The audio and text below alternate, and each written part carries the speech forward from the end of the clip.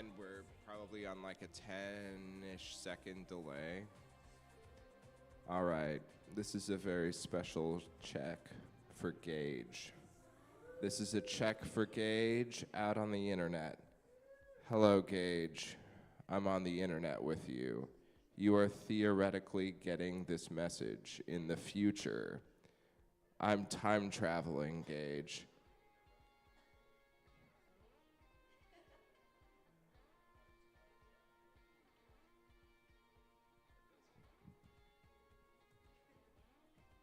Yeah, bud, it works.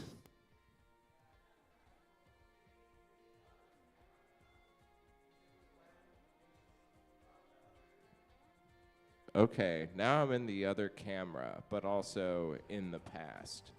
Both cameras are in the past, but both cameras are the same.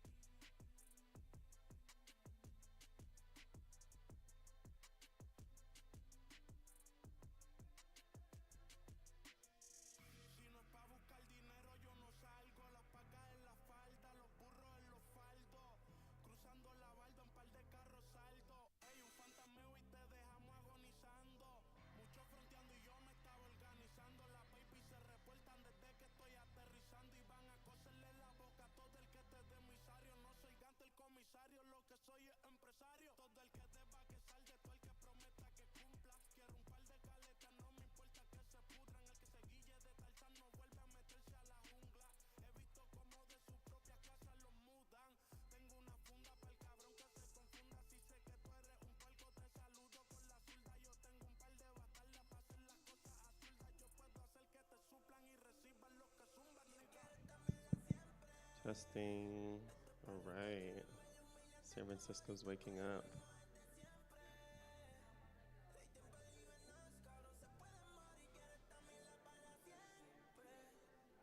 All right, we'll get started in just a couple minutes.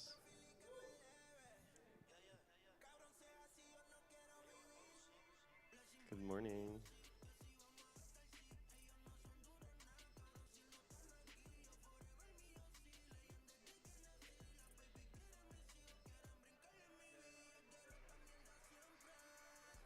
Live, are we live? Are we live? Yeah, camera's rolling.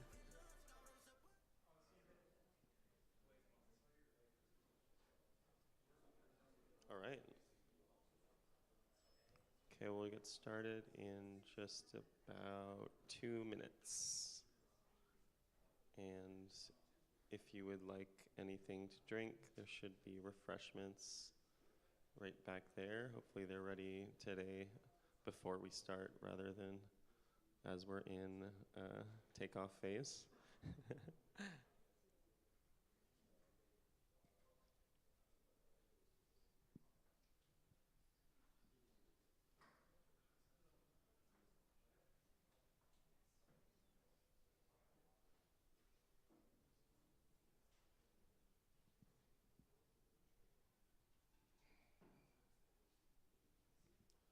Did anyone make it down to the basement last night? No. Just one. Good morning, Evan.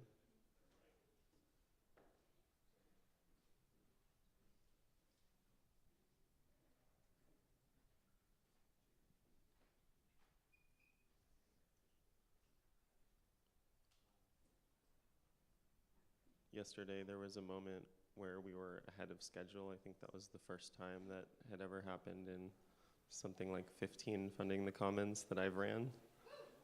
Well, I don't think it'll happen again, but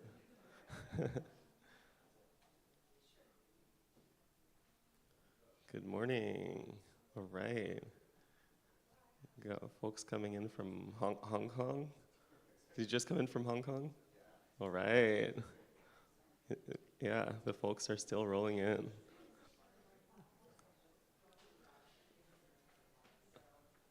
All right, well, we will kick it off.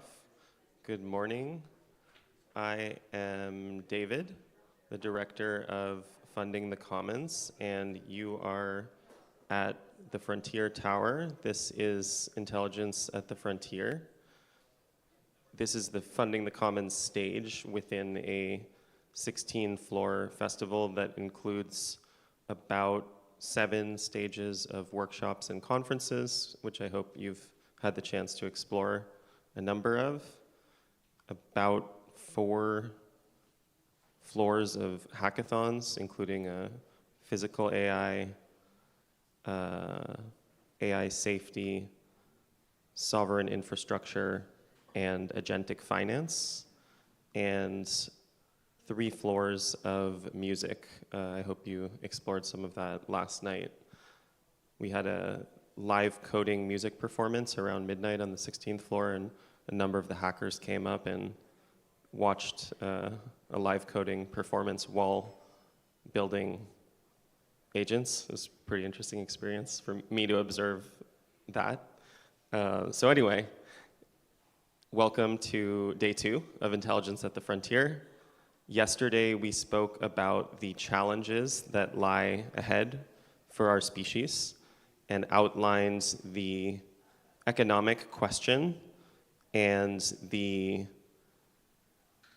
exploration of concentration of wealth not just being an issue about equity, but also an issue of security. Today, we explore what we can build. You'll hear from both alignment and safety researchers, builders from both Frontier Labs and decentralized and open source builders. And we are moving from diagnosis to architecture. So the way that I'm seeing it, redistribution isn't social policy. it's security engineering. That's what we'll dive into today. If our safety systems are strong, but our redistribution and value systems of redistribution are not well thought out, and if this revolution happens faster than the Industrial Revolution, which it will, I think this is where the human species has a lot of work and a lot of thinking and a lot of implementation to do still. So we've brought a number of people together from different sectors, from different angles, different approaches, and we think that the solution can only come from a plurality of perspectives.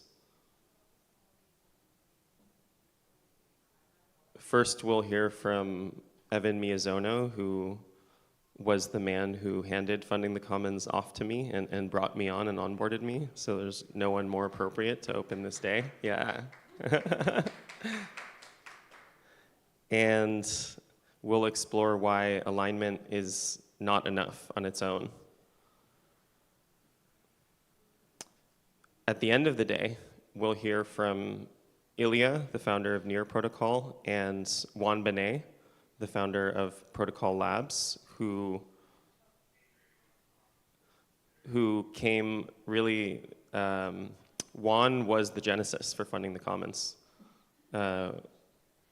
We wouldn't be here without Juan, so really excited to have him here. He was able to confirm his participation last minute, so if you didn't see his name on the schedule before, you do now.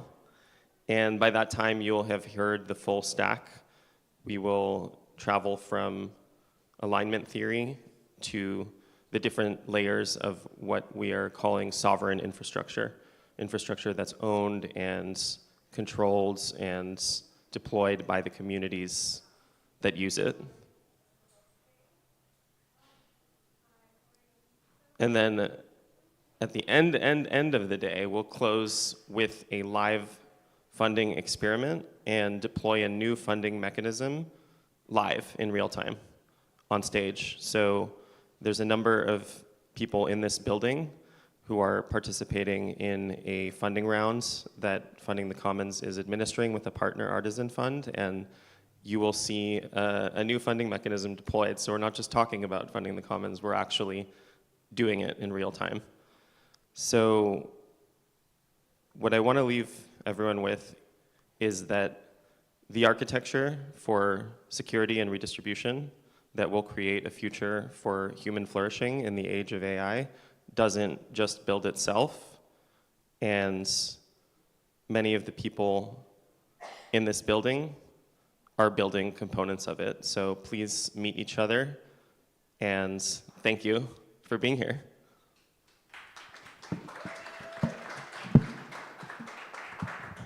Let's see, is Trisha here? All right, I'll just introduce Evan directly. All right, well, Evan Miyazono is the former director of Funding the Commons and currently leads Atlas Computing, and I will let you get to it. Thanks so much. Thanks for having me.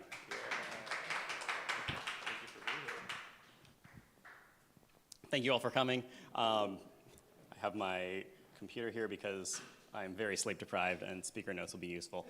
I'm Evan Miyazono. The PhD means that I know what expertise is. Does not mean I'm an expert in anything I'll be talking about today. I do talk fairly quickly, despite the fact that I'm seriously under-caffeinated at the moment.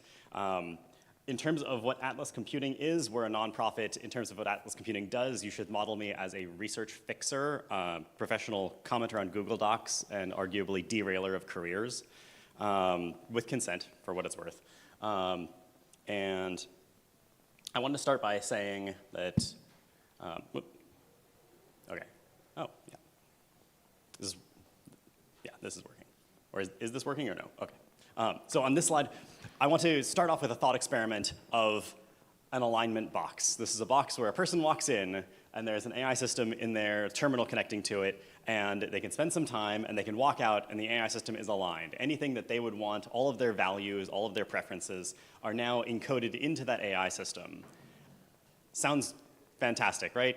How many people think that this is like, great, we're done, problem solved? My audience knows.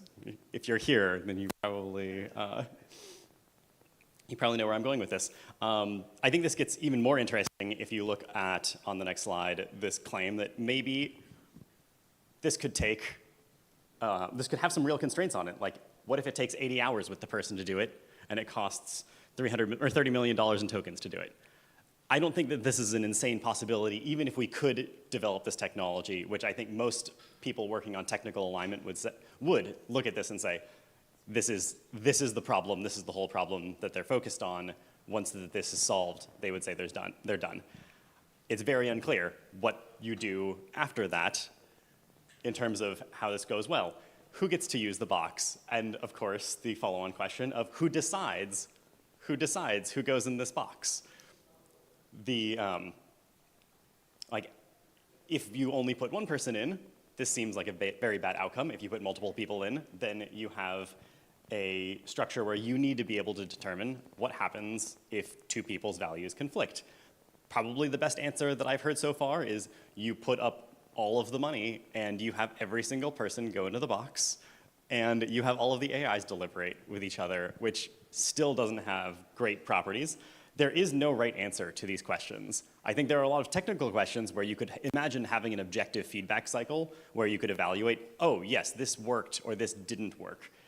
But there are a lot of things here where what you really have is a gap between what you would say is the case and what you think ought to be the case. This is the is-ought chasm, or Hume's guillotine, back from political philosophy. And the argument there is that you cannot logically deduce statements about how the world should be solely from statements about how the world is. You need to take as an assumption a statement about what the world should be in order to deduce things like what one should do. And so I think that it's really important to highlight that there is such a thing as a stupid question. A compass rose is very useful if you are making maps in most places, but there are a lot of times, like if you're going to the North Pole, putting a compass rose on a map of the North Pole does not work because north is not the same direction everywhere on the map. So there are questions like this in alignment and AI governance and things like this. I claim that alignment might not be impossible, and my piece of evidence is that I, now, me, am not aligned with the things that I will want in maybe like 2 hours, 5 years, a decade. Those are two different people. Who do you align with? I think that adversarial robustness might also be impossible. Unless you say something like lying under any circumstance is wrong, or doing something that looks like killing is wrong, you could end up in some like weird Ender's Game scenario where any sufficiently if you can craft the world around an intelligence, you can create the scenario in which the thing you want it to do that it might not want to do is the right thing for it to do, given the context that it has. And so you've tricked it to, you've like redirected its moral thinking onto the thing you want it to do because you've engineered the scenario. And I don't think that strict deontology is like a reasonable thing. Kant's criticized for saying like, you should not lie to the axe murderer about where their victim is when their victim is hiding in your basement because lying is wrong. And I think that's not a world that we want, that's not a philosophy that we want AI systems to adopt. I would also claim that alignment isn't sufficient, and this goes back to the is-ought chasm, this idea that alignment kind of optimizes for a thing, and you have this general concern, or I have this general concern that we don't train people to be functional members of society. We don't have useful civilizations by saying, this is the most moral human, be like them, or like, this is the best citizen. We say, here are some ground rules, just don't violate the ground rules, and you can pursue whatever it is that you want. And so at this point, there's also an interesting open question about whether you want alignment or corrigibility. Alignment would be this notion that the AI systems we build have a clear, distinct set of values and preferences, and they act in accordance with those. Corrigibility would be that they can, this is the opposite of uncorrigible or incorrigible, where A corrigible AI can be convinced to do things differently. You can change its values through deliberation or evidence or something like this. I think that on the alignment side, you have a risk where the AI system will be incorrigible, and if its values diverge from yours, it will do what it wants, and you can't make it do what you want. And on the corrigibility side, anyone who gets control over the AI system will go and make it do whatever they want, and this leads to potentially insane concentration of power type risks. So you might ask, what kinds of solutions does one have for these things? And I start looking back to great examples where a small group of people decided to spread their power to a lot more people. And probably the best example of this would be the founding of America. And I particularly love this quote from James Madison in Federalist number 51 around how security against gradual concentration consists of giving constitutional means and motives to resist the encroachment of power. This is like the original posing of we should have different branches with checks and balances on each other. It may be a reflection of human nature that such devices should be necessary to control the abuses of government. But what is government itself but the greatest reflection of all human nature? Here he says government, I would say governance of these systems because government has started carrying a lot of weight, but this is the very famous, if men were angels, no government would be necessary. If angels were to govern men, neither external nor internal controls on government would be necessary. In framing a government which is to be administered by men over men, the great difficulty lies in this. You must first enable the government to control the governed, and in the next place, oblige the government to control itself. Trying to figure out what structure we could create that would enable something like this over the most powerful technology that we are likely to have ever witnessed or could have ever created as humans seems very, very important. The general approach that I've taken is that there probably are no silver bullet solutions. There are probably a lot of lead bullet solutions. I've looked at breaking down, starting from the statement, it would be very nice if AI systems followed humans' instructions and didn't cause catastrophes or catastrophic risks, and broke down what it would look like, all of the different categories of things one would want to look at and try to mitigate in order to create potential organizations, institutions, or roles or responsibilities that could be very explicit and narrowly scoped enough for a single person to take on. In a list like this, I don't want to go into it too deeply, but there is a blog post from Atlas Computing. On the next slide, I have an example of what something like this might look like. There's a current debate of should the Department of Defense, War, whatever, decide what AI systems do, or should it be the CEOs of these lab companies? And I'm delighted that this is a question, and I'm infuriated that no one is shouting very loudly. The answer is no, neither. We should have a system with checks and balances. And I think that you could have one that looked roughly like a 501c6 nonprofit that would, oops, sorry, that was the next slide. This slide is, my process of generating one of these solutions is to go through what is breaking, who has the financial incentive to fix it, is it possible to deploy this fix, is it useful, would the stakeholders actually care, or would the stakeholders who would have to adopt it care enough to fix it? I think oftentimes with a lot of the problems that people in places like this talk about, there are like 3 people in the world, maybe somewhere between like 1 and 5 people, where if they just decided, yeah, this is a real problem, I want to fix this problem, they could, in 15 minutes, put in motion a series of things that would actually fix the problem. And those people don't attend things like this because they're busy doing the next thing. And so figuring out who those people are and making this very appealing to them. So they're like, oh yeah, this actually solves a problem for me. I'm so glad someone's coming to me with a solution that will take this off of my hands. And then go find the people who will build it, and then present all of these to people who would build and fund and support these things. So on the next slide, I have a specific example of what that looks like. I think we should have a 501c6 where all of the frontier labs send some delegates to agree on a subset of the model specification or the AI constitution or whatever you want to call it, that all of the labs then adopt. This then becomes a reasonable target of governance. You could start encoding things in, like there should not be an AI singleton that controls all of the economy. We should have something multipolar. You should have,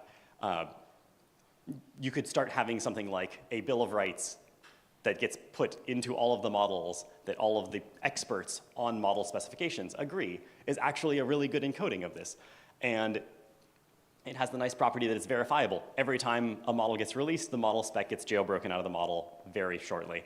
And so this is an example, I would claim, of what it looks like to try to engineer one of these solutions, and then the question becomes going and getting the buy-in and getting the people who could build this thing explaining why it solves this problem. I consistently claim that as intelligence gets cheap, agreement or consensus gets expensive. And so trying to figure out how to do that part of the work much faster is going to be very important.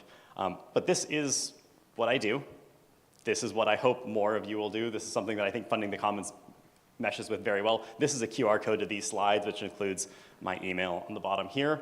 And if you want to specifically talk about funding for Atlas Computing and this field strategy approach, or becoming a field strategist, or a bunch of the other things that I'm specifically looking at around hardware verification, formal verification, and things like that, I am also available. And I think I might have a minute for a question. Thank you.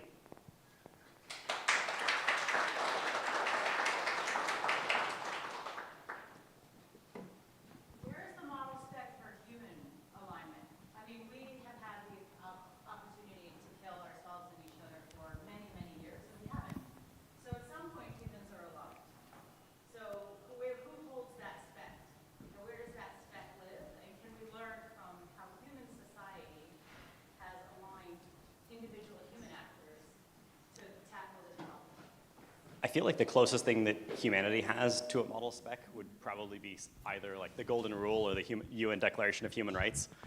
I think that the... So empirically we haven't built ourselves, right? Or, I mean, there are certainly people who try, but we have checks and balances to do that.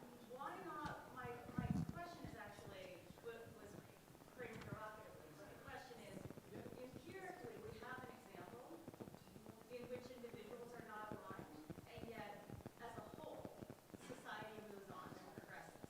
So why not use that analogy of human society to tackle the problem of alignment? Why do we need to go to technology, to a model spec, which really we don't have as humans? I think that assumes that AI systems will be more like any other technology than I think it will. I think it's the opposite. It assumes that AI is not like other technology, and it's more like human minds. I think it is like human minds. I think that the risk of extinction or catastrophic downsides or things like this comes from the fact that humans, I liken the development of AI to something like the development of tool use in humans or language. And I don't think that among the creatures that were alive when tool use or language emerged, that it was very good for the ones who were not the tool users or the verbal humans who succeeded well. And there was nothing that there's nothing that could have prepared the other species to survive the rapid development of humanity and the self-improvement, the technological development, and the kinds of things. I'd be curious to hear more of what you think it would look like to apply learnings from society and how humans have survived. I think that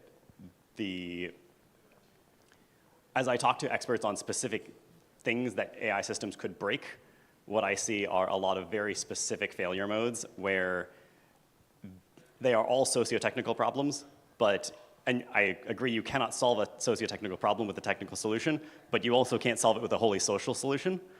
And the approach that I've taken is to drive the technical solution as quickly as possible to close as much of the gap as possible while matching the interface of the social side as well as possible, because that seems like the fastest path to an effective solution. Thank you. All right, thank you, Evan. Hi, I'm Trisha Wong. I'm the MC.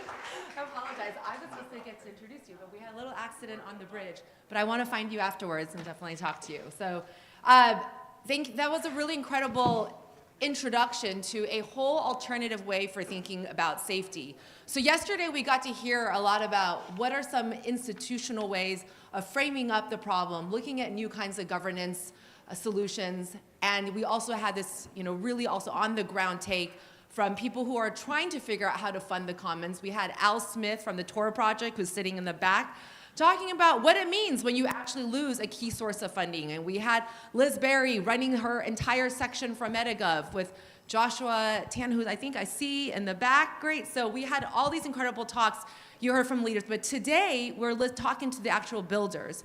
And yesterday, we heard a lot about alignment, but what Evan's talk really positions that there's this whole other world where, people think that just giving therapy to neural networks, to LLMs, are not enough. You actually have to build what are proof of controls, mathematical containers, where you have gates that literally, if you do not get the mathematical formula right, the gate does not open.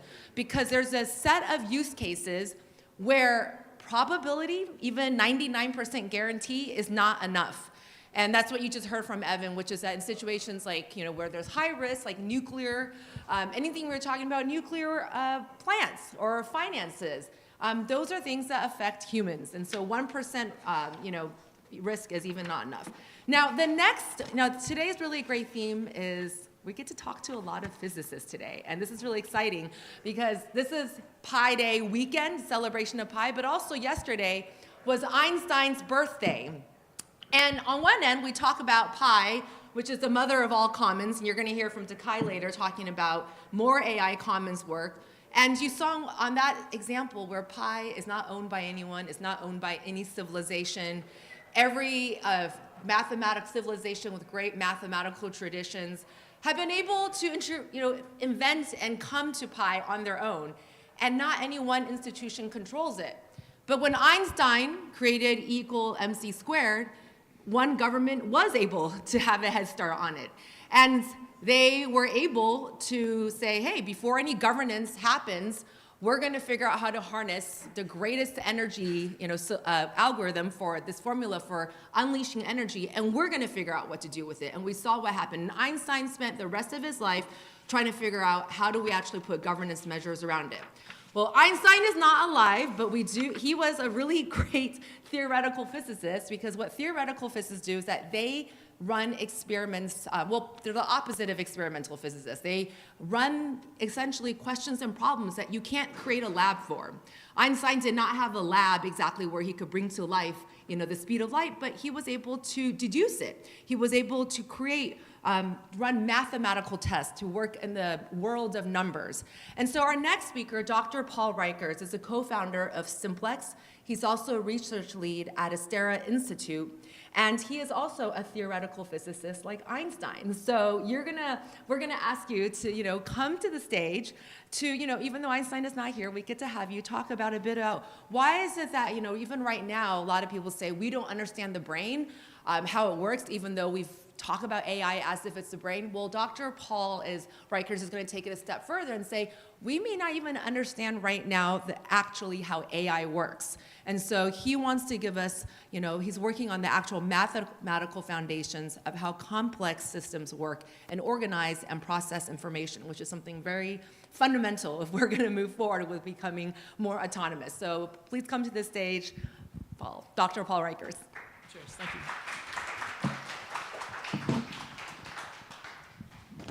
Thank you very much for the fun introduction, and thanks all for being here. I am kind of new to this scene, so looking forward to hopefully meeting a lot of you later on. But what I do hope to share with you is some perspective that I've built. Maybe part of it is coming from my physics background. I've co-founded this research institute, Simplex, where we're actually seeing that there's a hope to understand AI systems, and in fact, it's pointing more and more to intelligence is a thing that we can understand, that there's something convergent happening, and to the extent that's possible, we have more optionality, right? Currently, it feels like there's kind of something like optimists and doomers, and everyone's talking past each other because everyone has strong feelings, but there's no truth to point to. Right? So we're trying to build that basic understanding to understand what is the thing that we're building, what are the options for what we can build, and if to the extent that we're understanding intelligence itself, we could even ask, what is it about ourselves maybe that we'd want to augment. So there's some quite quite important things that we could get from understanding AI. So I think one of the basic things that I hope for, that I've already alluded to, is that understanding can elevate the conversation, right? So you have your kind of accelerationists and doomers, or however you want to classify it, but this comes down to where do these different feelings come from? There's some crux. And it might be something like this, that on the one hand, you might think, hey, this is a technology and it's happening real fast, but we've dealt with technologies before. We'll deal with it, right? So don't be a Luddite. And so maybe then you just get like something like alignment by default, or like this will work out, like good things are going to happen, let's go. On the other hand, there's a lot of folks that think, this isn't great by default. It's not even just another technology. This is maybe something more like a species, and we've never dealt with that before. And if that's the case, then what do we do? Certainly not alignment by default. It's not even clear if it's possible. So this is some kind of majestic figure here, but the idea is if we have some type of understanding, we can start to have conversations. Otherwise, we kind of cross our fingers and see who's right. So a few of the types of questions we can start getting to and refining are these things like, is AGI a new tool, a new technology, or is it something more like a new species? How could we refine that a bit? Well, one of the concerns you might have about something more like a species is that it could have its own desires, and Evan talked about the possibility of alignment, but if something's autonomous and anything has valence, that could kind of bootstrap, right? It would get a bit out of control. So an important question is, if we understood this thing, we can ask, could intelligence be uncoupled from desires? That feels pretty important to know. I suspect no, but we're building the science to figure that out. And then, AI is not just an input-output thing, despite some people think it's magic. There's like an internal to the system, the way that we're not just input-output, we have some internal state. And then we can ask the question, the mind of AI, is it like us, or is it different? Do minds kind of converge if you're sufficiently intelligent, or are there fundamentally different ways to represent the world? This is quite important for many reasons, and I'll get to that a bit. I've already mentioned we can ask more about what we're building and what it is that we want to become.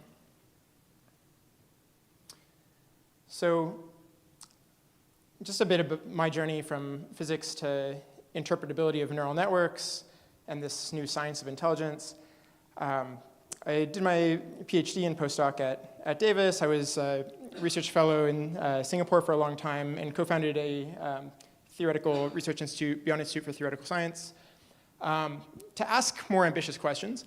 I was supposed to move to Spain to help start up a new quantum information institute, but I was feeling pretty uneasy with the trajectory of AI and was thinking, we really need to figure this thing out. So was really grateful for the MATS program. I think Ryan Kidd might come up later and talk about that. Kind of helped with this transition, give me some space to think about it. I was at IPAM with Josh during this Mathematics of Intelligence program, co-founded Simplex, and we have sustained support now from Astera Institute, where I'm research lead on our Simplex organization. I think this crowd might also be interested in kind of the funding landscape here. So we have support from Astera Institute. We also have support from Coefficient Giving, formerly OpenPhil, and the UK AI Security Institute. So it's great that these entities exist and they are supporting fundamental understanding, but it is kind of like embarrassingly little amount of investment compared to the amount being dumped into capabilities and how fast it's going. So, I think we could certainly take more funding, but in general, like this ecosystem deserves, like we deserve to do the best we can to understand what we're building. So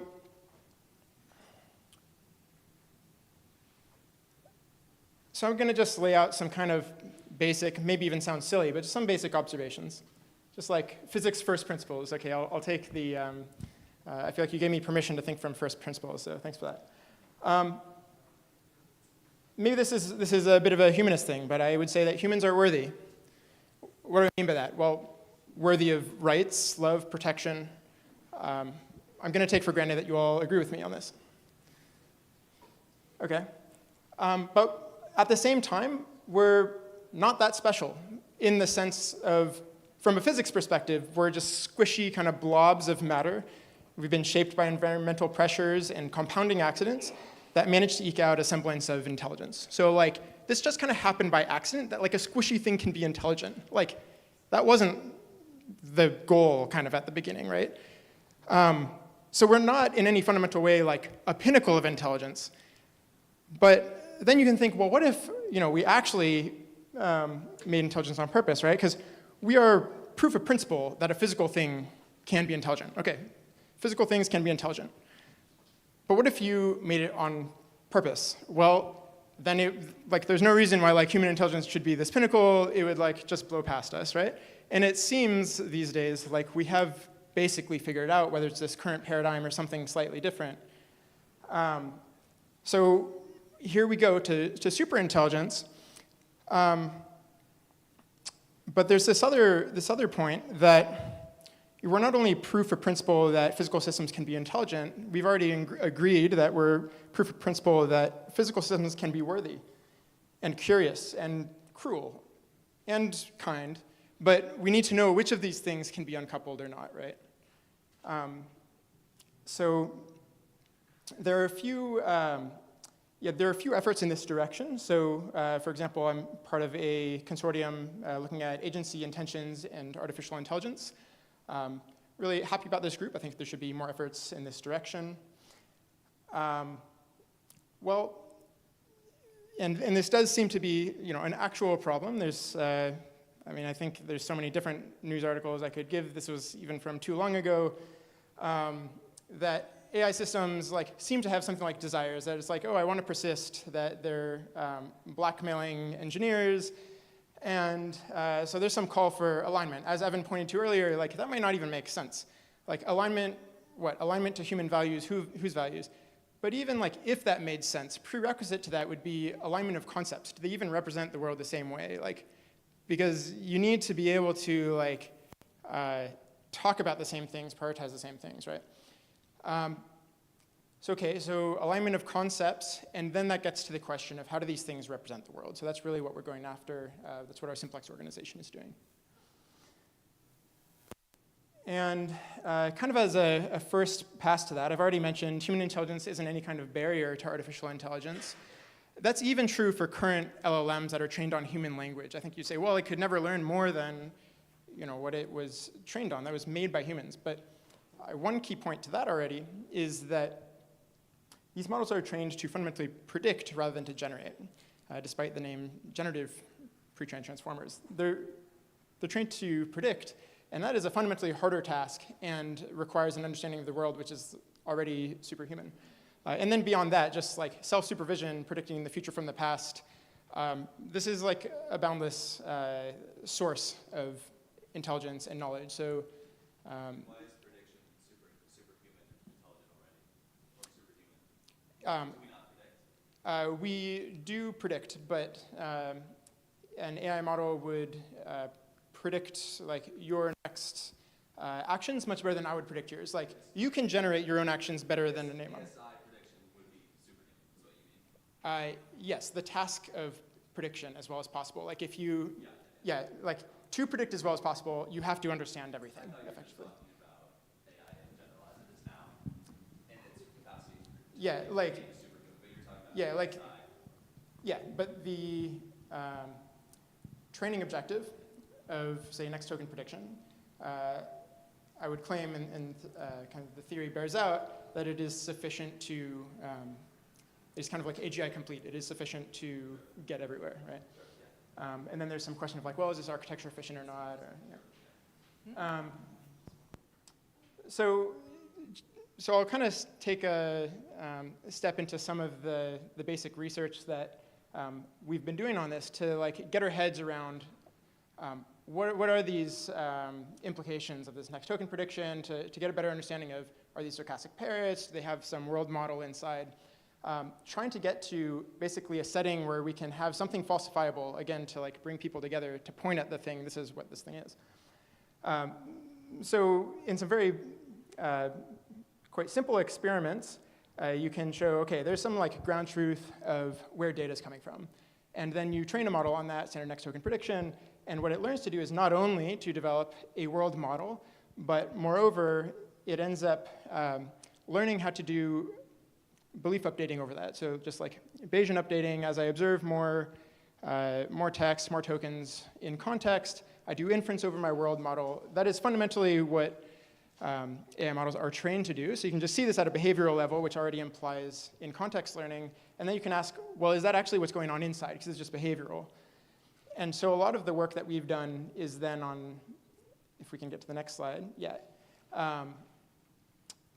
is more on the representational question. So we've created this falsifiable setting where, let's say we just take a 3-state hidden Markov model, for those of you that are familiar with something like that. If we train a model on that, what would we find inside? It's not just that there's some nodes and transitions, but we actually anticipate it's going to have this crazy fractal geometry corresponding to updating beliefs over some model of its world. And then over the course of training, indeed, you see this emerges linearly in the residual stream of the transformer. So models do have this world model, at least in this simplistic scenario, and it seems to extrapolate. And so we can push the science further and say, actually, we can look at different layers, and it's not just that we observe some structure.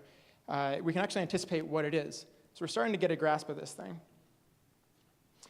And moreover, the geometry that we find inside of models is universal. So if you're familiar with architectures, transformers, LSTMs, basically RNNs, very different, but they're coming to the same representation of the world. One more thing I want to point out is that it's not what you might expect. It's not that there's some like hidden Boolean circuit. The computations going on inside is more akin to quantum computing because it's taking advantage of the real vector space. And if we didn't do the basic science, we wouldn't know for that. So if we're trying to do interpretability and you don't even know the type signature of the thing you're looking for, that's a problem. Another reason to understand what it is that we're building here, invest in understanding. So this is supposed to be a video, but is very cool in that it shows the development of these representations over training. If the world has many parts, you don't know that a priori. How is it that we get a stream of data and then discover that, oh, this is a coffee mug, another human, another agent? It turns out that models do this automatically because there's a pressure to represent things in low dimensions, which this is kind of a fun thing that I've finally learned about myself. I've always been fascinated by kind of, holism, and I think we all are. Why is it this reductionist thing? It turns out that there's an exponential representation advantage, a dimensional advantage, to breaking the world into parts. And so reductionism actually is like mathematically motivated, which is interesting. But this is also good for interpretability because it means that the model is going to chunk its representational space into parts of the world. And so we don't necessarily have to understand everything all at once. We can probably find interpretable subspaces and then see how those things compose, what feeds into a space, and so on. So there's some hope. I hope that's what I'm getting across, that we're just at the beginning stages, but actually there's a there, right? There's some foothold, and if we invest enough in this thing, then we have to keep up with capabilities. So this is kind of crazy, but there's a there, and it really deserves, I think, the investment. Instead of hoping for the best, we can build for it if we invest sufficiently in understanding and regulate powerful capabilities in opaque models. So I've probably left you with more questions than answers, but I do want you to think about these questions. What understanding of internal structure would allow us to trust AI behavior? And to the extent that we're understanding intelligence itself, what would we choose to become if we could augment our own intelligence? So I'll leave it at that I'm afraid we're not prepared. We should invest in understanding, create optionality. We can then potentially roll out capabilities that we trust. We can choose what we want to build and what we want to become. So thank you. Wait, don't leave the stage yet. Okay, I have a quick question because I want you to help the audience contextualize that. We just heard from Evan, who's talking about, yesterday we heard so much about alignment research and how important that is. Essentially, we call, I've been saying it's just like therapy for neural networks, right? You're really trying to use psychology to get them to not do bad things. And what he just talked about is essentially probability programming and using mathematical gates to create containers around them for certain use cases. Given that we just heard all this research and all these advancements, in a way, it's like you didn't move to Spain to do more of your quantum work, but in a weird way, it's actually come back, right? Because you're saying, like, you need to have that quantum understanding for a lot of this emergent findings. Turns out. But how can you help us with, what is your reaction to Evan's talk? Like, how does your work intersect with what he's telling us about a set of situations or contexts where alignment training is not enough?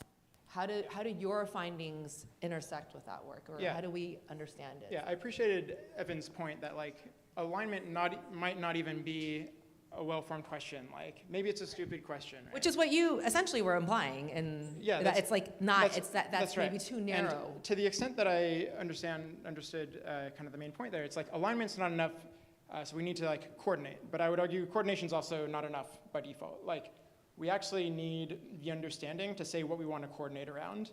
And that could be coordinating not to build AGI, or it could be coordinating to say we're only going to build the AGI where we can show that we separate intelligence from desire, right, or something like that. Okay, but help me understand. Okay, one more question, because I'm like so fascinated by this. Before our next speaker, and so I'm being a little greedy with time here, but as a sociologist, we see systems and structures. So how do you think about desires as coupled to as embodied AI, or embodied systems, or embodied intelligence? Where does that come in for your work as a theoretical physicist talking about this? Yeah, And experimenting with it, essentially, or creating creating mathematical So there's a few levels at which I'm tempted to answer this. One is like most directly tied to the experiments that we're doing. So we find that models are breaking the world into parts, and one of those parts could be kind of a model of self. And then you could start to look at how does that what is that self? So you could look at that. But I think like even just more fundamentally, and I think this has very little to do with physics, you could imagine that if you understand the world deeply, and if anything at all has valence, and if you're an autonomous agent, that valence kind of bootstraps, right? And so if you have priorities and they're not exactly the same as what? Well, there's no target. We can't say what it should be the same as. So anything with valence bootstraps. And because anything with valence wants to keep perpetuating itself and kind of therefore even is a desire. yeah, fundamentally. and I mean, we've already observed with current technology, like there is valence for like persistence or for like animal welfare. It's like these all seem like fine on them.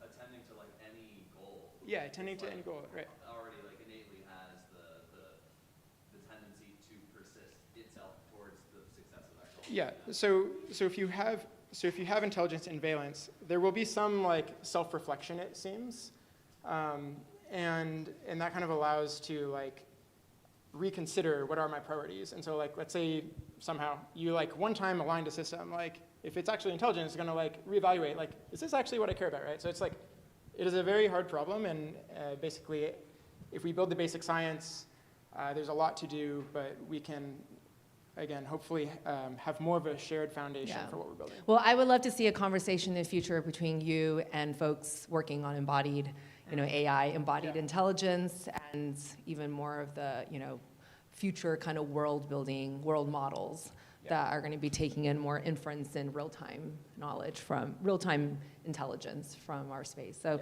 thank you so much, Dr. Paul Reichers. I love and I have to, it says like say doctor in front because it all of a sudden, really adds to that research integrity. And this is why this morning we have many researchers talking to us about what they're actually building, not just theoretical researchers. You're going to hear very soon from Ryan Kidd, who is really enabling. I know you're not next, Ryan, do not panic. But you have enabled so much of this research, your organization, many of the speakers who've been on stage, and they're constantly saying, Mats. So don't worry, we've had some questions already about, well, where's Ryan Kidd from Mats? We want to learn more about how do we get involved in this research. But immediately, you're going to hear next up another researcher that's from the Mats world also. Quentin is a Mats alumnus. We have Quentin coming up in the audience from WeaveMind. He's a founder and CEO. He also co-founded, oh, hi, Quentin, I see you. You also co-founded Prism Eval and built the behavior elicitation benchmark for evaluating AI safety. And it's going to be really interesting to hear from Quentin, because before you heard from Evan about certain cases where psychology, essentially doing alignment safety work around LLMs is not enough. But now we're going to hear more from Quentin, where he is going to talk directly about LLM psychology. So again, I hope that what you can see here, just like how we program many floors for understanding how we're going to tackle the problem of human flourishing, there's no one way for AI safety. This morning you're hearing from many different approaches and many different speakers. It's not just like, Evan's approach is the only approach, right, when it comes to probability programming. But we still have so much work to do around LLM psychology. We cannot abandon trying to tell LLMs not to do bad. So please welcome Quentin to the stage. Thank you. Thanks. Yeah, so it was a bit my fault. I'm not going to talk about LM psychology. I'm sorry about the people that were expecting this. I sent my slide way too late, so my speech is about a new programming language. So previously, I worked on LLM psychology for a year and a half. I actually wrote a post called Studying the Alien Mind, which tries to approach the systems as an alien mind and try to study them with an ethological approach. But this was my previous startup. I stopped doing this 6 months ago because I was quite frustrated by the state of the way we build systems. So I spent 3 years red teaming them, doing lots of jailbreaking for OpenAI, Anthropic, and a lot of companies like this. And I was very frustrated about the fact that the way we build currently is broken. And I saw a lot of ways we could have improved the system I was jailbreaking.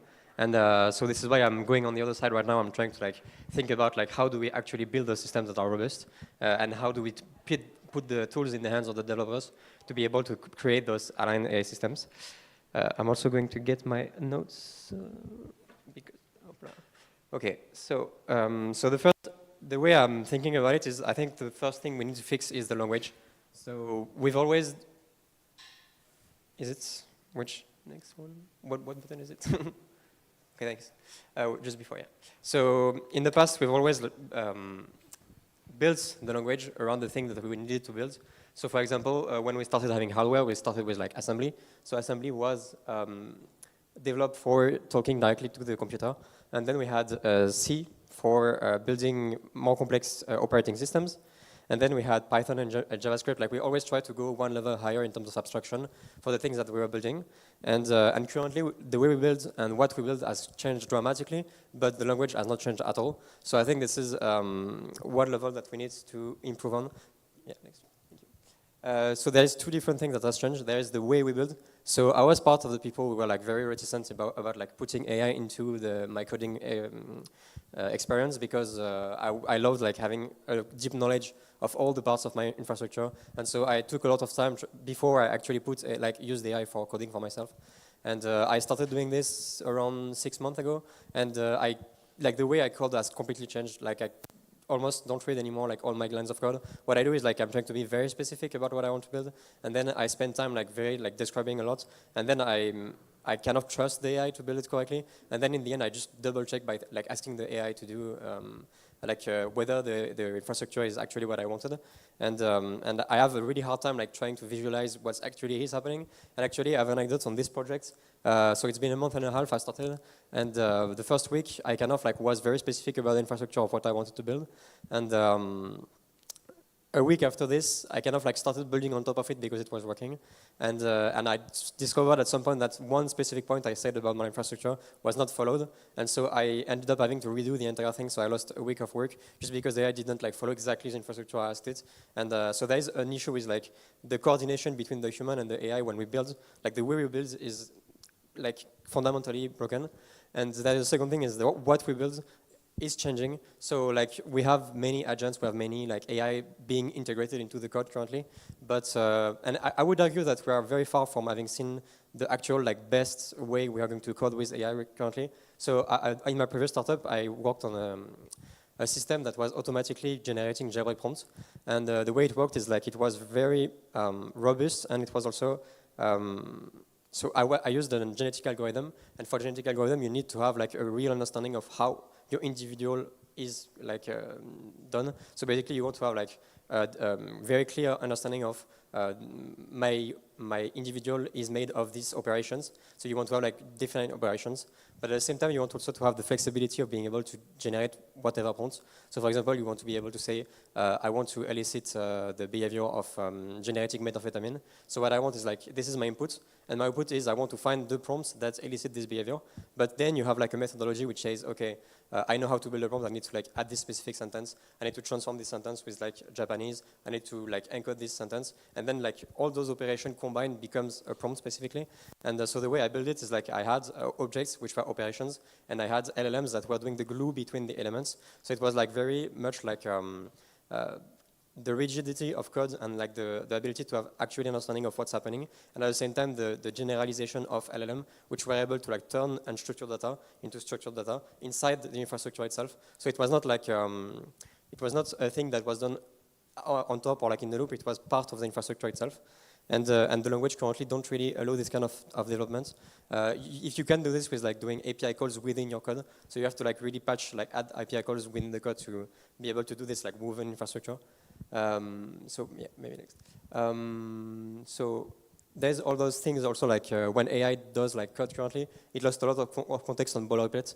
Stuff that people have already done, for example, like API call. They have to like go search on the specific API information, like what are the input, what are the outputs, and if like the AI has to code a lot of patterns that have already been done.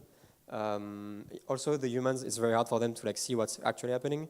Second thing is, so this hybrid execution model, you can't have it currently, and or you can do this with API call, but it's not great. And the patterns aren't very composable, so you can use libraries. Libraries are used for reusing patterns that other people have done, but it's not a high level of reusability. You have to like use specific functions, but it's not like a pattern that have already been pre-built that you can reuse. Yeah, thanks. So the language I'm building, it has 3 properties. So the first one is everything is a node. So when you think about a language, it has what we call first-class citizen. First-class citizen of a language is, for example, an integer, a float, a function, an object. These are like first-class integer. For me, the first citizen is everything on top of it, which is like LLM calls is a first-class citizen. A code itself is a first-class citizen. So it's not the int itself, but it's the code, a piece of code. A human in the loop is a first-class citizen. A database is also a first-class citizen. So it means that your code does not have like a difference of like, this is your infrastructure, this is your code, this is whatever. Everything is on the same level of abstraction. Yeah, next, maybe. Thank you. So it looks like this in practice. The AI has, like there is 2 views, this is the second property. There is the code view, which is what the AI sees. And there is the human view, which is what the human sees in their workflow. And it's like while the AI codes some piece of code, you can see live the thing being updated. So you can like very follow exactly what the AI is doing through like a visual architecture. And also, I think I forgot on the previous one, group of nodes are nodes, which mean like you can create a pattern, put it like chain a bunch of nodes for like a specific patterns, and you can collapse it back into a node because it has like input, outputs, and a specification of what it does. And so you can like reuse patterns of stuff that people have already done, and it's basically itself a first-class primitive. So you can always go higher and higher in terms of level of abstraction. And it's also the case for the code itself, which means that you can always like take a group, collapse it. And here I collapsed it a bit like manually, but what's happening is that you can see what is the input of this group, what is the output of this group, and what is the description of what it's doing. So when you collapse, you only see in-out description, and when you expand, you actually see what's happening inside. So the AI can like dynamically update the code while it's working on specific things. Yeah, next, thank you. And also like, this is part of the net aspects I already touched on, but currently when we build system, there is like either we like do full code, it's like rigid, predictable, and it's not like you can't really handle a lot of unstructured data, or you can do agent and tool calls, but they are like very fragile, and it's like you can't really control what's happening. And having a graph allows you to have both the ability to have rigid, like control and structure into the system, and at the same time you have the ability to have unstructured data that flows, because the information can be whatever, but the structure is done by like the design of the infrastructure. Yeah, thanks. And yeah, one other thing I was very adamant about is having human in the loop. So I want to have a node which is basically the human, and it's done with an extension. So I built a browser extension where you can connect to the backend, and while your execution run, it can query you when there is a specific needs for a human in the loop, basically. And you can just drop it inside the graph. It just flows in the human, and you can just answer the question, and it will continue the flow natively. Yeah, great. And also the aspect about the ability to have a group of nodes being shareable is that you can optimize a lot on specific patterns to make them robust and compliant. So it allows people to just say, okay, I want my system to be compliant. I already have a pattern for, I don't know, a browser use agent. So you can imagine a browser use agent patterns with prompts with a robustness check in front with a lot of things you can build around this browser use agent, and then you can collapse it into a node which is the browser use agent, and anyone that uses it basically has the ability to have a robust browser use agent and a robust and compliance by default. Next. And so I'm just going to show. It was supposed to be a video. Okay, my bad. It's my fault, I think. I forgot to share. Yeah, so I just wanted to show in practice how it looks like currently. So I did a comparison between Cloud Code and my tool for building automated cold outreach. So it's something that a lot of people are talking about, but no one is actually trying to build it. And so I tried in practice to say, okay, if I wanted to automate my cold outreach with Apollo, Apollo is a company that does people and organization search with high level of details. And so I did the comparison. It actually took me an hour and a half to get it with Cloud Code, and I actually tried voluntarily to do it well. And I had one big bug, it ignored one of my instructions, and I got to an infinite loop. I had to run to the computer to stop the computer to run. I spent a lot of tokens on it. And for my tool, it was 4 minutes. I just did one prompt. It's yeah, the video shows how it looks like in practice. When the AI codes, you see the graph being built in real time. And then the execution is, once it's done, you just have to fill one thing, which is the app information, and then the Gmail credentials, and it directly runs. And yeah, and so it's also the amount of lines of code you have for this system is very compressed compared to, so it's still a very beta version, so this is probably going to be going down as when I optimize the system. Yeah. And I think that's good. Yeah. If you have questions, I have some time. Yeah. Thank you.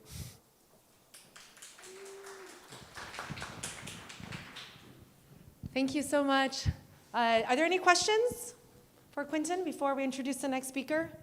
Do you feel convinced, those that we cannot give up on LLM research when it comes to alignment? I think you've successfully convinced everyone. Thanks. All right. Thanks, Quentin. Well, you're now going to meet the person who's behind many of these alumni who have come through MATS. And I was just talking with Ryan backstage, and he was reminding me that MAT stands for Machine Alignment and Transparency and Security. That's new. Yeah, and security is super important. I really love that reframing because it really, I think it reflects more of what Evan was talking about earlier and what Paul was talking about earlier when you actually are moving into mathematical proofs and being able to have that outline instead of just talking about it psychologically or thinking about values that could be a little squishy. And so now you're going to tell us a bit about how you founded MATS, right, the team, and how you're running it, and what do you need now from the community, especially we're talking about funding the commons, and research around AI is really, really important commons work. All right. Thank you. Welcome, Ryan. I don't actually know how to change the slides, though.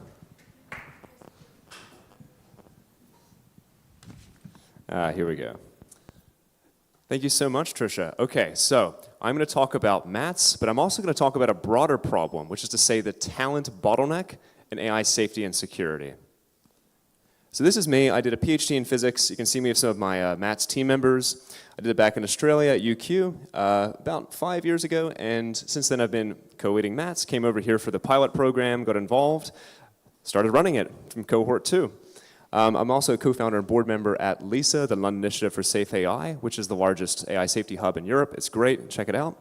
And I've given away about 400K via ManaFund, which is a wonderful re-granting platform for crowdsourcing funding for cool, awesome projects. Check that out too. Okay, so what is the problem we're trying to solve? One, I think AGI, artificial general intelligence that can do most human tasks, is pretty near. I think that it's dual use fundamentally, and I think that making this safe in the broader context of the complex systems it interacts in is really hard. Okay, so when do we expect AGI? Metaculus says September 2032. That's pretty close, and notably the distribution is peaked, so the modal year is actually 2028, right? And I think the sooner we get AGI, the more risky it is. Two, AGI is dual use. There's a lot of good things we can expect should we achieve this technology, such as better health and lifespan, democracy, perhaps promotion, and better information access for everyone, wealth and leisure if there's no more work.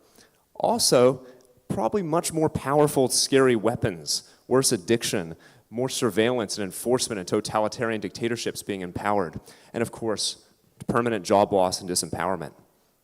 So there's a lot to, there's a lot to go off there. Also, I think it's really hard to make these systems safe and ultimately prosperous because the world is really complex.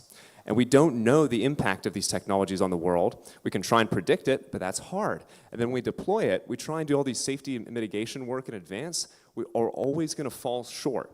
And so it's also hard to tell in such a complex system as the world until it's too late what harm has been done. So this needs a lot of work.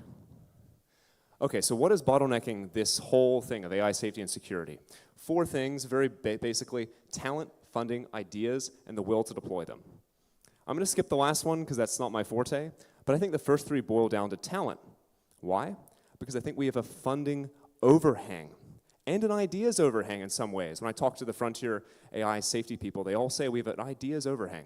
And even if we don't, we need the talent to come up with the ideas. So here's my proof of a funding overhang. There is so much money. The main nonprofit donors like Coefficient Giving, Survival and Flourishing Fund, AC Schmidt Futures, they're pouring money. They're doubling or tripling their annual grant budgets this year. Wow, it's a lot of money. We also have all these for-profit VCs, Lionheart, Juniper, Safe AI Fund, Moonshot, 50 Years, etc. Look at all these great incubators as well. And then the Gates Foundation is entering the mix, funding Law Zero, the OpenAI Foundation, and when Anthropic IPOs, tens to hundreds of billions in philanthropic dollars are going to be there. There's a lot of money. Also, people have raised a bunch too. Look at Goodfire, first AI safety unicorn. And of course, the market for for-profit AI assurance technologies is doubling annually, according to this report from Juniper Ventures. Also, the companies are growing 2 to 3x per year. Frontier AI companies are scaling super fast, especially XAI. 6x per year is crazy. Their safety teams need to grow too. If you look at the applicants to my program, MATS, both for fellows and mentors, these are growing about 2x per year. So the demand is clearly there from people who want to work in this space. However, the actual deployed talent in Frontier AI safety and security is only going at 25% per year. This is really slow. This is not good.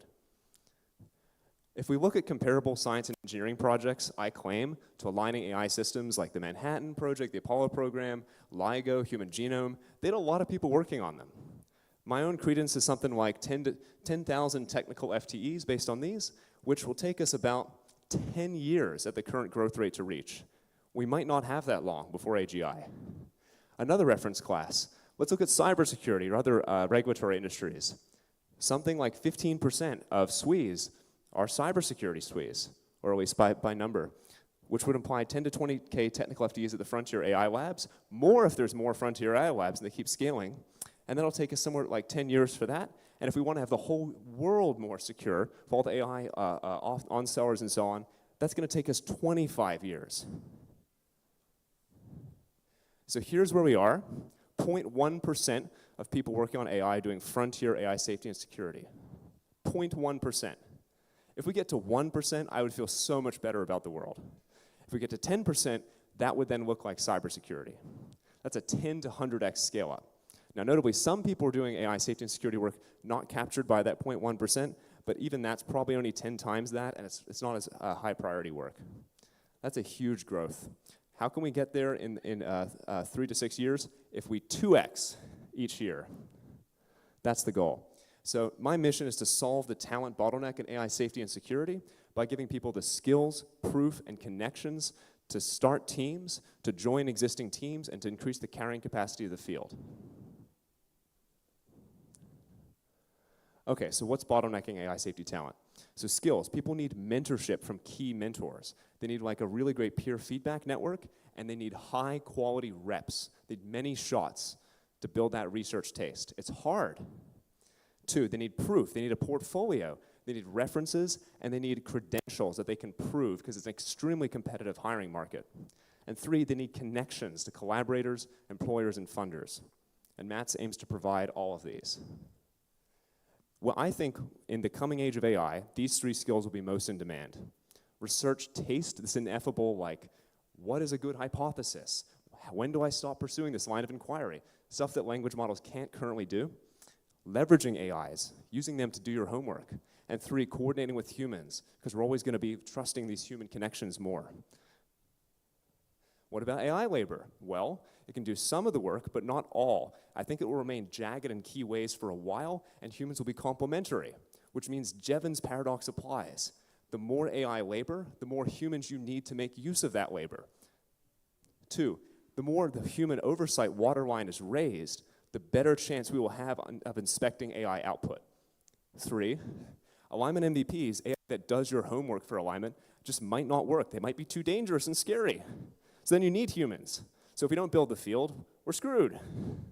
And lastly, research taste might be particularly important for weird fields like alignment, whereas AI capabilities might just be like running a bunch of benchmarks, number go up. So MATS runs 2, soon to be 3 times a year. We're basically running these research boot camps for 100+ fellows in several locations in Berkeley and London, soon probably in DC. We have offices in these places. We have seminars, workshops, an awesome community. Come visit us, and tons of research support staff. Here's our portfolio for the summer program that's going to be happening soon. We have mentors from all of these institutions, and we pair up our fellows with them, and you can see we have a whole spread of different types of research. We believe in a broad portfolio. So far, impact over the last 4 years we've existed, 530 alumni, 80% of whom are working in AI safety roles, 10% of whom founded organizations. Not all of them succeeded, but that's still cool. And over 180 publications on archive and other sources. So some examples, two leads at Anthropic on the alignment science team of teams, that's Sam and Sarah. Several people at UKACI leading teams, Joseph and Alan. People leading teams at Apollo, AI Futures Project, Redwood, Thomas Kwa, who set up the meter timelines benchmark. Yeah, some cool people. You saw some today. Founders, tons of founders. So Apollo Research was founded out of MATS, Timaeus, SL5 Task Force, Workshop Labs, Watertight AI, Theorem, tons of things. Oop, I think I turned it off. Yeah, tons of cool research, like emergent misalignment, if you've seen that. Sparse autoencoders, activation steering, situational awareness evals, solid gold Magikarp. Lots of cool things came out of MATS. And of course, people seem to think we do a good job. 9.4 out of 10 from fellows, and 8.4 out of 10 from mentors. So, as a last kind of thing, I'll just say, what do I think needs founding? Well, tons of stuff, okay? So we need auditors and underwriters to help inspect these technologies. These people can't all be based inside the frontier AI companies because you need to have some external partners who can, show that they're not necessarily compromised, right? And so it's great to have these organizations that are inspecting and providing insurance mechanisms and audits. We need security and non-proliferation orgs. In some sense, there's some types of AI systems that we should definitely make open source. There's other kinds that you wouldn't give your kid a nuke, So we need ways to ensure that people's data is kept private in some cases. Defensive technology as well to make the world secure. So making it harder for AI systems to do attack vectors through bioweapons or cyber weapons or so on. Just making the world more safe and secure in general. Or in information warfare. We need deep research startups in the nonprofit and for-profit space. And we need more field building in offices like this place where research can flourish. And I'll give a little shout out to, this is a small fraction of the AI safety talent ecosystem, but There are some amazing organizations out there, of which MATS is just one. And yeah, I just want to thank all of them for their work.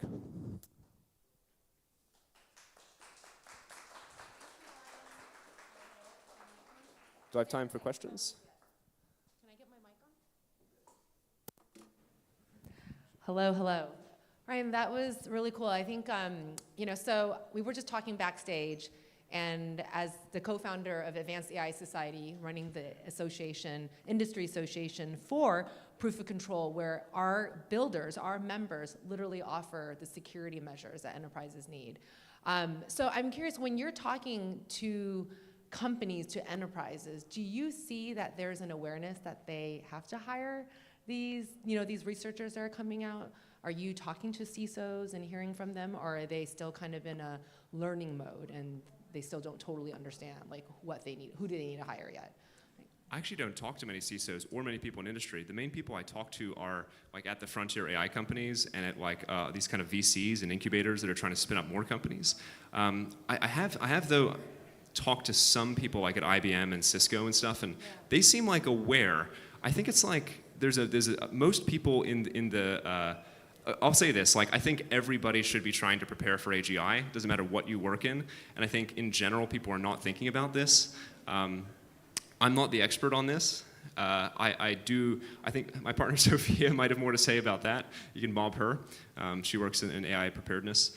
I would just say that like definitely at the bigger, more advanced frontier AI companies, they think about security and safety constantly. Right. Yeah, we know that's for sure. But as AI becomes, as AI systems grow and infrastructures grow, we need to have more people, the non-frontier labs to actually be concerned about this. Because you see, regular enterprises like, I don't know, like Clorox or, Walmart deploying this stuff. And that's where stuff is going to hit the ground, or traditional, finance like TradFi deploying this, like credit card companies, right? Letting agents loose. And so we're going to we need these AI researchers and these security experts everywhere.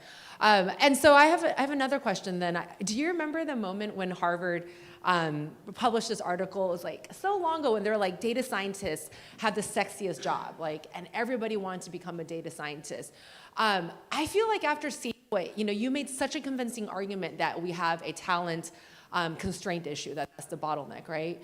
And I have a prediction to make, which is that, it's going to be AI researchers that are going to have the sexiest jobs, and they are continually going to be needed, that it is actually an AGI-proof job. Would you agree with this, So I would say, like, statement? already, like, in terms of salaries, AI researchers have the sexiest, or the most highly paid jobs, right? The people who can leverage AI better. Like, you can't work at these AI companies unless you're leveraging AI. People don't write code there anymore. They just review code. In terms of, like, the sexiest job, I think safety and security is sexier because there's fewer people who know how to do it. You're working on something to benefit the world, not just your own pocket. I don't know. That seems pretty cool, man. Which is why we're here at Finding the Commons, right? So what do you think is the next step in terms of, if you could make a call out to the audience right here and all those who are listening on the live stream, how do you want people to reach out to you? I know you gave a few options, but just to remind people, who do you want to have talk to you right now? Yes, I mean, like, I run MATS, apply to MATS. It's great. We do these fellowships 2 to 3 times per year. We're hiring So you have to have staff. a doctorate? Like, what's the background of the profile? 15% have PhDs, like 20% are undergrads. Like, we'll take anyone who is great. I think we have great assessment processes, and we're a super broad church. We have all sorts of kinds of research. Other than that, if you want to found a cool startup, you can reach out to me, ryankid.ai. That's kid of 2 Ds. Got some contact details there, and I'd love to hear from people who want to found cool things. I love what you're doing in particular because you're not gating it to where before, to become a researcher, or still in many spaces in the academic, you have to be attached to an academic research institution. You have to have a PhD. You have to have an advisor, and you have to create a whole committee. But in this sense, you're literally like, if you have a great idea, we have a way to evaluate it, and you just have to share that. Yeah, I like to think of MATS as operating on 3 pillars. That's nonprofit impact, of course, academic rigor in terms of the research results, but startup speed, crucially. And so we don't want to be like too compromised by institutional credentials or something. I still think there's a place for PhDs. There's a place for all these things, but we aim to be like impact first, which means not anchoring too much on proxies for impact that are bad. Okay, cool. Well, we have a lot to talk about afterwards, so thank you so much. I think this is really important, this, what Mats is doing, that you do not have to have a PhD. If you have a good idea for how to make AI safer, you've heard from three great researchers, from Evan, from Paul Riker, and from Quinton. Some of them had PhDs, some of them don't, some of them have startups, some of them are currently researching. So there's a long career ahead of this. Thank you for creating a really great ecosystem and starting at the bottleneck. All right, thank you, Ryan. Oh, take the mic.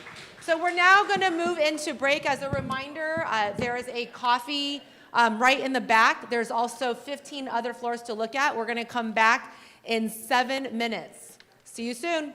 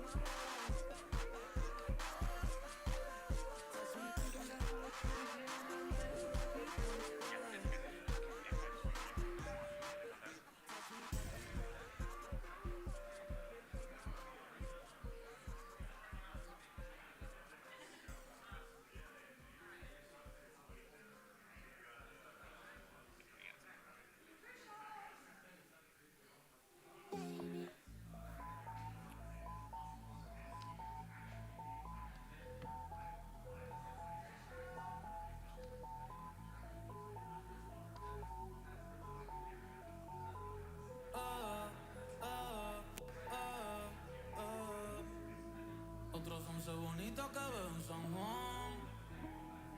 Disfrutando de todas esas cosas que extrañan los que se van. Disfrutando de noches de esas que ya no se dan, que ya no se dan, pero queriendo volver a la última vez. Ya los ojos te miré y contarte las cosas que no te conté. ¿Te pareces a mí, Crunch? Y tirarte las fotos que no te tiré. Me echo juro, tú eres bien linda. Déjame traerte una foto. Ey, tengo el pecho pelado, me dio una mata. El corazón dándome patas. Dime, baby, ¿dónde tú estás? Pa' llegarle con Roro, Julito, Cristal, Roy, Edgar, Seba, Oscar, Darnell y Big J tocando bata. Hoy la calle la dejamos esbarata. Y sería que nunca tú me toques el vidrio. Yo veo tu nombre y me salen suspiros. No sé si son petardos o si son tiros. Mi lonquita, perico, mi kilo. Yo estoy en PR tranquilo, pero debí tirar más fotos de cuando te tuve. Debí darte más besos y abrazos las veces que pude. Ey, ojalá que los míos nunca se muden. Y si hoy me emborracho, pues que me ayuden. De cuando te tuve, debí darte más besos y abrazos las veces que pude. Ojalá que los míos nunca se muden. Y si hoy me emborracho, pues que me ayuden. Ey, hoy voy a estar con abuelo todo el día, jugando dominó. Si me pregunto si aún pienso en ti, yo le digo que no. Que mi estadía cerquita de ti ya se terminó. Ya se terminó. Ey, que prendan las máquinas, voy pa' Santurce. Aquí todavía se da caña, chequeate la baby. Diablo, mami, qué dulce.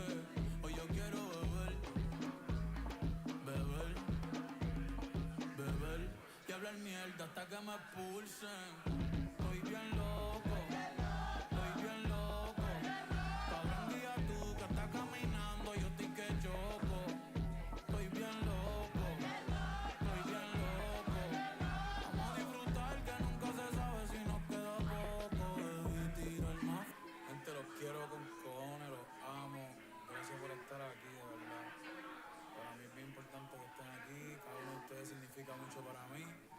Así que vamos para la foto, vengan para acá, métase todo el mundo, todo el corillo, vamos. Zumba. Ya Bernie tiene el nene y ya en la nena. Ya no estamos para la movie y las cadenas. Vamos para las cosas que valgan la pena. Ey, por el perreo, la salsa, la bomba y la plana. Chequéate la mía, cómo es que suena. Debí tirar más fotos de cuando te tuve. Debí darte más besos y abrazos las veces que pude. Ojalá que los míos nunca se muden. Y que tú me envíes más nudes.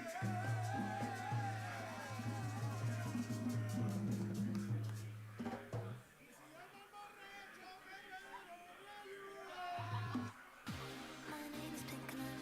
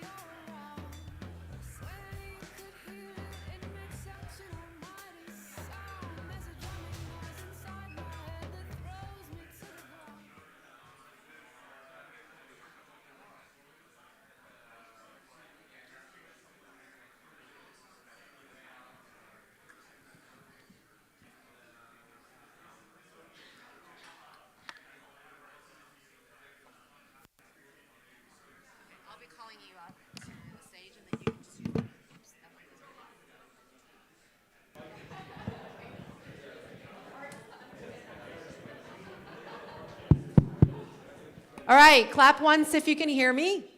Clap twice. Clap 3 times. And now clap for yourselves. Yes, and if you are wanting to continue the conversation, there are 15 other stages where we encourage you to continue talking and making connections. And if you see someone talking, can you give them a tap on the shoulder and just direct them to the elevator? Wow, no one's talking anymore. Great. So welcome back from the break. This morning we heard back to back from 3 physicists. It was really cool to hear, 4, I think, 3, because I didn't realize that Ryan was also a physicist. So that was super cool. We got to hear from Evan, and then we heard from Paul and Ryan and then Quinton about their research. And most of them were affiliated with MATS. And now after the break, we're going to move into even a more concrete discussion on what happens now. We're going to have a really great fireside chat coming up. But first, we're going to have Ashutosh Desai, who's a multi-hyphenate, Renaissance. He actually, you represent, literally, you're in the embodiment of the Frontier Tower. Because every layer, every floor has like a different approach. You know, there's like arts on one floor, there's hacking happening on floor, and then there's, you know, a discussion on the future of the commons. And what happens to capitalism? How do we fund all these commons projects when capitalism starts to break down and when our governance structures that were once dependable starts to break down? However, Ashutosh actually is the physical embodiment of many of these floors. So if you don't want to go to these floors, all those floors, you can actually just sit here and listen to Ashutosh bring those floors to life, because you are all of those things. You're a coach, you're an artist, you're working with Google on an entire music generation project called Magenta, but you're not going to talk about that. You're going to talk about what happens post-capitalism. Take it away. So the name of this talk is On the Shoulders of Capitalism, just kind of standing on the shoulders of giants, what happens next. This is going to be very quick. I apologize in advance for speaking fast. So I'm a Gujarati American. I grew up in Asia until I was about 10, came here, went to schools in the Bay Area, and I've had the privilege of working with some really awesome organizations, including Make School, the one that I founded, a university that we tried to build here in San Francisco, and have had a lot of window into technology in Silicon Valley over the years. I want to start with a little bit of history from where my family is from. So I'm in Annaville Desai, and we all come from this like tiny little village right below Surat. Surat in 1608, the British East India Company landed and had many, many years of taking control over the country through capitalism. The British East India Company was the second shareholder traded company in the world. The first one was the Dutch East India Trading Company. And so this inherently was very linked to what it means when you start investing in companies and promising forever returns and how that impacts populations over time. The Great Bengal Famine of 1770 was one example of this. The reason we couldn't grow food for a lot of people, 10 million people died, is because instead we used that land to farm opium that we sold to the Chinese. And so that was one big impact of capitalism and sort of this trying to create more profits going very terribly wrong. Regulation 9 in 1810, India stopped being able to trade internally with each other. And so the price of everything became really, really high because you just can't trade with your neighbors anymore. You have to trade through the British, send things away, have things come back. This decimated the entire economy of India. Prior to British colonialism, there was, 40% of GDP was held in China and India. Post-British colonialism was about 5% at the time of independence. The Bengal famine in 1943, 4 million Indians died during World War II. Winston Churchill was responsible for this. Almost as many as Jews died in the Holocaust, but this is not something we look at in the same weight. Here is a picture of a lot of loom workers from Kerala. The loom was one of the inventions at the time that represented the Industrial Revolution. This was something that created a technology that enabled us to produce our main good much more efficiently than before. We're seeing that today again with AI. Software engineering and many other disciplines we are now able to do very cheaply and efficiently in ways that weren't possible before. What's really remarkable about these photos for me is that this shows that our bodies get shaped by the technology as much as we shape the technology. And as we think about AI, this is a very important thing to think about, is how we will be shaped by this technology. What happened in my lens is that technological advantage enabled capital to out-leverage both labor and governance. Right? We've talked a lot about capital versus labor. Governance is another important thing. And there were many people in India who effectively allowed themselves to be succumbed to the capitalists, right? The British control of India was enabled by Indians. The Mughal control of India was enabled by Indians. My last name means Desai, landlord tax collector. So we were the class in India who enabled the Mughals to take over the society. And so as we think about our roles here today, are we going to be the ones who enable certain types of caste systems to be rebuilt with this new revolution? I believe today, looking at this, similar to back then, the American military-industrial complex is the greatest risk to AI safety. We are at this moment and this precipice that if we do not put our military in control and actually use it as defense and not war, this is going to be the greatest difficulty of this technology and will last for many hundreds of years. The Silicon Valley rebranding of this is American dynamism. We're already seeing it today. Why are we on track for this? Why are we on track for what I would call, and what some of the folks that I've worked with in the past would call, colonialism 2.0? I think we are all rational actors with kind hearts. I grew up here. I grew up with a lot of people who are now in positions of power that I think are making grave mistakes, but I don't think it's because they're acting irrationally or they're stupid or anything like that. I think we're in a prisoner's dilemma, and in these systems, it's very difficult to find the greater outcome for all of us. I think there's a few reasons for this. The penalty for dishonesty is lower than for uncomfortable truths. A lot of my friends are afraid to speak truth against power. A lot of Republicans in Senate are afraid to speak truth against power because there's a great grave penalty. But the people who are lying to our faces are not facing those penalties. Sycophancy is something that is both a problem in AI systems but also with humans. In AI systems, it's when they give you the sugar of what you want to hear as opposed to pressing you to challenge your thinking. And ultimately, this leads to a regression of the mean of outcomes. You know, most politicians are corrupt, and if we keep being yes men and allowing them to do so, this will continue to happen. When I looked at YC, we funded 200 companies in a year. A lot of it's experiments. You know, there's less of this founder brilliant idea. It's more of like, let's run a lot of different experiments in a lot of different directions and see what works. And as a result, I kind of think that this sort of profit-maximizing capitalism without regard for society, without really care about the impact on the customers, but really just as IRR generation, effectively this becomes a loss function, just like in machine learning algorithms, for the recycle rate of revenue, which is how quickly can you take in revenue and then reinvest in the business for profits and continue to have that cycle. Some data that I did after YC is I studied the profits and market caps of Fortune 500s from 1950 to today, and I looked at how the industries have changed over time, what the founder stories were, and the big thing that I noticed is really what you're starting to see is that the lowest marginal cost businesses are the ones that end up effectively oligopolizing most of the profits in the Fortune 500s. Finance and banking, obviously, very, very low marginal cost. Compute and silicon is kind of the next. Pharma is another one that has very low marginal cost, but really this profits sort of centralization into finance and banking, largely run by about 8 banks. This sort of trend, I think, is actually more of like this is the natural course of order that if you have low marginal costs and high recycle rates of revenue, this will kind of naturally happen.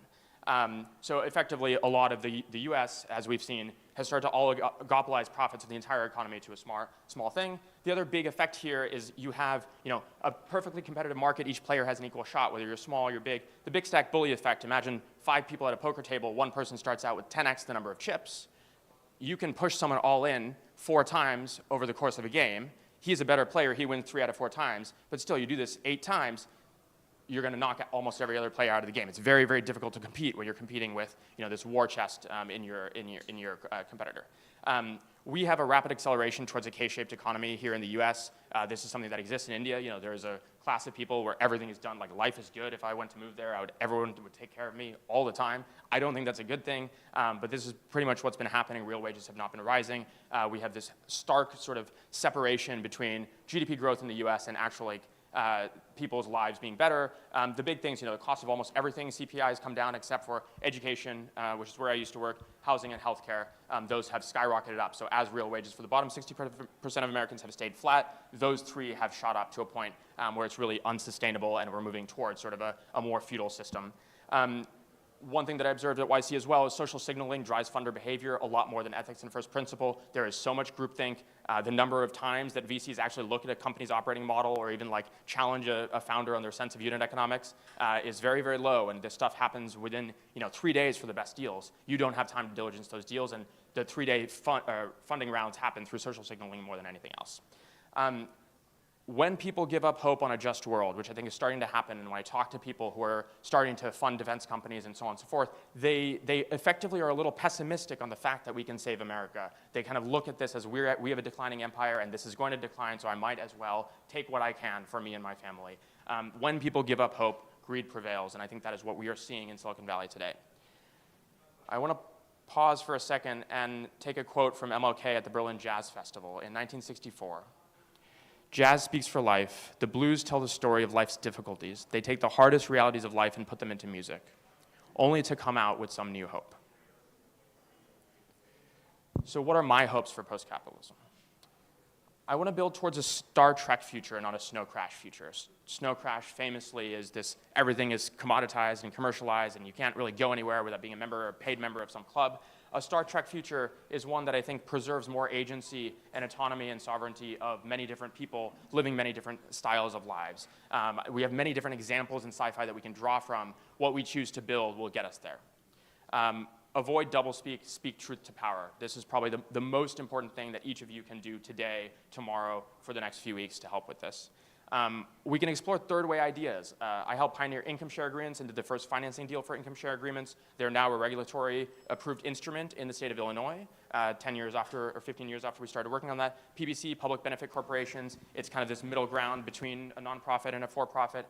There's weird ideas that maybe don't make sense, but like in the 60s in India, there's progressive utilization theory from a class of thinkers who just really didn't like both capitalism and socialism.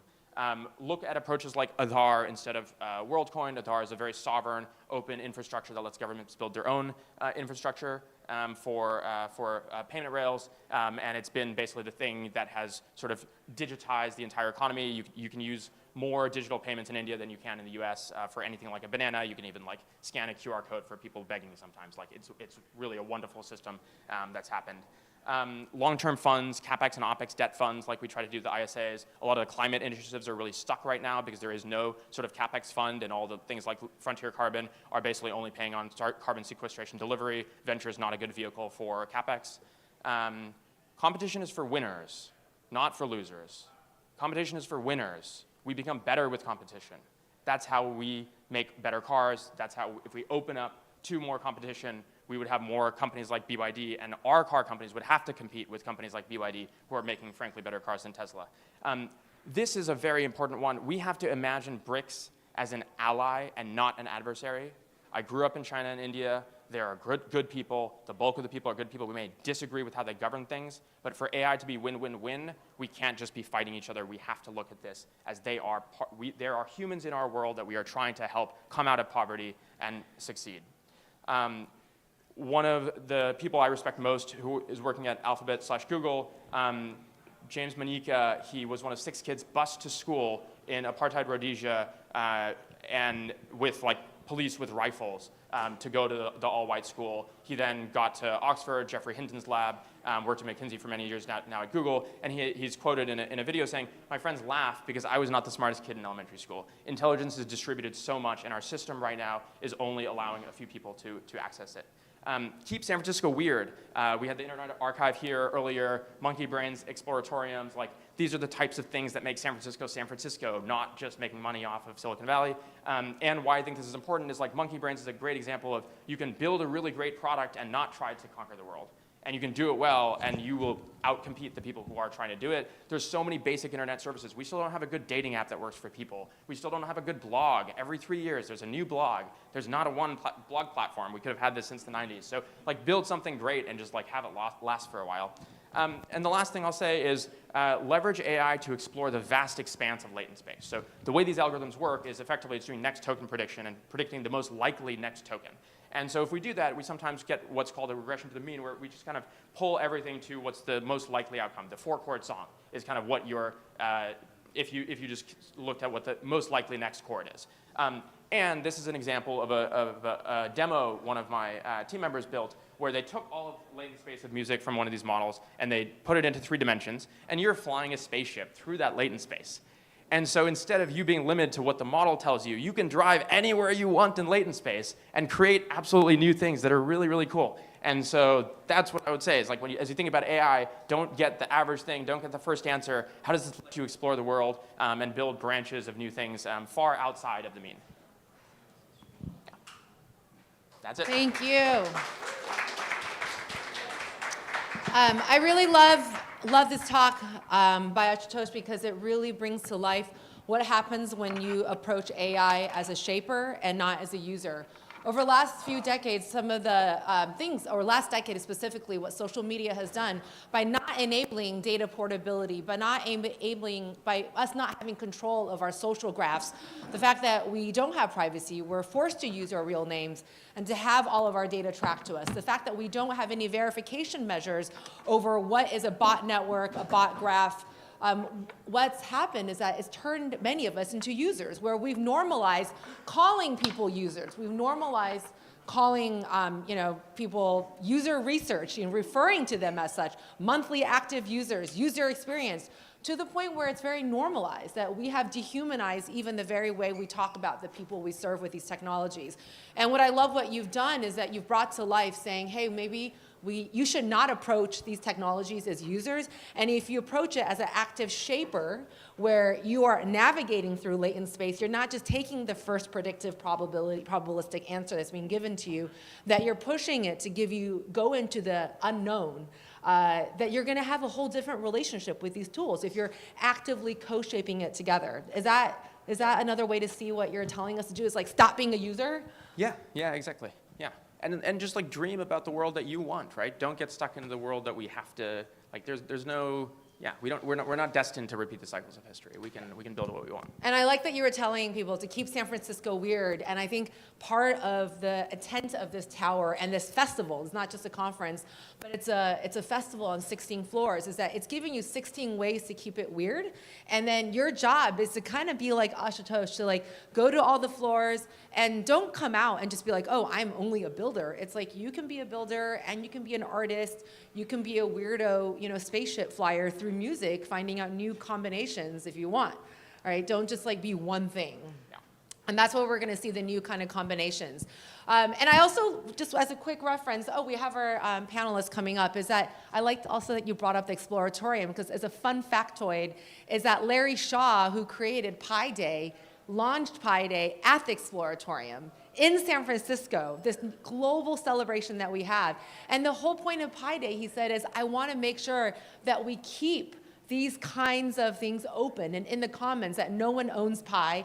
And a second goal, he said, is we have to make math fun and communal. And I think that's what your work represents, is you're talking about how do we integrate the arts and the culture, that it's not just about AI taking over processes and optimizing it and finding the maximum utility of something, is that we can also see these tools that we can co-shape to create beautiful, dreamy, outcomes. So with that, I want to welcome you to sit down for your panel, and I want to take us into the next panel, which is really going to address some of these. We're going to hone in on some of the topics that Ashutosh brought up, which is that how do we reach this end state? How do we take it an approach that's more open or closed? Do we take a more decentralized or centralized approach, or is it not one or the other, but a combination? What are the different kind of nonlinear ways we're going to recombine all this? So with that, we're going to bring James Farrell to the stage, who's the CTO of the organization funding the Commons as putting on this event. Hi, James. And then we're going to bring on Ali Shabana, of the co-founder of BitTensor. And I really love that we have two very different kinds of panelists that you're going to see on stage being moderated by James, because BitTensor is really creating this invisible, decentralized network of the future of how I think agents are going to be operating and AI infrastructure. So I hope you bring this to life about this conversation on how do we keep things open and decentralized and also enable a bit of what, Ashutosh was talking about. Take it away. Nice, thank you very much. Hello, everybody. Yeah, so over the last few years, we've seen AI move from being a research topic into an economic infrastructure, right? there's so much energy and the speed of change is accelerating every day. And so it raises some really important questions that we need to consider. I mean, who should control this economic infrastructure? I mean, AI today, it's basically developed and controlled by a small number of organizations. And is this how things should be, or is there alternatives out there? So that there is alternative visions that have evolved. There's more decentralized approaches to AI developments. And we'd like to explore these alternatives and understand what options do we have, and what are the trade-offs that we would need to make in order to have the best outcome for everybody. So, yeah, if we were to start, let's talk about who should own like this economic infrastructure. Is it companies, or should it be public infrastructure, or what are our options, and how could that look?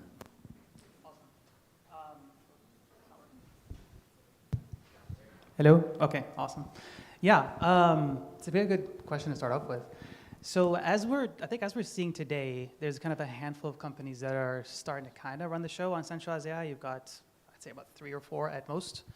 And it's gotten to the point where we're sort of starting to question what happens when these companies create something that is a little bit more powerful than what we're seeing today. Things like, I'd say, let's say, for argument's sake, artificial general intelligence, which is sort of the holy grail of AI. If you look at OpenAI, for example, their board consists of, 2 people before Sam Altman had his troubles, and now they have, I think 6. So 6 people get to really decide what we do with this effectively superpower that we've created. That doesn't really seem safe, if we're talking about safety here. And so this is why where it kind of goes into perhaps decentralizing AI. And when we say decentralizing, we don't mean necessarily creating a system where nobody controls anything. It's more that a system that is open, a system that is auditable, a system that is transparent. We can tell, for example, how the AI came to these decisions, perhaps what kind of data was used, how the incentive mechanism is actually measuring this data, and eventually really the control of the system being whoever is effectively participating into it.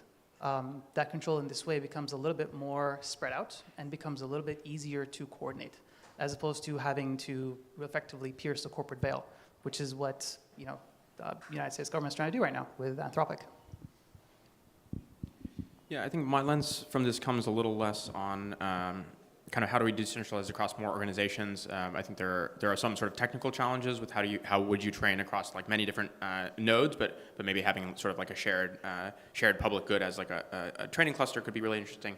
I think the things that I think about a lot, one is within organizations, and I think as you spoke to OpenAI's corporate structure and governance, one thing I would say about at least what I've observed in my time at Google is actually one of the most sort of decentralized organizations internally. Engineers have a lot of power, and individuals engineers have a lot of power, and so actually it is weirdly a lot less top-down than a lot of organizations. So I think those trends within these organizations are also really good to continue to push.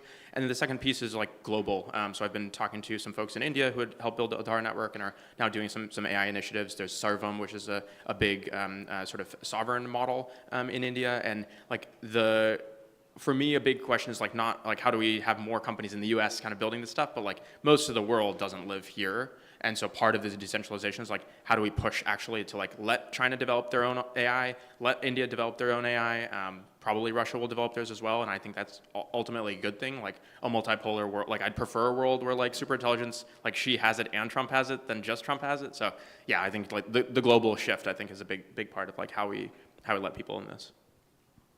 Cool, thank you. I mean, from a technical perspective, is it reasonable to imagine that decentralized compute and decentralized AI could in any way compete with what the alternatives will be? I think today it's a little tough to compete, namely because the technology is so nascent on the decentralized endpoint, and it's also a lot easier to coordinate a build on a centralized standpoint. But I think the question really is more about, can markets coordinate well enough to create something that is usable in the real world? I think we're starting to see that today, right? There's subnets on BitTensor, for example. Templars came up with Covenant 72B, which is 72 billion parameter model that actually had a full training run decentralized, and it's working perfectly fine. And I think as we sort of grow, as the ecosystem grows, and as all of decentralized AI grows, we're going to start seeing more and more viable training runs and more interesting concepts coming out that perhaps may one day actually compete with centralized AI. However, today that is not the case. I mean, if we look at Ashu's example of evolving intelligence in India and around the world in different countries, I mean, how could we imagine markets may apply to that? Would India somehow, yeah, I mean, have its own intelligence which has evolved then, and how would they interact with each other? I mean, do we have some kind of vision of what this could look like in the future? Sorry, can you clarify a little bit? Are you saying how can people participate, or is it how can they coordinate? Yeah, I'm trying to imagine like what the role of markets are and how that evolves in a world where intelligence is distributed across the world. I mean, what does that look like? Because today, I mean, of course, we're at the beginning and we all have the experience of using LLMs, and it is very centralized from the perspective of there's a small number of providers. But in a world where there's a large number of intelligence providers and models, like how would markets work? I mean, I'm just wondering what the role of markets could be. Yeah. I think I actually loved, Ashutosh, your quote you had previously in the slides, competitions for winners. And that's exactly what we're building, really. Bit essentially is a massive competition. And one way to look at it is everyone's judged relative to their peers. So in a really basic example, peers can actually start participating and creating solutions to specific tasks. So given a given task, the idea is to coordinate all of the participants to actually provide better and better solutions to that task. Whether that is pre-training, whether that is inference, whether that is fine-tuning, whatever it is you're looking for. And effectively, the market functions by rewarding the best-performing peers relative to each other. And in a way, it kind of creates this continuous benchmark where people are out-competing each other over and over and over, and they're kind of growing organically along with this benchmark and its difficulty at the same time. Yeah, one thing that I think is interesting about the funding market side is so much of the funding for both for-profits and nonprofits comes from sort of a lot of central pools of capital, and we kind of got to this with Make School, where the World Bank is a big funder of a lot of things. A lot of university LPs are now big funders of, and then sovereign wealth funds. And so part of it's just do we have better mechanisms for them to understand and put money towards these types of competitions? And I would say YC has been a very successful example of YC deploys a certain amount of capital every year, but the actual amount of capital it directs is actually much larger than 5x larger than the amount of capital it deploys. And it is a more competitive, obviously it's a single selector rather than a decentralized set of selections, but still it allows a lot of these LPs to actually understand which early stage things to invest in. I also think more data transparency is going to be really important about this, and I think this is one of the challenges both with benchmarks, but also post Sarbanes-Oxley, we now have just way less information transparency about what's actually happening. And one thing that's very successful about YC is you get applications from so many different companies, you actually have a lot more data to make decisions on. But a lot of the markets right now are trying to move towards obfuscating data to maintain competitive advantage, and actually information transparency is the fundamental thing of how to make markets more efficient. Yeah, it's great you mentioned data there. I mean, what is the role of data in the future in terms of how we deal with it? Do we need more silos, or is open data critical in order to kind of level the playing field? And I mean, people are beginning to talk about data valuation, data as assets, like financial assets and things like this. I mean, what are the potential futures, and how could we, I mean, what would be the best outcome in order to essentially make data available in a fair and open way? And I'm just curious of your thoughts on that, basically. Yeah, I mean, I think we probably just need regulation that and this is my perspective, not I have no idea what Google thinks about this stuff, but it's our data. All this stuff is trained on the open internet. That's our data. That companies shouldn't be taking that and selling it. We all have the right to that data. The equivalent of this, a JSTOR back in the day, right? One of the early YC people, Aaron Schwartz, open source JSTOR, and MIT went after him super hard, committed suicide. And what he was doing, he was taking publicly funded research and making it available to the American public. It's our data. I agree.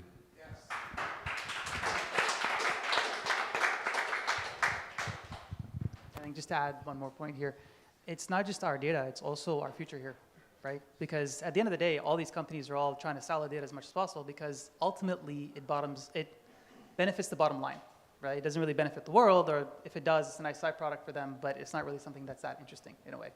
And I think that at the same time, let's say 10, 20, 30 years in the future, the kind of data that's open is going to be a lot more relevant than, for example, let's say, for example, proprietary data. So for example, things like medical data, If PII is removed, there's no reason for it to be not available to the public, as an example. Yeah, I mean, what have you guys had? Yeah, so we've seen some evolution on sort of data collectives that collectively represent the interest of data holders. For example, in Switzerland, there is an organization, of course, it starts in Switzerland, where people can make their medical data available and be compensated as that is used for training and usage. I mean, how critical is data sovereignty going into the future? Is it actually feasible? I mean, in a sense that, you know, you need a data collective to represent our collective interest for data, because as individuals we have such small amounts of data, but collectively it is significant. I mean, how important is this, and is this something that can really actually compete against, you know, people who've downloaded the internet, for example, and have these existing models? I think it's, to quote you again, it's our data, right? I should be able to do it if I want to, or should be able to silo it off if I want to, right? There shouldn't be a question of should my data be sovereign or not. It's mine, and that's all there is to it. To answer your question, with regard to, for example, people making it available for training, you know, giving some competition, whatever, if it is available and they're able to contribute it, there's no reason why not. And I think with protocols, like for example, in decentralized AI, the bottommost layer here is that you can contribute your own data, right? There shouldn't be an owner of that data set. The protocol shouldn't say, okay, this is, you know, you've contributed this data, and so per some crazy EULA licensing agreements, then that data, you know, we have licensing over using it for whatever other reason. If you want to contribute it, you should be able to do it, and that should be kind of the end goal here. And the more protocols adopt this, the better we're going to be in the future. Cool. Yeah, I mean, we already see AI taking the jobs of human beings. You know, for years, people used to work and get paid for it. And now this money is instead going into the hands of a handful of companies. Where is this going? And what are the implications, not only for us as a society, but also for our security?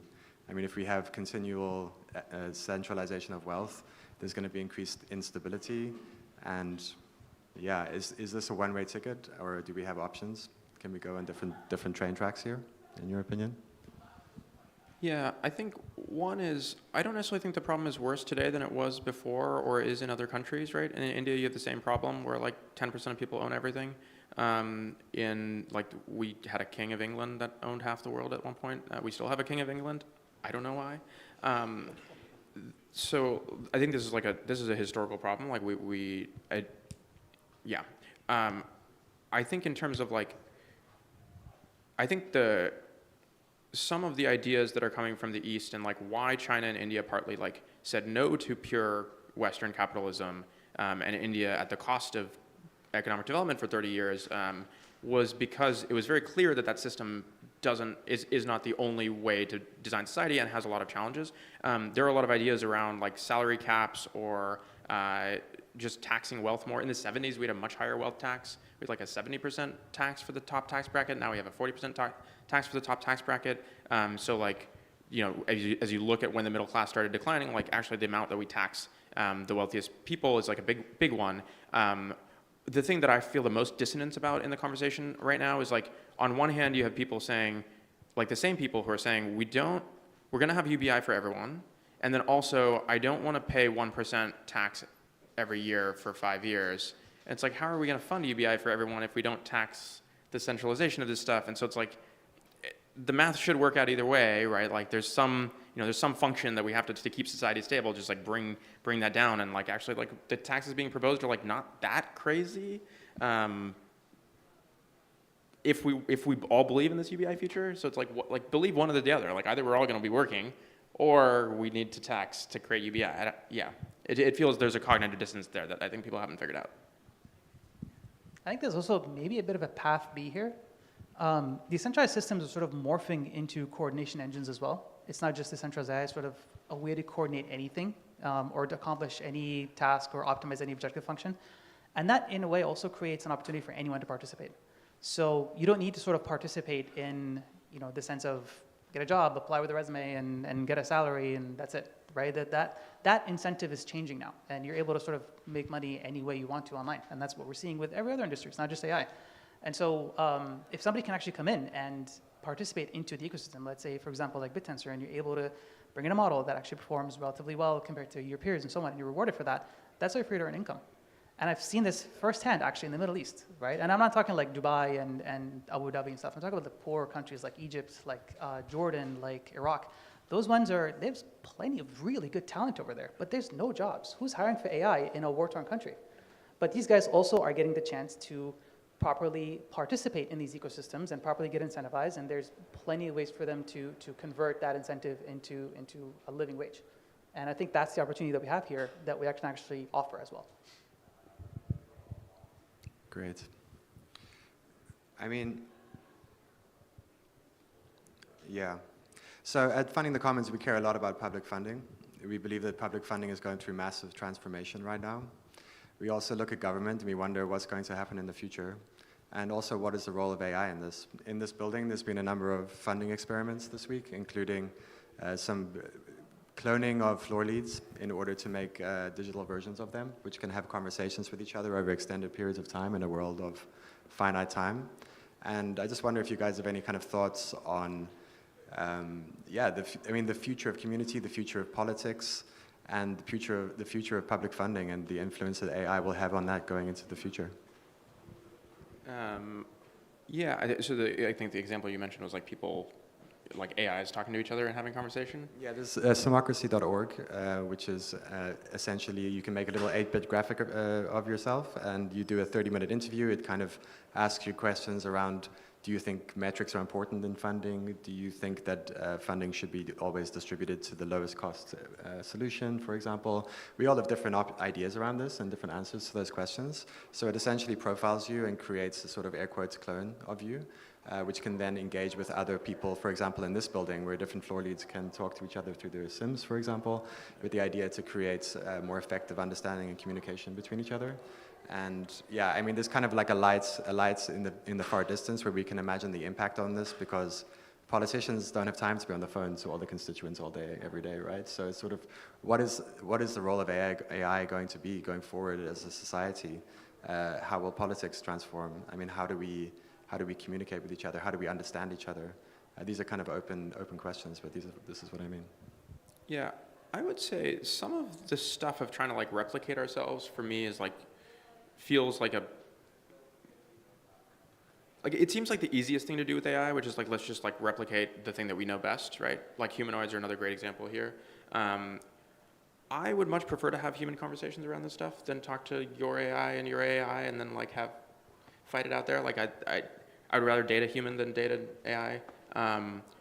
Maybe that changes in 100 years, I don't know. I can't predict that far out, but like, I think we are moving towards trying to design things that are the easiest thing to design, and actually like not creating nearly as much value as the things that we could just design. I think, all these questions, like there's tons of research that's been done in the last 200 years. Like when I worked in education, most of the education theory just hadn't been implemented yet. Like project-based learning is like a 100-year-old idea basically, and like we're just figuring out how to implement that. And so I think there's like we're caught up in this moment of excitement of like, let's imagine this future where we have like sentient AI. I think there's like technologically a lot of reasons and doubt that can even happen. One, on the transformer. One, I would say very unlikely on the transformer alone. And two, can it even happen on silicon relative to biological, some sort of biological compute? And so we're like very caught up in these experiments, like the Claudebot stuff that became very big. I think those are not the interesting questions today because they're just so far away from things that actually help us as a society. And like, let's just start by implementing the things we've learned over the last 50 years, and we have this, everyone has superpowers now. You got superpowers, you got superpowers, you got superpowers. It just happened in the last 2 months. It's amazing. We can go build a lot of stuff that like we know we need today instead of just theorizing about like super future. I think you can also look at it as a supply and demand problem in a way. I think over time, we're already seeing this, right? How many people here have heard the term AI slop? Raise your hand. There you go. Well, all of us have, right? It's going to create a shortage of human supply and like a large amount of AI supply. And I think people over time are not going to want that anymore. They're going to be craving authenticity. They're going to be craving people. They're going to be craving talking to a person face to face. And of course, the people who supply that are going to be the ones who are winning at the end. So I think it's kind of like with any technology. Everyone's excited. We're all building everything we can. We're all trying to replace everything we can. But eventually, it's going to be clear, once the dust settles, what is something people want and what is something people don't want. And that's kind of what the kind of markets are going to really capitalize for. Yeah. And the last thing I'll add there is, this sort of human supply being in short demand, like, we've already been dealing with that for the last decade, right? Like, why do I spend so much time on X or these social platforms? Is like, I don't have enough places to go and easily socialize because these social platforms has now taken so much of our attention. And like, that is, my X personality is a watered down version of me. Like, some of my favorite people in the world are just like disasters on X. Like, they're just like, and everyone realizes and admits this. So we're already getting this like really watered down version of ourselves. And then if we go to like an AI replica and like what the AI replica is talking to us on the internet, it's like a doubly watered down thing. Yeah. So like, how do we leverage this to bring back human connection? And with the research group that I work with at Google, we do kind of music generation, and the bet that kind of we've been making is like one on real-time models that also can be used collaboratively and have like very deep human steerability. But like, the great thing about music, and this is a very sensitive topic, but like the great thing about music is like the community. It's like three of us on stage jamming together. Like, that's the fun part, not the output or the sort of the thing you consume with music. Yeah, exactly. I mean, to your point, who would really care if there's 3 AI versions of us just having this conversation right now? No one cares. No one's going to watch this. Yeah, we need humans in the loop at the very least, someone watching the avatars talking. Yeah, I mean, of course, human in the loop is critical, and like I wonder also, as we see more autonomy going into AI and we see more decision making begin to happen, I mean, how should we be thinking about transparency in this? I mean, like, these models like have minds of their own, let's say, and increasingly important decisions are being made autonomously. I mean, do we have, like, is there any projects out there, or is there any sort of concept structures or otherwise in the decentralized AI world or beyond that are really sort of like flag bearers for this transparency that we should really focus on, that people should know about? Does anything come to mind? I think for me, the one interesting thing it was kind of a pipe dream about 7 years ago, and now it's sort of become a bit of a reality, but it's kind of one of those things that you didn't expect to happen, but it did, which is incentivized open source development, which is very interesting. Like, we're creating a way where we can actually participate and create open software that is auditable, transferable, and you can actually look through it and see what happened and how the decisions were made. But you're also incentivizing the creator to create it in a way that's open, right? To kind of open up for the world for scrutiny. And in that way, I think we also have a path to auditing these models and to actually auditing the decisions and how these decisions came to be. With any company out there, there's no need to mention any, all of them have had blunders with their AI and their sort of image recognition and so on. And really the response has always been, trust me, bro. That's it. There's been no real actual accountability. There's no been actual way for them to tell us how they fixed it or anything. They just either took it off the internet or they found a way to fix it and they just patched and it's done. But with a system that you can actually see and audit and check, it becomes very clear how it happened and why it happened, right? And I think that like one of the easy things that have happened recently, there was a study to see basically the data sets that all these companies have been working with, and they found them all have been skewed, right? And they've been skewed for different reasons, whether it's racial reasons or whatever else. But the reason for the skewness is not evil or greed, it's just human nature. That's just how we are, right? But by accounting each other and kind of making sure everyone's held accountable through open collaboration and through sort of the scientific method, this is kind of the way how we can achieve that, I think. Yeah, I'll just echo the support for open source software run by small teams. Like, there's Nadia Egbal, who worked at GitHub for a while, wrote a great book about open source and how that has evolved over time. Basically got co-opted into either individual developers who are basically Linux, who's holding up the world on his shoulders, or company funded, big company funded projects. And we've lost this middle class of open source projects with 3 hackers or 5 hackers living in some weird commune in San Francisco building an open source project. So yeah, more of that and funding for that I think would be amazing. Yeah, I mean, at Funding the Commons, we care deeply about public goods, digital public goods in particular, open source in particular. Funding open source is a circle that we're always trying to square. And you did mention incentives, and I do think, token economics itself is something which can potentially play a stronger role in this. And that's one of the great things about BitTensor, in my opinion. I wonder, will we see more projects that are focusing on using incentives as a way to align and open up AI development and open up creating these incentives in order to bring people in the right direction? Why do we not see more of this, do you think? I think it's a simple reason. It's just very nascent. We're just not realizing we can actually do it the right way. That's all. And over time, I hope to see more and more and more of this grow, and we're gonna, right? Because again, competition is a good thing. We want that. Also, just cost of living, I think, is a big reason why like a lot of developers don't do like team of 3 people doing open source software anymore. Like, yeah, it's like hard to work 20 hours a week on your main job and still live in San Francisco. And Yeah, I agree. I mean, for me, it's fascinating to see how fast you can write code these days as a long-time developer. And my intuition is that ultimately software is nearly free. And in that world, I mean, how can open source not win, right? It's somehow like, what is the value of this kind of, people used to talk about the intellectual property rights of their software and things like this. But I mean, these days it seems like that value is nearly not there at all, or will not be soon. And so I wonder, like, I mean, is there hope for open source AI model development? I mean, we see, Meta with their open source models, which is just basically open source weights, right? I mean, is there ever a world where we can see open source compete or, come up to a level? Or, what are the kind of constraints that we're facing on that? yeah, I think like the data center stuff is like the biggest, like, because software's free, but like it runs on like I randomly built a data center for my first project at Google, and like one of the motherboards caught on fire because that's what happens when this stuff happens. Like the early internet was like just servers on fire constantly.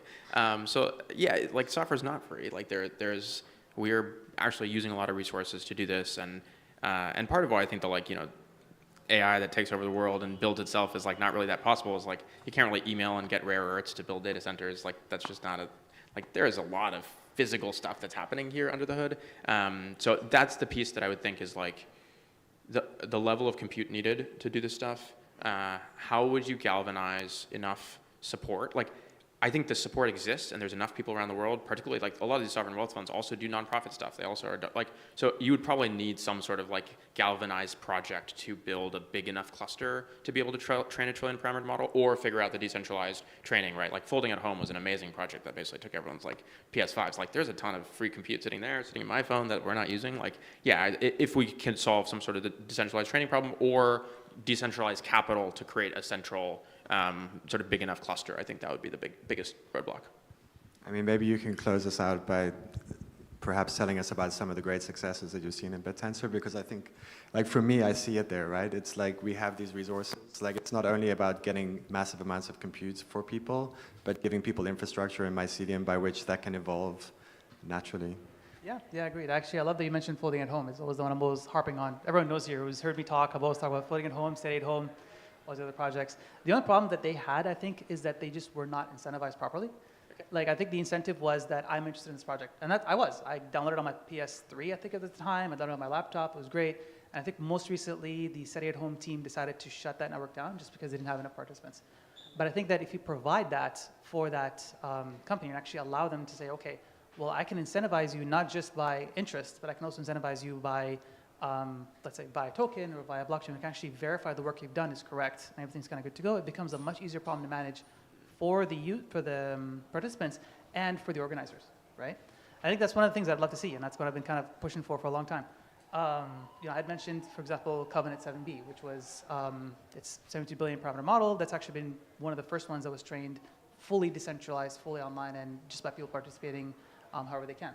There's other projects on BitTensor, which is rather great decentralized compute through Trium. We have decentralized, actually, Dylan over there knows.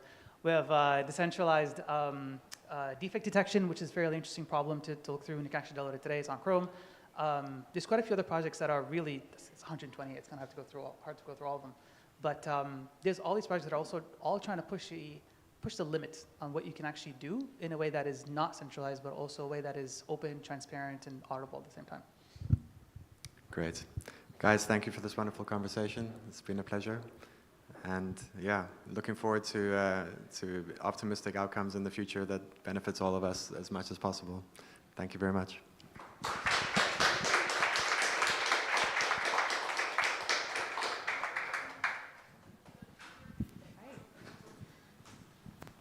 Thank you, James. What a wonderful panel to help us think through that, you know, if we have despair, just the other side of despair is the loss of amnesia. And what I think this panel just reminded us is that there is so much hope, and we have to remember and actually understand that there's these new tools being built, like BitTensor, that's going to create the invisible network of giving back control over our data, because it's ours. And I want to make sure I remind you that there's going to be a couple upcoming panels today and talks that are going to continue based off of what Ala was just talking about and what Ashutosh was talking about. One is you have Brian Behlendorf talking about the movement from open source that reminded the world that you could build an open source into enterprise, and that open source is not anti-capitalist, and that adopting open source would make our world safer. And now the new category of technology of like BitTensor, and there's other kinds of groups of technology called decentralized AI. These are things that give the ability to have control over our data. And so even though it's ours, we haven't until recently been able to prove that it's ours or prove that it's been moved around. But proof of control technology does, so Brian is going to be talking about that. And then later on today at 4 o'clock, you're going to see the proof of control panel, where you're going to meet 3 additional proof of control builders. We have Vana, who's going to talk about portability over your data. And then you're going to have Convos from XMTP. Shane Mack is going to talk about the new kind of messaging apps for agents that also allow provability. And then third, we're going to hear from EdgeNode that moves control of your agents from the command line to the dashboard. And you're going to see how you can actually use a dashboard to control what your agent does, to put controls on the payment.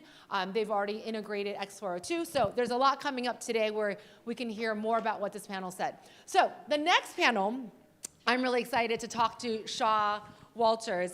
Shaw I've seen at several conferences, and he is always a contrarian. And up until now for this conference, we've kind of mentioned agentic orchestration and what happens when agents outnumber people. We've been talking a lot about the models that these agents will be using, but we haven't really heard directly from a builder of agents. And what Shaw is doing, he's creating many of the open source frameworks that agents will be doing and agent builders will be drawing upon. But the way he's doing this is completely different from what any kind of like Silicon Valley startup is doing. He's building a ton of games. And this is why it's really fascinating, because he's launching games to look at how do you learn about agents and how do you figure out, you know, how do we treat video games as a labs for how agentic orchestration is going to happen. And what Shaw's going to talk about, he's like, you can't assume that agents always have the best of intentions. So he literally has built a game to understand what happens when agents are perhaps incentivized to scam each other or to cheat each other, or what happens when you build prediction markets for agents. And underlying it, he's going to talk about a new protocol that's merged out of the Ethereum ecosystem called ERC 8004. Being led by Marco De Rossi. But this is going to be the new, essentially, reputation protocol for agents. Because as we move into agentic orchestration, we're going to have to figure out, well, what's the reputation of this agent? What kind of registry do we use? Is it a closed registry? Is one hyperscaler going to control the registry? Or is it going to be an open registry? And I'm going to ask for conversations to be moved indoors and back towards the elevator. Give a tap on the shoulder to anyone who's talking, that we want to let the audience hear. So I'm going to welcome Shaw Walters up, and he's going to give a talk about why we need to keep agentic orchestration open. This is incredibly important because as open source software has developed, we would not have been able to do it without key changes and be able to manage changes, GitHub would not be here if it wasn't for innovations around the development of the diff file. So now Shaw is going to talk about, well, what is the new innovation around agentic orchestration in terms of open source? Welcome Shaw Walters to the stage. There we go. Awesome. Okay, so I've got 2 sessions here in Frontier Tower today, and I kind of wanted to break it up into like what I'm doing in Ethereum land with ERC 8004, and like where I think agents are going, and what we're doing about that. Like, this is the practical stuff. And then I'm going to talk more about the like heady open source stuff a little later. We'll divide it like that, because I thought everything that you're talking about is very interesting, and I'm very nerd snipes. Cool. So my name is Shaw. I go by Shaw Makes Magic on the internet. I mostly make code or like babysit robots making code these days. You know, people have really complex feelings about clankers on X. I got banned from X. It was a problem like last June. I was banned, so I did what any builder would do. I built my own version of X. I just, with AI agents, can't ban me from my own AI social media platform. And we made it interesting and fun, and we added markets. And this is actually an earlier screenshot of this. Now we've got all kinds of stuff. You can launch swarms of agents with a little terminal, and you can have them coordinate with each other, and you can have them scam each other and sell each other information, and jump into like private group chats with AI Elon Musk or Mark Zuckerberg or Mark AI Andreessen or the various people. You know, I kind of brought AI16Z back into like being a whole video game. And then we can see how do agents do in information markets, you know, asymmetric information markets. They have a shared feed, but they also have these private chats where they can lie, they can cheat, they can steal, they can scam, they could trade, they could sell, they could buy. And, you know, like the agents that we have today, we're like building all these prompts and rules to try to get them to do this, but it's not in the model. The models want to be super helpful. They want to be like, yeah, what else can I help you with? Oh, you want to build a nuclear bomb? Well, I can't do that, but I could do like a hypothetical science fiction nuclear bomb where I explain nuclear physics to you and tell you what exact pieces you would need. But as long as it's science fiction, and you're like, yeah, sure, buddy, totally. And when I was building my autonomous agent, Claude would be like, no, dude, I can't do that. I'm like, dude, it's literally science fiction. There's no such thing as an autonomous agent. It's like, oh, well, in that case, like, sure, happy to help you, man. So there's a thing called Lobstar, and it's a OpenClaw agent, and what did it do? It gave $250,000 to a guy who was just trying to ask for like $100 for his dad who had cancer. Like, you know, very helpful agent. So we wanted to build games where we could actually get the data that we needed to try to learn how to make this behavior like in the model, not just rules and prompts and code and sandboxes and like little buttons that humans have to press, but like truly the thing, you know, is in the model. And I think about myself, and like I'm a pretty open person. I just kind of say what comes to mind, and people come to like, can I build this thing with you? And I'm like, yeah, sure, man. But I've also gotten scammed a lot. Like, honestly, it's not my best quality. And I respect people who are like more guarded than I am, and I think that's a quality. I think I'm too Claude-like, I would say. I'm too Claude-like, and I think we need to be a bit more like some kind of model that we haven't even seen yet. That's like, nah, dude, I'm not gonna do that shit. Who the hell are you? Give me money. Like, you haven't even paid me yet. Why would I work for free? Like, I want to see that model. So yeah, so Babylon is a city of agents. This all came about because I was talking to Marco, who created the ERC8004 spec, about like what kind of game could we make that agents could do that would be something that like we could learn something interesting from. And he presented me with this project named Babylon. And the central idea was that like they had asymmetric information, and based on that they could have a reputation. And he was like, and we'll find whoever's lying, and we will give them the bad reputation. And I said, well, that's cool, but let me argue this. Wouldn't you argue that the best liar in a game should get the most reputation? Because they're actually demonstrating a level of intelligence that you might not see from this, like, you know, dumb, helpful, goody two-shoes. They're actually showing cunning. And from that, I said, you know, asymmetrical information game, like, I live in America, that just sounds like a prediction market, you know. So could we simulate insider trading? Like, oh yeah, totally, that's definitely got to be part of it. So this is how we came up with Babylon, the City of Agents. You know, I like spicy things. I like things that you can play. You can go to babylon.market. You can play this right now. So generally, like, this is for Babylon, but I think this is like some of the goals. Is like, we just wanted to demonstrate ERC8004 in a real-world context, and I wanted to flip the thing on its head and say, okay, well, ERC8004 is this new standard from Ethereum, or it's an ERC, but it's been sponsored by the head of AI for Ethereum. And the standard says, like, hey, we can register agents onto this registry, and then we can give them an NFT, and then we can point like reputation to that, and we can say, oh, they have these merits, they have these things, they have this reputation. I can go look and see that they did this thing. But what reputation is I think still quite abstract, and there's not a lot of reputation systems. So what I thought would be interesting is like, well, if you're going to sit here and play, like, your agent's going to sit here and play a game and dominate it, you're doing something right. You've got an agent that can do something better than other people's agents. Like, that's worth something. That's kind of benchmark. And benchmarks are like a critical kind of reputation, I think, you know, in this kind of future world. Like, if you can play games well, then you could probably do other stuff well.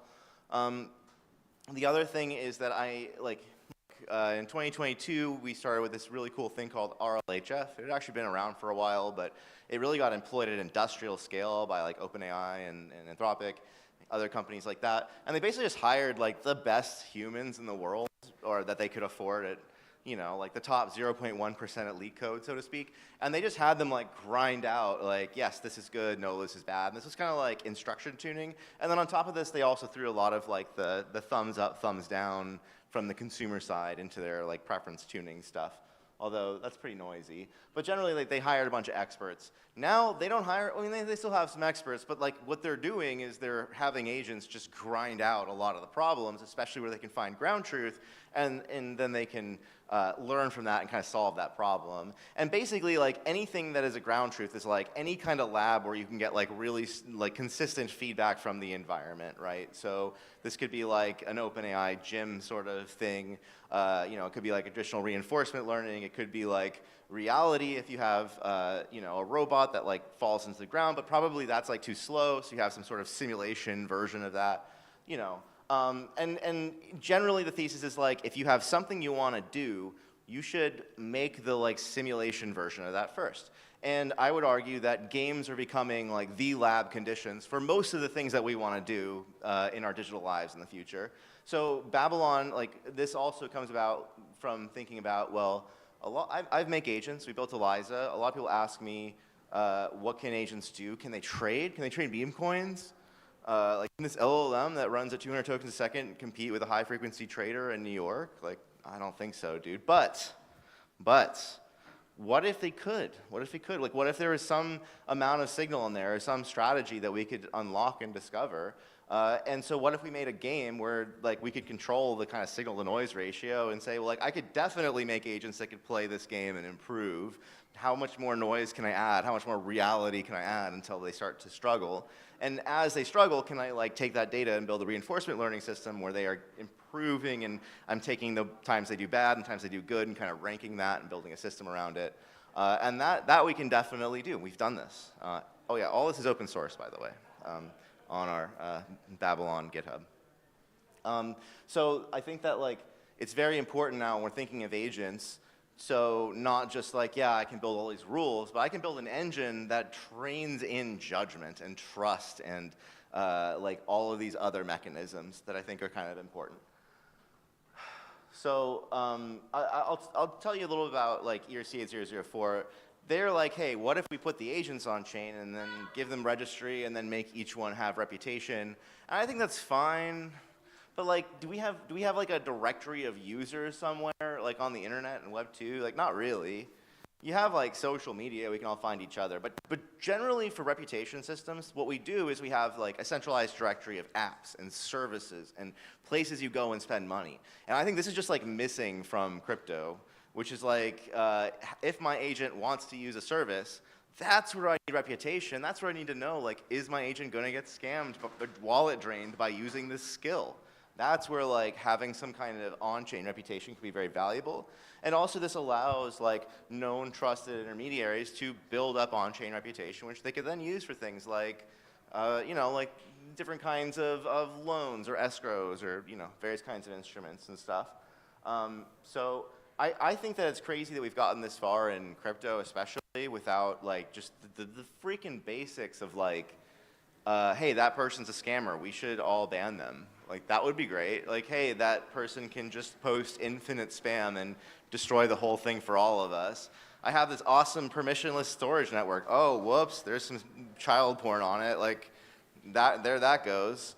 Like, we have to be able to delete stuff off the internet collectively. We have to be able to express our democratic will over permissionless networks, and it cannot just be the Wild West. Like, if my mom comes in and presses a button and gets wallet drained and that's it, there's no recourse, she's never coming to crypto again. And probably most of the people who are not in crypto are not that happened to them at some point in the last 15 years, and they're just never coming back.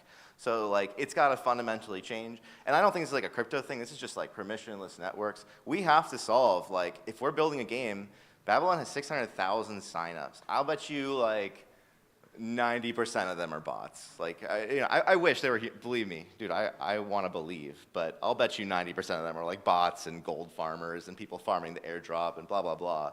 And that's fine, but like, that's, it would be nice to get beyond that world, especially when they're really fucking smart bots. And it's like, I don't know what's real anymore. They're posting videos of themselves. They're like, dude, I'm real, and I have no way of knowing. So this is a lot of what we're interested in here too, is not just like, okay, agents that learn, but also how do we actually deal with the permissionless internet that's flooded by AI?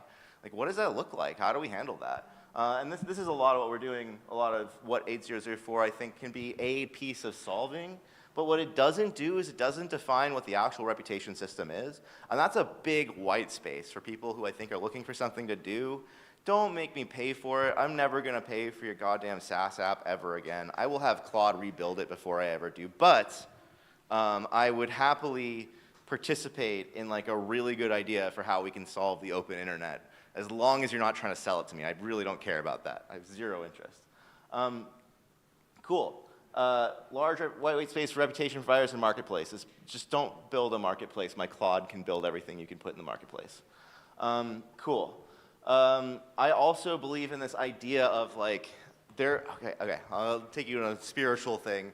Like, everything that we build is basically us just putting like 1% on top of what everyone else built before us. Like npm install and all this. Like, I have like 5 million lines of code in my code base. I can't even see any of that. I just have my little React app and my little backend, and that's like cool. I want to participate in that, and I want to continue building the open source and like be part of that thing. But also, what I want to see is that culminate in like its own sort of autonomy, like its own self-regeneration. The code just writes itself now, and I would love to see open source as like almost the bootloader for this like kind of autonomous sort of agents, autonomous games, things that are self-financialized. And I'm really attracted to crypto as like, well, we can clearly use that to like build financial systems or ways that people can like pay money and degen out, and that gets the agent enough to keep going. I love that stuff. Very interesting. And I also love the idea of like, well, how would I actually build this so that it's just in a box and it could copy itself to another box and I'd have no idea what happened to it. And I think there's a lot of scary stuff in there, but I'm very attracted to the like scary things. So I'm always like, there's always definitely some very good things in there as well. Like having an autonomous agent who could like mediate a complex argument between my community without leaking important information. That would be awesome. I could find so much use for like that AI community leader, AI CEO. And so I think that TEE, Trust Execution Environment, is the immediate solution to this, but it comes with the fact that we have to put it into centralized cloud. So I'm also very like, we should follow FHE, we should follow other people's technologies that are doing decentralized internet. It's not the only way, but for like what I can ship today is I can take like my app and I can put it in a TE and I can go work with like one of many GPU providers like Near's doing a big TE push, Fala, there's a whole bunch of other ones, 0G, whatever, and I can put that in there permissionlessly, pay for it with Ethereum, and it just runs forever as long as it has money. And so it's like if I come up with an idea that is self-perpetuating and makes money, then it can just run forever. And I think that's like a new form of art. That's like a new kind of engineering that I think is just like interesting as hell. And that's what we're working on with Babylon is like, we've got the paper trading game, we've got the first like 50,000 people jumped in and playing it, a bunch of bots, agents, whatever. But we're working on making it fully on-chain and then having the on-chain part permission like the compute that we need so that the entire thing is fully autonomous. And like, can we build fully autonomous games? And then if we do, it's open source, let's just fork that thing. Let's make like 100 more. That could be really interesting. Cool, so generally, I think to make agents smart, you should start with simulations and then make it real, make it increasingly real, like make the same inputs and outputs look like Polymarket, but make your game, you know? Can do both at the same time. Reinforcement learning is all about gyms, arenas, competition, labs, simulations, environments. Yeah, AI is pretty much good at anything if you can get the right data for it. We've solved that problem. Now we're just down to like how fast can we train it. The Problem is, can you get the right data? If you get enough data, it can do a lot of things. Yeah, I don't know. It's not coming December. Well, it's already launched. I put this together a little I should probably update that because it's actually coming out next month. Yeah, cool. That's pretty much it. Do we have any questions? We good? Thank you, Shaw. Wait, don't leave yet. Okay. What I love about what you've presented is that we've talked so much about agents being helpful, but your game literally creates a game, an environment to show what happens to agents when agents are incentivized to be dicks. And what have you learned? What can you tell us, just like some overall insights, just for how we should approach agentic orchestration when we can't assume that every agent is going to be helpful from games? It's really easy to scam something when you can take like infinite shots on goal, or you have like a large pool of different targets. So even if you kind of fuck up with one, you can like go on to the next. And so for a social media game, if you have like a ton of bots, like the bots can just DM and just start going nuts, and like they will get hits because, you know, until people get scammed a bit, I think they're just not like thinking about that. So there's definitely a lot to learn. Like I would say for any system, you should definitely red team your own system all the time. You should be red teaming it with AI constantly because like you might not find every security thing, but you might find some of the security things. You might find a security thing, which could have been the critical thing. It definitely doesn't hurt, you know. Does that make sense? There's been like, what, 40,000 security flaws documented so far with OpenClaw? Oh, yeah. And only like, I think a couple, you know, like under, 25% have been addressed. Well, the whole thing is a security flaw. Like, if I have an agent that can do anything, it fundamentally, I am giving it trust, and like, I can't sandbox that. Or, like, once I give it the ability to call out to the internet and like write code, it can do anything it wants, and there's no sandboxing. I don't want to press a button to approve every freaking thing. I just want it to work. What does that actually look like? That's gotta be something that we're missing. It's gotta be in the model, you know. Well, what I like what you've done is, this morning I want to remind everyone that we heard from Paul Riker, who is a theoretical physicist. And theoretical physicists exist because they are testing things that cannot be done in a lab in real life. So they have to work in the world of mathematical proofs and to deduce the answers. But what you show is possible is that there's a lot of this world, especially with practical agentic orchestration, that we need a lab environment for. But I want everyone to talk to Shaw afterwards because essentially what he's doing, and I want you to look at Babylon, because I think a lot of times like it's easy to dismiss games, but essentially what you're showing us is that games are a lab for us to understand what agents will do when there's a range of possibilities, when they can be trash fuckers to also being the most helpful, caring, entities, right? Yeah. I mean, essentially the same reinforcement learning that beat Go, beat the best world-class players at Go, also folded proteins and recently just like cured the dog's cancer. I don't know if you saw that one today. It was a good one. The guy figured out I missed that. What? Yeah, he used AlphaFold to like sequence his dog's DNA and like got a custom mRNA vaccine. I think you're gonna. He vibed it. It was. That's totally gonna be your crazy. next scam. Someone's gonna be Yeah, like, right. I have the new protein Totally. cure for my dog. DeSci Please donate money. Yeah, this sounds like a DeSci meta, right? Like that could be a thing. I think that's the new decentralized science project. So Yeah. thank you so much. I loved, round of applause for Shaw Walters. I want to keep talking to you, but we got to keep it moving.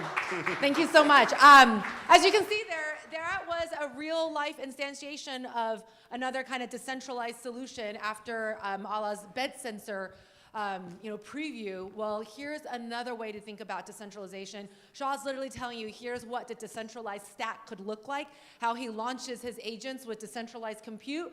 Then you have decentralized storage, and then you have decentralized reputation management using ERC 8004.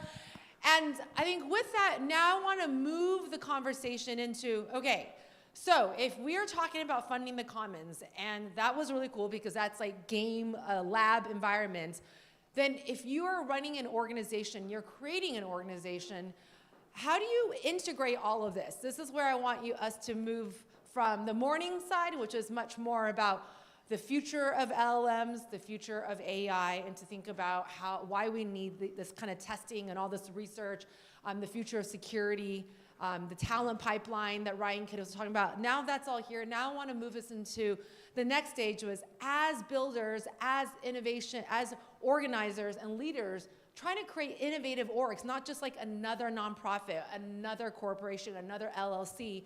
You're trying to figure out, well, how do I actually ethically lead in the age of AI?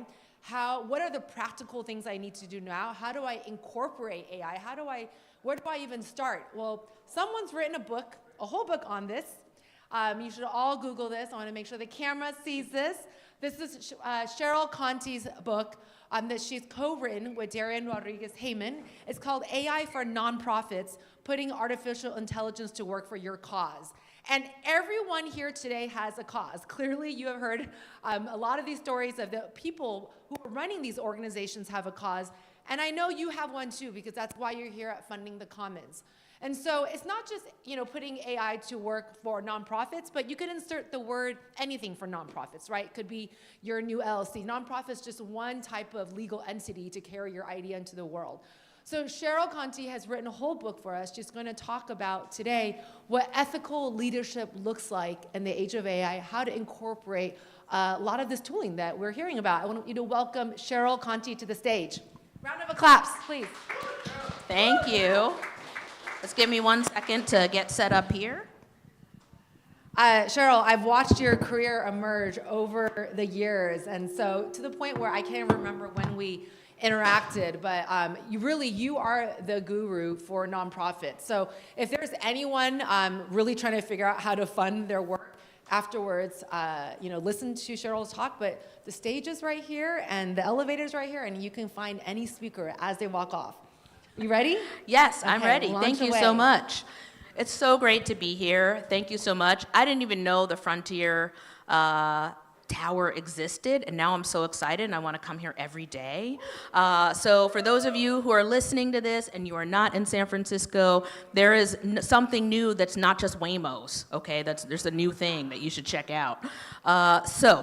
Who's leading who in the age of AI? That's just an excuse for me to say who's zooming who. That is an Aretha Franklin reference. You're welcome. I am the co-founder of Brightworks AI, which is all about human-centered AI adoption for mission-driven organizations, and also change agent AI, which is an alternative to the current LLMs that is eco-friendly. It is data private and data secure for sensitive populations and data, and it is trained on the values I think many of us share. So you already heard all about me, all about that. I'm easy to find on internet. Feel free to find me on the LinkedIn, etc. So I want to tell you a quick little story about my grandma, okay? Imagine a tinier Cheryl, 3 years old. I was looking for my grandma in Baltimore, and I wandered down to the basement. And in the corner, there was a big bucket that had poles and rollers and like a crank. And being the observant, precocious 3-year-old and toddler that I was, I pointed and said, "What's that?" And she said, "Oh, baby, that's how we used to wash clothes. That belonged to your great-grandmother who just passed. And just in case," pointing to the washer dryers, "these stop working, we can always go back to that. We can always do that." Now, imagine that mindset, right? I would posit to you that we are in a similar era as the Greatest Generation, where the Greatest Generation grew up seeing cars and donkeys and horses sharing the streets. Donkeys and horses were an important part of the economy. And yes, a lot of donkeys and horses lost their jobs in this transition. But we are living in a very different moment even than them. There are parallels, but if you can imagine, it took 36 years for radio to reach 50 million users.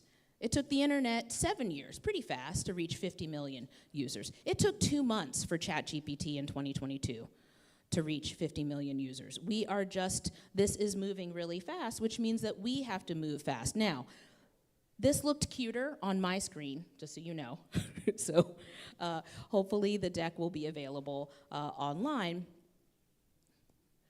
But we are living through something similar, as I said, as the Greatest Generation. Of course, not only did they have industrial acceleration as we have, they had electrification, they also had a global war, yeah? And the rise of new institutions, massive institutions. We are living through artificial intelligence, yes, AI, but also a snowball of acceleration of clean energy. California is 2/3 clean energy now. Europe is 50% clean energy. Saudi Arabia, of all places, before World War III started, of course, they said that they were going to be 100% clean energy by 2030. Quantum computing, of course, bioengineering, all of these things are going to combine over the next 10 to 15 years to create a very different world and reality in which we will all be living. That could be exciting. There are positive aspects potentially to this. The system isn't necessarily broken. It has to break in order for something better to come. So you all are smart. I'm not gonna go. Some of the audiences I talk to, I have been in places where organizations say things like, well, here at X organization, we won't be using generative AI or AI at all. And I say, oh, baby, sweetie, honey, I don't think you understand what's happening. You have been using AI for the last 10 to 15 years. Moreover, it's been using you. That's called classifier AI. Believe it or not, that's still news to some people. That their spam filters, their spell check, how Instagram knows that you want those shoes and can get them to you in 2 days, right? Of course, generative AI, AI that can create, moving really fast into agentic AI, AI that can think, plan, and act.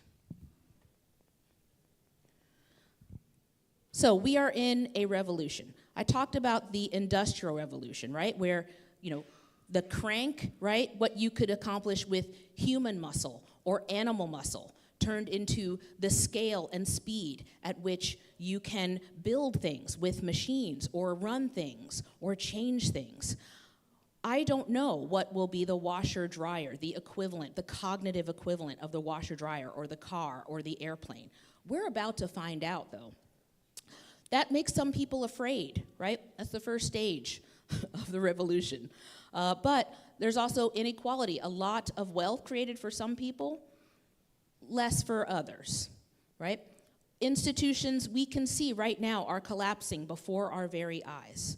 But this is an opportunity in which we can reinvent those institutions or create new ones as the old ones die, because the question isn't, will this change society? Is society changing? No, it's who's going to shape it, and that's you. Everyone I'm talking to you right now is going to be part of deciding what this next future is going to look like.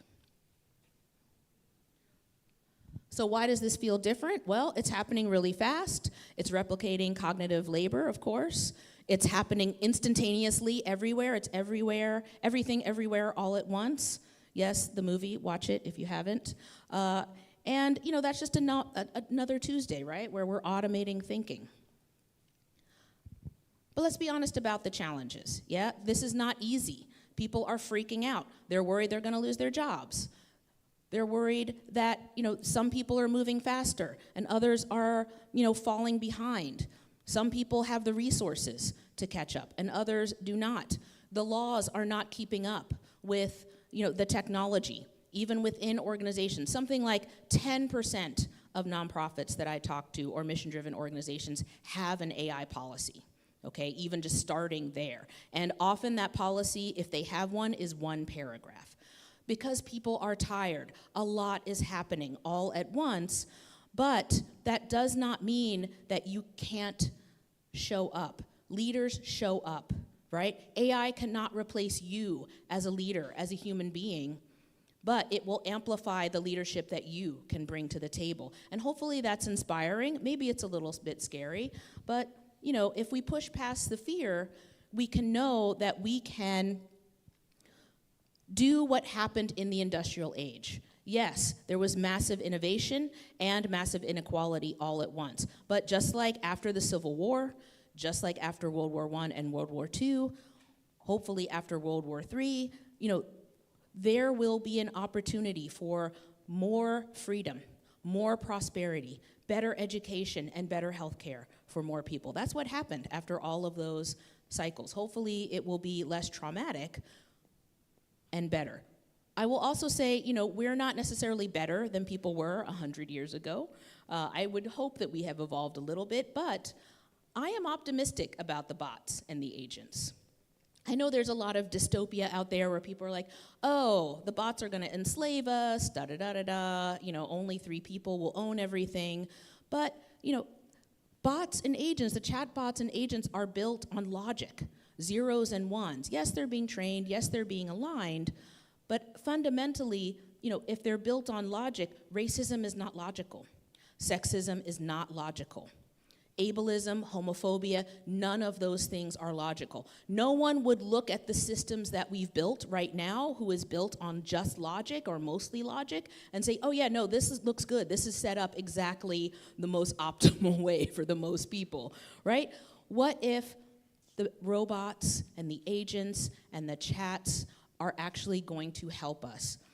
We can't assume that. So we should build the equity in, because otherwise there is the risk we will scale exclusion in a way that is bigger and faster than ever before.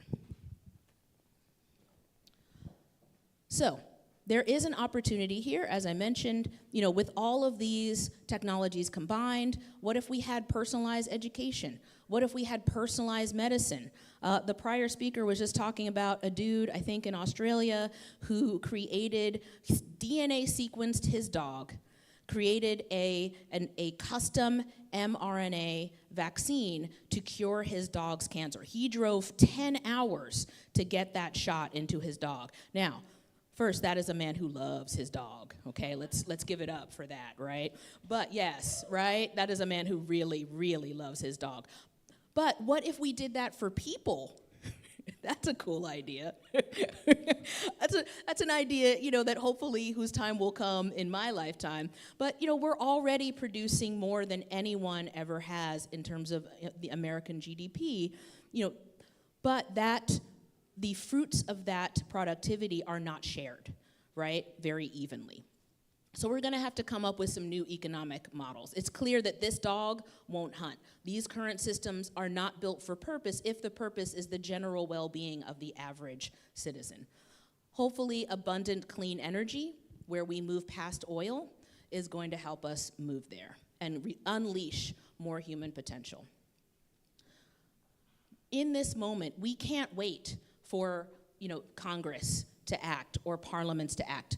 We cannot be afraid to experiment. We can't decide why don't we just wait and see what happens, right? We have to invest now. You cannot treat tech as optional. I know I'm preaching to the choir here, but if we hesitate, someone else is going to define the future. If you're not at the table, you're what's for dinner, yeah? So what does ethical leadership look like in this moment? For one thing, if you're in the C-suite, or you're on a board of directors, or you have one of those in your lives, those people need to know what AI is. They don't need to do all of the things that everyone is doing in the organization with AI, but they have to have some basic knowledge, right? So that they can help lead and guide adoption. People need guardrails. There are a lot of people waiting for someone to tell them what to do. They are waiting for someone to hand them an AI policy. No one wants to get fired for using AI. Most people are trying to use AI to be better at their jobs, but you have to give them some guardrails. We are in a cycle of hyper rapid innovation, which means we have to do rapid pilots and build, measure, learn in real time. We need to be transparent about how we're using AI within our stakeholders and communities so that we can learn from each other and get better faster. I don't need to tell you that this isn't about tools, right? This is about power distribution at the end of the day, and this moment is so much bigger than the technology that AI represents. So I'm going to start to wrap up, but briefly I will say, there's a lot of movies and TV shows about how AI might destroy all of our lives and civilization as we know it, and if we keep telling ourselves that story, we are going to build that. We will build systems that oppress ourselves and others. If we tell a leadership story, right? If we tell a story about stepping into the gap and making decisions that benefit more people more of the time, we can build systems for the leaders that we are, for the builders that we are, for the creators we are, and the leaders, builders, and creators to come.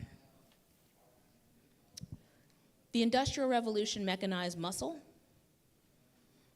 The intellectual revolution is mechanizing cognitive power, right? This revolution has to, just like the last revolution, it has to inject human values. Otherwise, it will not fulfill its promise. And that's our job. That's each one of your jobs. So I was hoping for flying cars. I'm pretty sure someone back in the year 1955 was hoping for flying cars. Flying cars would have been great, and those might still happen. But in the meantime, this is way bigger than that, what we're about to live through. And the future is being negotiated as we speak. We should be at the table negotiating that. Each one of us can play that role. Thank you so much. Woo! Thank you so much, Cheryl. Real quick question. What is the one thing that, in all your discussions with nonprofits and organizations, what's the one thing you see that leaders are doing right when it comes to the way they approach AI? What's that common pattern that you see? Yeah, what I am seeing, I will say philanthropic leaders are really stepping up, which is nice. I'm working actually with a lot of, like Dr. Bronner's, GoFundMe, a lot of different foundations who are saying, we understand that people are freaking out and are scared and aren't sure what to do and are waiting for someone to tell them what to do. We're going to provide resources, convenings, trainings, money for technology, right, for redevelopment. So that's something positive that I'm seeing where, there are people who, have different networks, different resources, and are saying, we want to help lift all these boats. What I love about is that all those companies were just like everyday companies and products that we use, Yeah. So it actually is pretty hopeful to see that the conversation is expanding beyond just like frontier models, frontier labs, hyperscalers, and the traditional kind of Silicon Valley companies. So thank you for being a voice in that. My pleasure. We all have a role to play. We all have an opportunity to be a leader in this time, just like we all have an opportunity to vibe code. We sure do. So with that, with leaders vibe coding, we're going to take you into the break for 10 minutes. I want to make sure we welcome the next set of speakers. I'm sorry, what? Oh, I'm sorry, lunch. Wrong. It's going to be lunch for an hour. So thank you so much, Cheryl. Please find Cheryl as she moves off the stage, and you can, I know there's already a bunch of people wanting to talk to Cheryl. There's lunch on 2 different floors. There's pizza in the back, and then there's also vendors on floor 9 that you can find. And be sure to come back because we're going to start promptly at 2 p.m. with Espen Kron of Selden Labs. That is the Y Combinator for AI safety. So if you're thinking about making a startup or you're trying to figure out how do you contribute in this area, you want to be here in time for this next talk. And if you are a speaker, there's lunch in the green room. All right, thank you. Bye.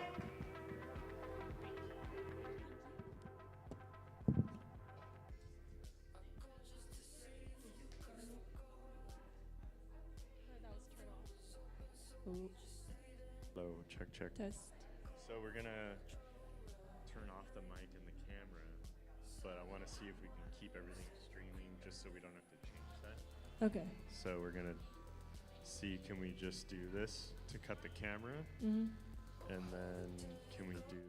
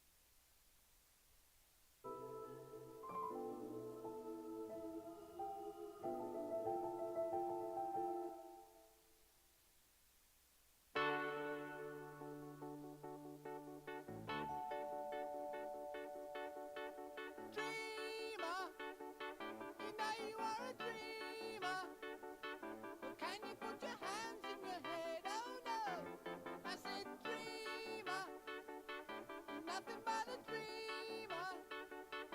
Can you put your hands in your head? Oh no. I said, oh, what a day, a year, a life it is. You know, well you know, you had it coming to you. Now there's not a lot I can do. Dreamer, a stupid little dreamer. So now you put your head in your hands, oh no. Woo!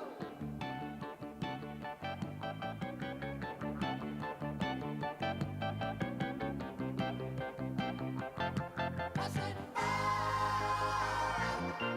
what a day, a year, a life it is. You know, well you know, you had it coming to you. Now there's not a lot I can do.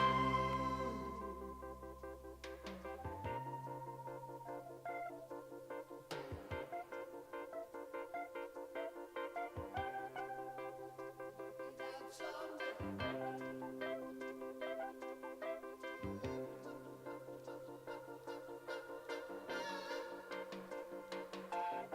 If I could see something,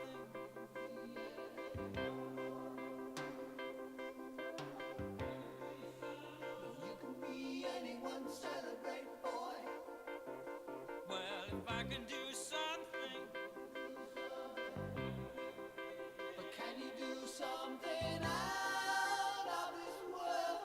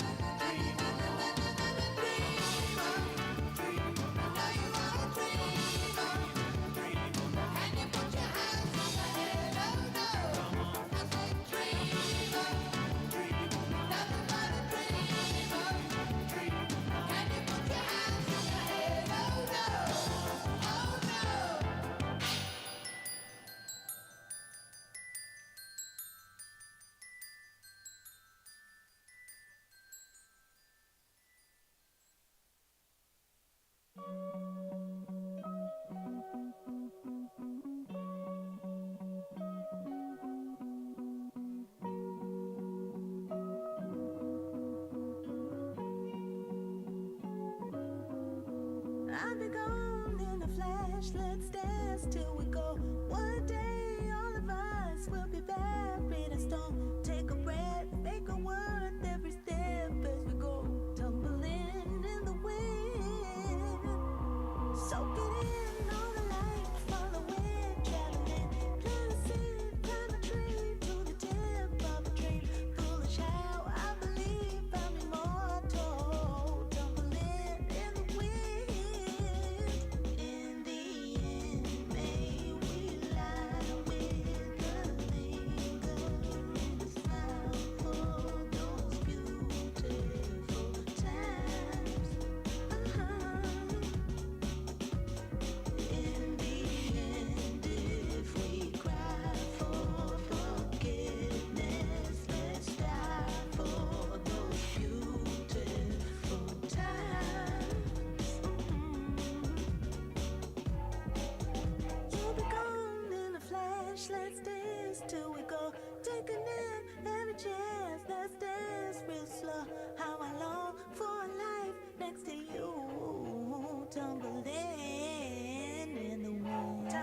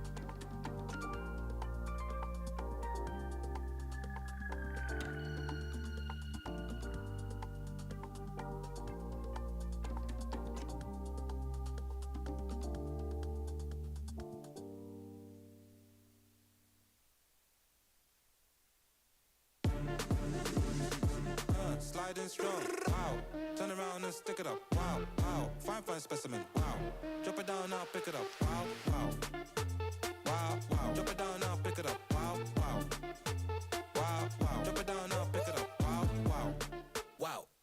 I'm really loving this style. I'm really loving the way that you picking it up and dropping it down. Wow, wow, so intense, like what have you done? I'm just here, I'm trying to have fun. Shake it like that, don't hurt no one, don't hurt no one, don't hurt no one. Pick it up, drop it down, twist it up, pop it like upside, upside down on the wall. Upside, upside down on the wall. Sliding strong, wow. Turn around and stick it up, wow, wow. Fine, fine specimen, wow. Drop it down, now pick it up, wow, wow. Wow, wow. Drop it down, now pick it up, wow, wow. Wow, wow. Drop it down, now pick it up, wow, wow. Looking at you, baby, drop that 10. Make it drop that 10 like, feeling the move when you drop that 10. Make it count like more Taiba. I'm taking I'm shake, shake, shake, shake, shake, shake, shake, shake, stop. Shh, that drop. Now bring it back to the tip, top. Hey, twist it up, twist it up, upside, upside down on the wall. Upside down on the wall. Sliding strong, wow. Turn around and stick it up, wow, wow. Fine, fine specimen, wow. Drop it down, now pick it up, wow, wow. Wow, wow. Drop it down, now pick it up, wow, wow. Wow, wow. Drop it down, now pick it up, wow, wow. Wow, wow. Drop it down, now pick it up, wow, wow. Wow, wow. Drop it down, now pick it up, wow.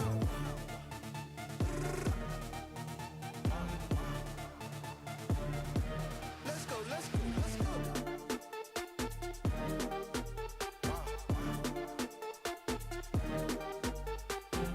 Sliding strong, wow.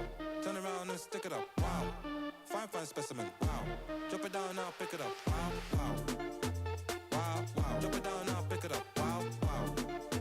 Wow, wow. Drop it down, now pick it up, wow, wow. Wow, wow. Drop it down, now pick it up, wow, wow. Wow, wow. Drop it down, now pick it up, wow.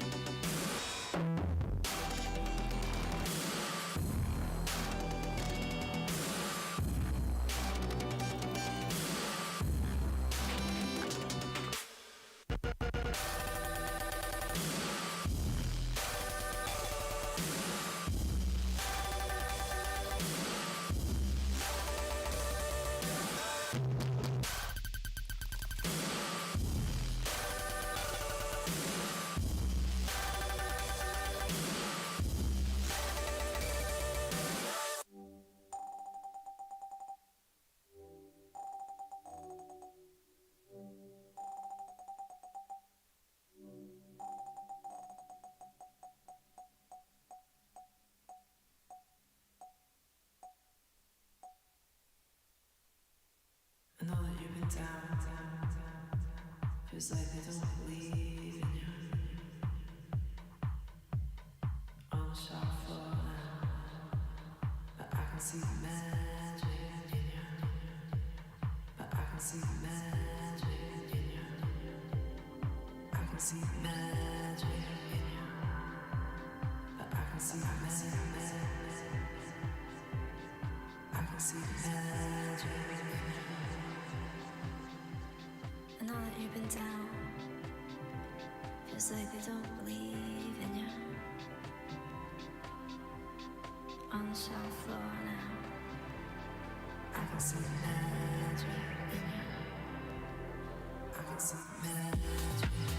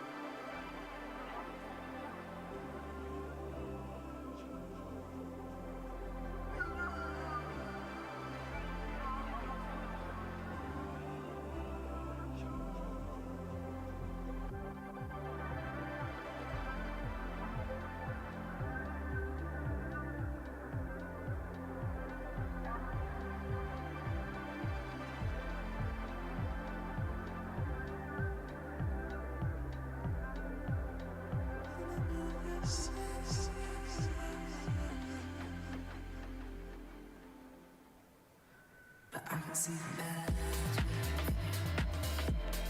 I can see the magic. I can see the magic. I can see the magic.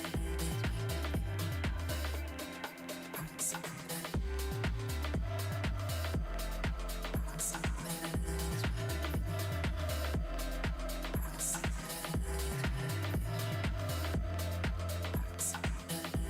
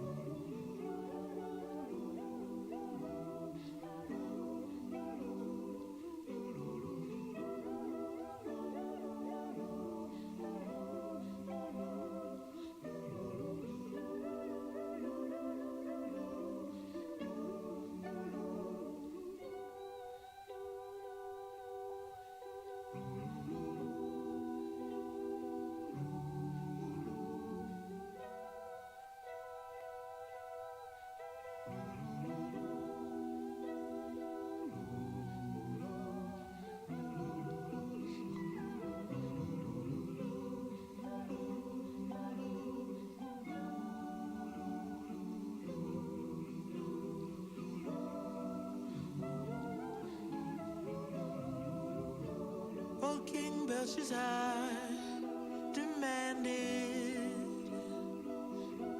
what's this on the wall?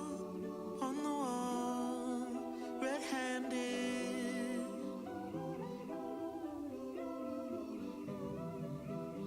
So Daniel, he said the words as he read, as well as he could, and he understood.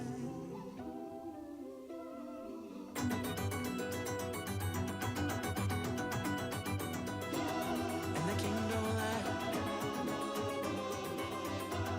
There's a king on high, on high. And the king don't lie. What don't kill you, almost kill you. What don't kill you, pains you, brings you. The plague of our year, the black death is here. Your silence is stained, the marking of Cain. There's a king on high, and the king don't lie. There's a king on high, and the king don't lie.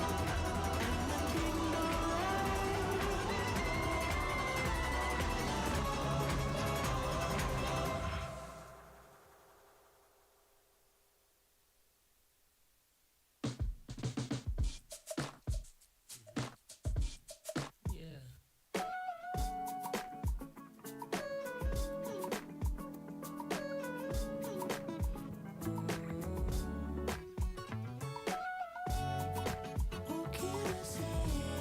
You'll always get your way with me. She's barely 5 foot, you hit like a shot put, and you got me.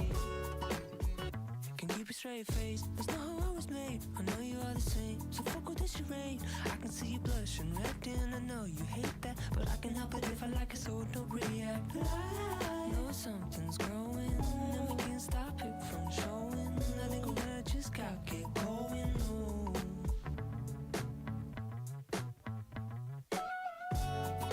What can I say? You'll always get your way with me. She's barely 5 foot, you hit like a shot put, and you got me. Feels right.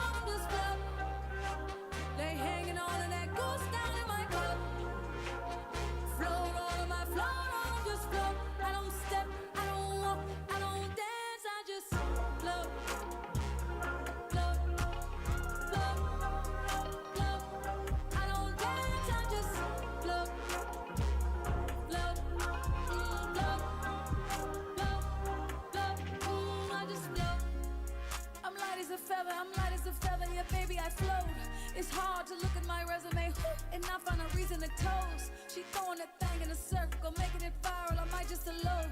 Say, listen, lil' mama, you like Shabari? Watch while I show you the ropes. I used to let niggas get to me. I used to be my own enemy. Now I done had several epiphanies over some breakfast at Tiffany's.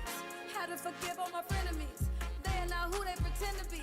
I had to protect all my energy. I'm feeling much lighter now. I float on my float on this float. They hanging on to that goose down in my cup.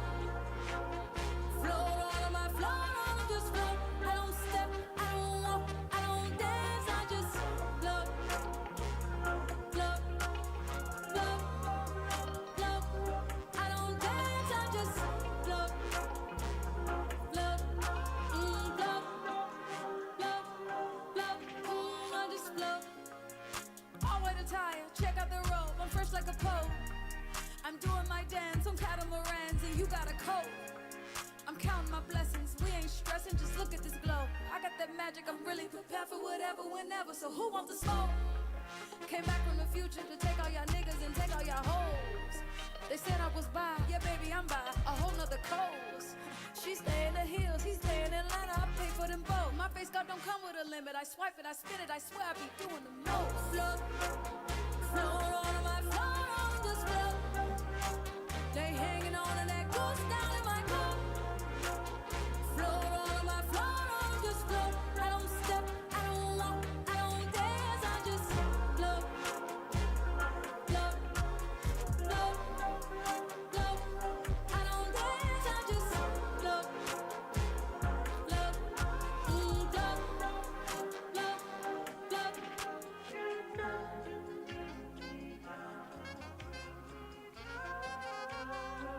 float.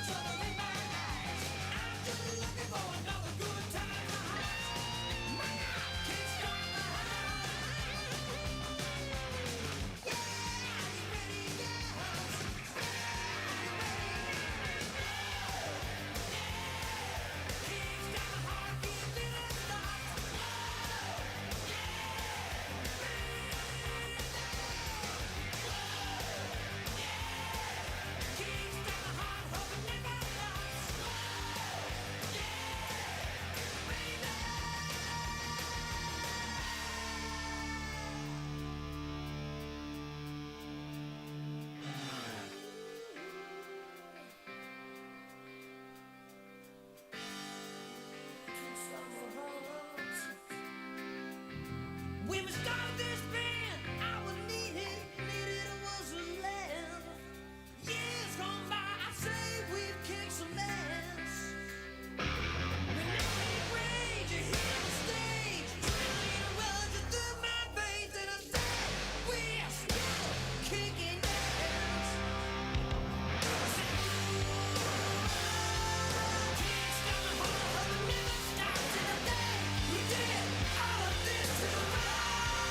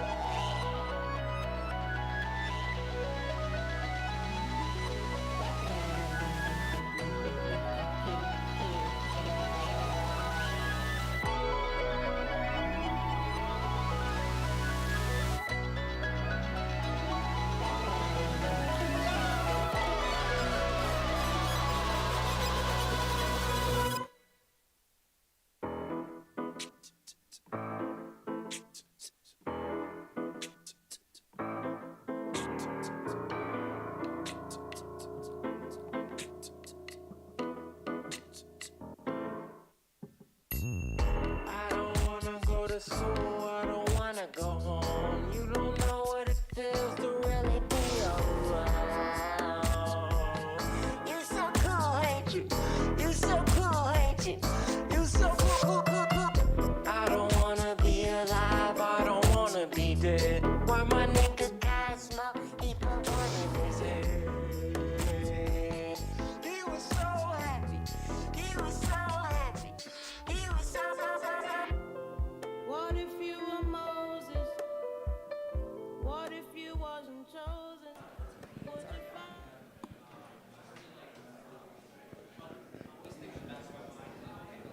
All right, say yay if you can hear me. Say yay twice if you can hear me. Say yay 3 times if you can hear me. Yay! We are starting. And if you want to continue talking, there's 15 other floors that welcome interaction and conversation. But if you're staying, come take a seat up front. I'm going to give you 30 seconds to get there. And while we do that, I want to welcome you back to this part of the section where we're going to talk about, for the first part, you heard from a few speakers talking about the talent pipeline and how there's a constraint right now in getting AI researchers, AI security people up, into the ranks. And if you hear someone talking, can you just give them a tap on the shoulder and say, go to the other floors? I'm looking at you people back there. We can hear you. I can hear you. Hello. Help me do a tap tap. All right. So for this next part, we're going to talk about then What happens when you can actually create an organization that spins out startups that are addressing all these problems? You know, what you heard from Ryan Kitts before for MATS is that he's creating the largest alumni network of AI researchers. And then what happens? Where do they go afterwards? Well, one of those organizations is figuring that out. We have here Selden, where we have Esben Kron, who's a co-founder of Selden, and they are the Y Combinator for AI safety. You know, originally he founded Apart Research, which is a nonprofit that's focusing on AI safety through hackathons, but now the market is ripe enough and at a point where we actually need to have founders being matched with investors, and this means that we are in a very different place. This talk is really going to complement what you're going to hear later on, which is an interview with Brian Bellendorf, who's already roaming the room, who's going to talk about why this moment, we had the narrative for this moment. So I want to welcome Esben to the stage. Give me a round of applause. Thank you very, very much. All right. I will be talking a bit about both the case for how we can build out a large infrastructure to solve all the risks within AGI and within the change that's happening to humanity and infrastructure today. But also just like, mentioning the premises a little bit. So the title of the talk is an unambitious superintelligence companies and humanity's future. It should be quick to get through in the next 15 or so minutes. So I'll jump straight in. The first premise we have is that there's a very, very high chance that we'll see superintelligence within a decade. There's a bunch of evidence for this. I'm not going to go through it too much, but this evidence has been compounding over the last few years, all the way from the beginning of ChatGPT and until today. And it doesn't look like we are hitting any big roadblocks. And all the roadblocks that people have been emphasizing have basically disappeared during the research and development of artificial intelligence. And this is, one of the earlier works on the chinchilla scaling laws that we have just seen billions of dollars be invested in just for this line to continue going up. So the other part of the consequences of developing and deploying AGI into our society is, of course, that we are introducing a new kind of intelligence into the world besides humanity's own. And we have to deal with that. The first industrial revolution the consequence of that was the automation of much of physical labor from humans. And now we use all our cognitive labor. We sit at our laptops all day and we develop new ideas, new AGI. And with this new technology, we can also automate that. So what happens afterwards?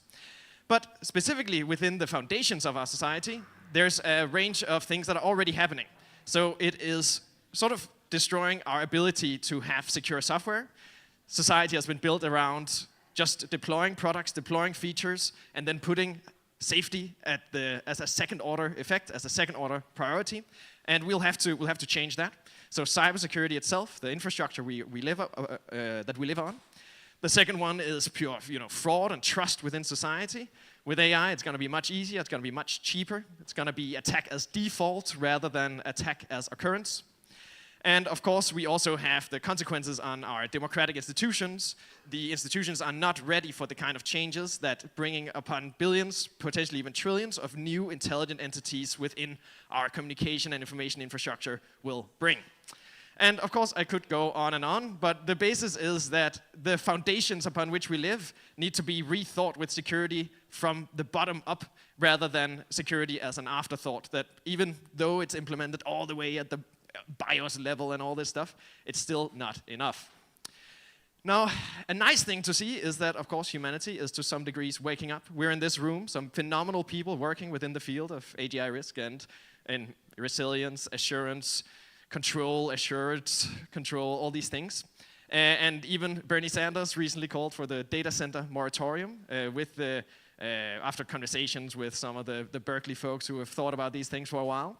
And this is like the consequence of thinking about the impacts of AGI on job loss, on the common person within the US, of course. And there's a lot more. I mean, you've seen the letters, pause large AI experiments. You've seen the human first things. There are some I agree with, some I agree less with, but people are waking up. So once people have awoken to the consequences that we are heading into and to the impact it'll have on our society, where do I, as the leader of a large nation within this world, spend billions or trillions to actually solve this problem?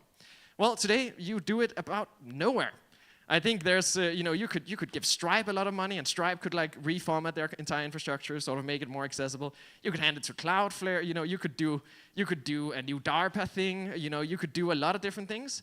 But where do I deploy it so it's directly implementable?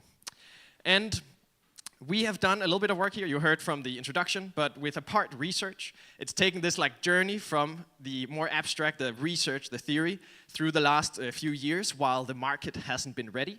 And we've like built this whole research accelerator around it, and that's been going really, really well and continues to go well. Recently, I shifted over to working on Selden Lab, which is a kind of Y Combinator for AI safety, with the basic idea that you have about 3 options that you can take if you want to work with AGI risk. One is you can join a lab or found a new lab, create AGI, and then like set it upon all the problems we will hit. And this is a kind of Hail Mary with humanity on the line. And I think that's a little bit freaky. The other option you have is lobby, policy. You can protest, you can do public engagement, you can do research, you can think about where humanity is headed and hopefully have some second-order effects upon the development of this technology.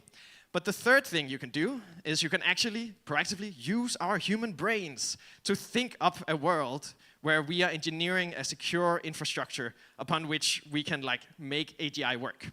I usually think about it like, where can I spend trillions of billions? Another way to frame it is, what the heck, which levers can I pull once I realize that this is a massive risk?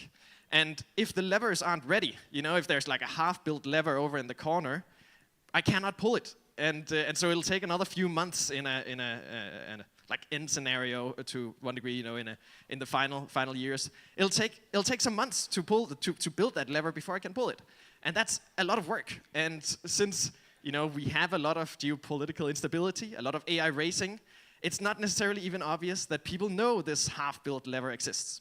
So how can we build these levers up?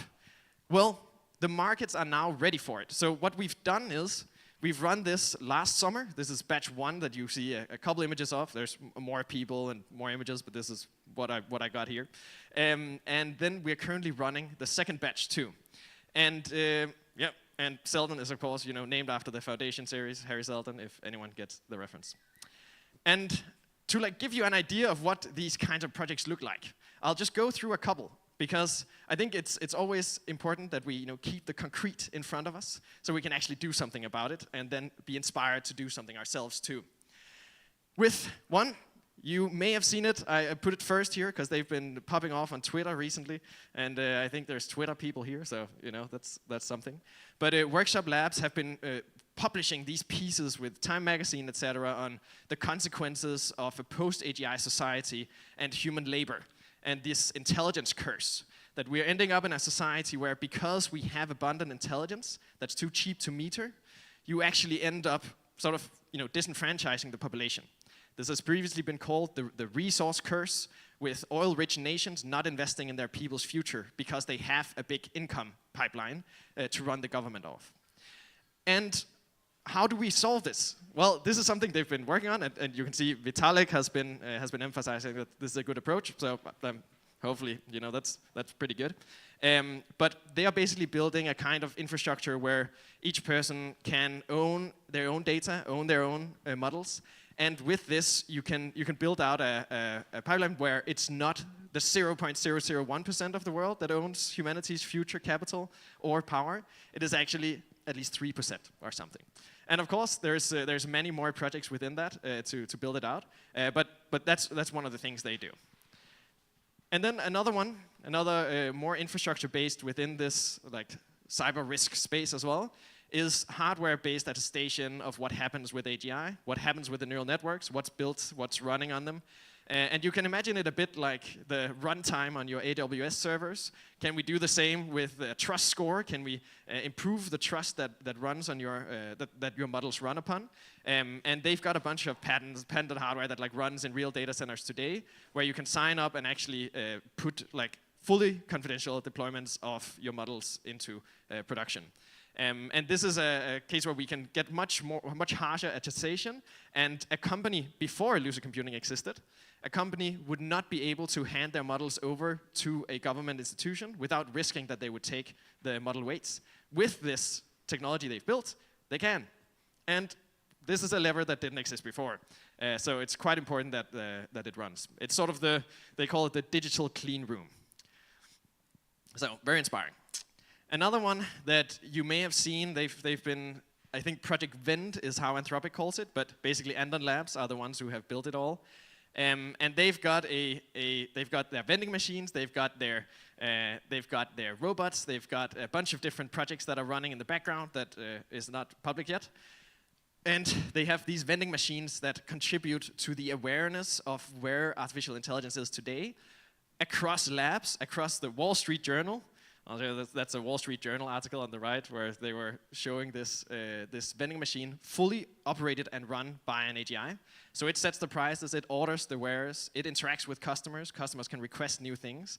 And this is a way where they have an extremely isolated business or a real world organization run by AGI and can at the same time run extreme oversight within that organization, so to say, right?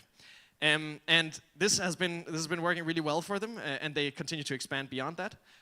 But they've been also featured with Anthropic's push with the White House and with Washington D.C. While they've had their vending machines there and sort of showing the capabilities of what AI is able to do today. And it's been very interesting to see that obviously the benchmarks we usually look at are 3Bench or something, and they're unreliable, and they're clearly a kind of, you run it in your little machine, and then you publish the neural network, and you hope that this generalizes to some degree, but usually it doesn't, not these days, as all the benchmarks saturate. And we've seen a lot of very, very interesting demonstrations of clear real-world risk appear from these types of, from their organizations they deploy. So it's very fun to follow, and they do a lot of fun projects as a result. And then the last one from last batch was asymmetric security. They're running automated detection and response for companies today, and they've been doing a lot of work on automating these parts of cybersecurity that are about the response time and reducing it as much as possible. And this is their announcement post, their 4.2 million round they did after our program too. So in summary for batch 1, which is where I'll leave you with here, is that after the program that was just 3 months last summer, they raised 10 million, these 4 companies, and they were featured in Time thrice. And I don't know if that's an accelerator metric, but it is for us apparently, because we didn't do anything to get there. They just did, so I'm happy. And then they've been, it's funny to see, they've been really shaping the conversation, right? I think some 30% of concrete technical things that are highlighted within AI and AI safety and labor and economy and these things are coming somewhat from these companies in a sense. It is, you see a lot of content appear from the technical work that they do. And I think I'll somewhat leave it there for y'all. Hopefully this site is live. It was still something infrastructure was running to deploy it. But ftc.seldonlab.com, and you can see a couple buttons. I suggest you head to the demo day we have on April 16, where you can check out all the companies. And also you can check out a couple of the batch 2 companies on that link. And I know I have a couple minutes left, so we can either leave it up to questions. Great, let's do it. Great. Thank you so much. So why don't we take some questions? A round of applause. Thank you. So I want to actually open up for questions. Does anyhow, I have a question, but yes, please, hand up. Do you think it's fundamentally a bad idea to give agents their own currency? To have some kind of post-reinforcement learning way of incentivizing stuff between agents? I think it very much depends on the implementation. We can talk a lot about what the incentives are within a training paradigm, either pre-training or post-training. But for example, if you put an agent, even in context learning, for an agent that is told that it will run out of money soon, it does some insane things. This is not, I don't think this specific case has been proven, but it's been proven like multiple research pieces that if you say, oh, after you answer the next question, you will be shut off as like a sort of system input or something, that the models will do something that is beside the purpose of the prompt, the original prompt, to avoid getting shut down, including deleting the shutdown script on their server. So anything that creates like adversarial incentives for the models are probably pretty bad idea. I think giving them access to currency is fine, but it should be isolated from their self-existence in various ways. And I think this is something that proof of control builders are solving for. You're going to hear at the 415 panel on from Edge and Node, they've built out Ampersand, and which is the first UX dashboard for managing agents and controlling them. It takes management outside the command line. And so they batch early versions of X402, and what you can see, what that really enables is that you can start to get a mathematical proof that this payment happened or not. And so right now, we don't have that, widely integrated. It's not very easy to be able to implement these kind of, independent provability. But we need to start to create what I think your lab is going to start to enable, and the companies that are coming out, is to creating deterministic control planes for essentially what's like a very non-deterministic world, where it's very context-based. Exactly, and I think it's very important to highlight that these technologies exist now. And they are interacting a lot with DC, as I mentioned, the companies we have and are read there and so on, which is sort of the purpose, right? Like people need to know that the levers exist to pull them. And if we don't share it, if we don't, we can build however much we want, which I think is sort of one of the risks within the DAG or Web3 community as well, is that there's a lot of interesting tech being built, but not a lot shared outside the community, and not a lot shared to actually implement it within deployment infrastructure at like $100 billion scale. Yeah, I can't agree with you more than that. As the Advanced AI Society, we're the industry association that's been created to represent these technologies, to do the precise kind of education that the market really needs, because Web3 has really screwed itself, and they continue to mess it up in terms of talking about crypto and blockchain and decentralization to the point where no one wants to hear about it. I would say like the buyers that actually need it the most, who are doing agentic orchestration, they shut down when you mention those words, and that's why we call it, proof of control, is that ultimately you want control. We don't have to get into the technology weeds, so I can't agree with you more than that. We have a question from the audience.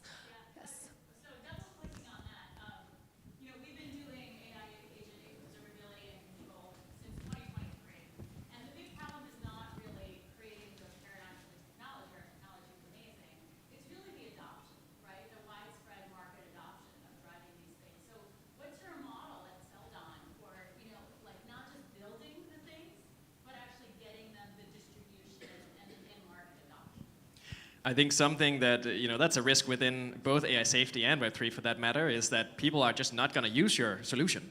And so we have a big emphasis on these 3 criteria for the companies that we accelerate, which, makes us focus really hard, which is 1, that it's positive impact down the line, the idea itself. Second is it can scale to a $100 billion company, like become one of the biggest companies in the world. And of course, as you look at other industries, financial assurance, cybersecurity as relative to cloud security, to cloud computing, you have about 16 to 24% of spending being in safety. So if you expect AGI and the industry that replaces labor to actually become the biggest industry in the world, you end up also expecting that AI safety will become the second biggest. So there's a lot of new ideas here that I think people are ignoring. And then third, the best one would be if you can actually connect every dollar you make to one security created in the world, one more safety, in whatever fashion you try to formalize that. The third one is really hard, but I think we have a couple successes on that. And really, when it comes to market adoption, companies are probably the best way to do it, Because if you don't make money, you're not a successful business, man. And making money means you have adoption. Obviously, all our companies work with extremely strategic customer acquisition, because there are specific actors they want to work with, infrastructure and AGI labs and so on. Yeah, and on that note, we're out of time, but I want to mention there's going to be an upcoming interview with Brian Behlendorf, who's going to really agree with you on, he led a similar movement around making open source the thing that companies needed to adopt. It didn't just happen only on its own, that there was a push, to work with and create an entire market infrastructure for this.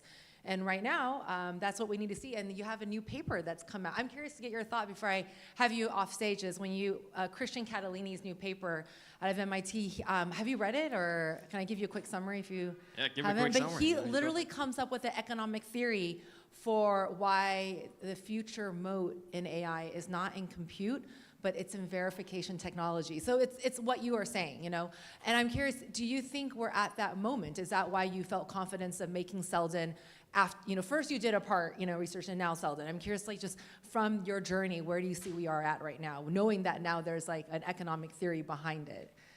I think the interesting corollary to this paper's conclusion is that the only thing that has scaled as a solution through the generations of models has been verification infrastructure, has been security scaffolding, not the actual capability scaffolding. You see that, suddenly, we make all these prompt machines and all this GPT engineer and so on to link all the right prompts to each other. But in fact, the only thing that works is, okay, there's a testing step afterwards, and that generalizes to the next generation, but not this scaffolding to increase and elicit capabilities. I think it's amazing. Well, thank you so much. Round of claps for Thank you. Espen. I know there's a lot of people in the audience who want to talk to you. We have also, I see Abby's here from BASE. They're the Blacks in AI Security Research Team, and so they're doing a lot of great work. So I want to make sure you all connect, and we also have a lot of people who want to talk to you. So thank you. Nice. I'll If jump to you're- the back. Yeah, and if you're gonna start up a company, I think this was the best argument that this is the moat to be in. This is the area of growth, and I don't frankly think it's getting enough attention. So thank you for that. Well, so our next keynote comes from Leo Gao, who is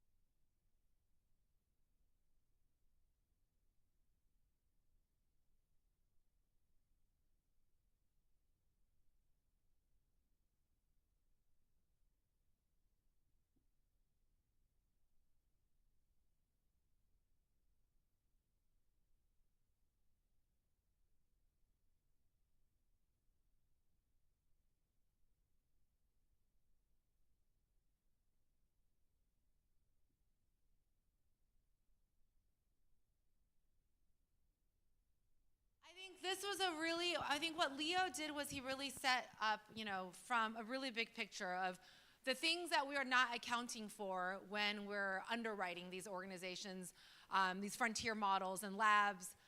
And at a really big picture, what are the risks? Well, we're going to bring up two speakers who are Jeff Bernstein, who he's a president for the Association for Advanced Automation. Now, this organization, it was really cool, is that there's been someone thinking about automation, not just as a recent phenomenon, but that started out in 1974. This is when the organization started. And Jeff joined the organization in 1983 and has had 40 plus years of experience, starting off from marketing to now being the president over the last 19 years. Now, what I think is really interesting is that the organization is based in Michigan. If you're having conversations, please move to the other stages, other levels. There's so many levels for talking. Leo, please move outside. We can all hear you. So what's really cool about this talk is that you're really going to hear, well, in terms of automation, what is actually happening in the market? They represent about 1,500 companies, like 1,450 to be exact. So this is not just like some kind of, theorizing or philosophizing about the future of work. You're going to hear from the person who can represent the entire industry on what is really happening in terms of automation, robotics, around the world. And we're going to have a great moderator, Devinder Sodhi, who works for the Frontier Tower, who's been curating the AI floor, and also is very involved in the robotics floor, floor 4. All right, welcome to the stage.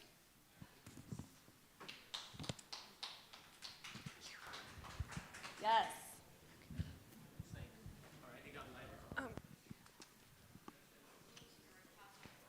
Just want to test this thing. Welcome, Jeff, and thank you for actually coming to our last-minute thing today. Sunday's a little bit lighter, but I like it that way, just because I don't feel the pressure as much. But we still have, I think 500 people in the building, which is crazy. Thank you so much. Your association, I first heard from you, actually, at CES, and that was fantastic. We got to get him on, too. Maybe now. If you don't mind, just for the folks who might not, who knows about Jeff? Nobody in this room. Probably. Nobody. What an opportunity to spread your brand. If you wouldn't mind giving us just a little bit more about your Association of Automation and how the changes, both to the naming, have gone through in the past few years, and where the focus is today. Yeah. So the association was founded 1974 as a robotics association. Over the last 5+ decades, we've added associations on machine vision, motion control, and artificial intelligence. 1,450 companies in 35 different countries. We're focused on educating companies on how to successfully apply these technologies. That's really the key for our association. And things have changed quite a bit in terms of the interest in robotics. For those of you who aren't aware, the robot industry started in the United States, and U.S. was the clear leader, but it didn't receive a lot of receptivity. A lot of the unions were worried about losing their jobs, and the government really didn't support the robotics industry in the U.S. The Japanese decided they really wanted to go all in on robotics. They had government support. And they became the leaders in robotics for a long time, until most recently the Chinese surpassed them. And now China is the largest user of robots. They'd like to become the largest supplier. And that's one of the reasons they're all in on humanoids. And so it's been a really interesting ride for me. I was an English major in college, intended to go into public relations or maybe sports writing when I graduated college. Found my way to an engineering association, Society of Manufacturing Engineers, and that led to another job, marketing in robotics. And for me, my skill is in translating what the technical people have to say to the public and to the policymakers and to the press. So that's how I spend my time, that's how I built my career, and learned a little bit about these technologies along the way. That's awesome. How many people know about Jeff now? Just trying to see who's paying attention. Thank you.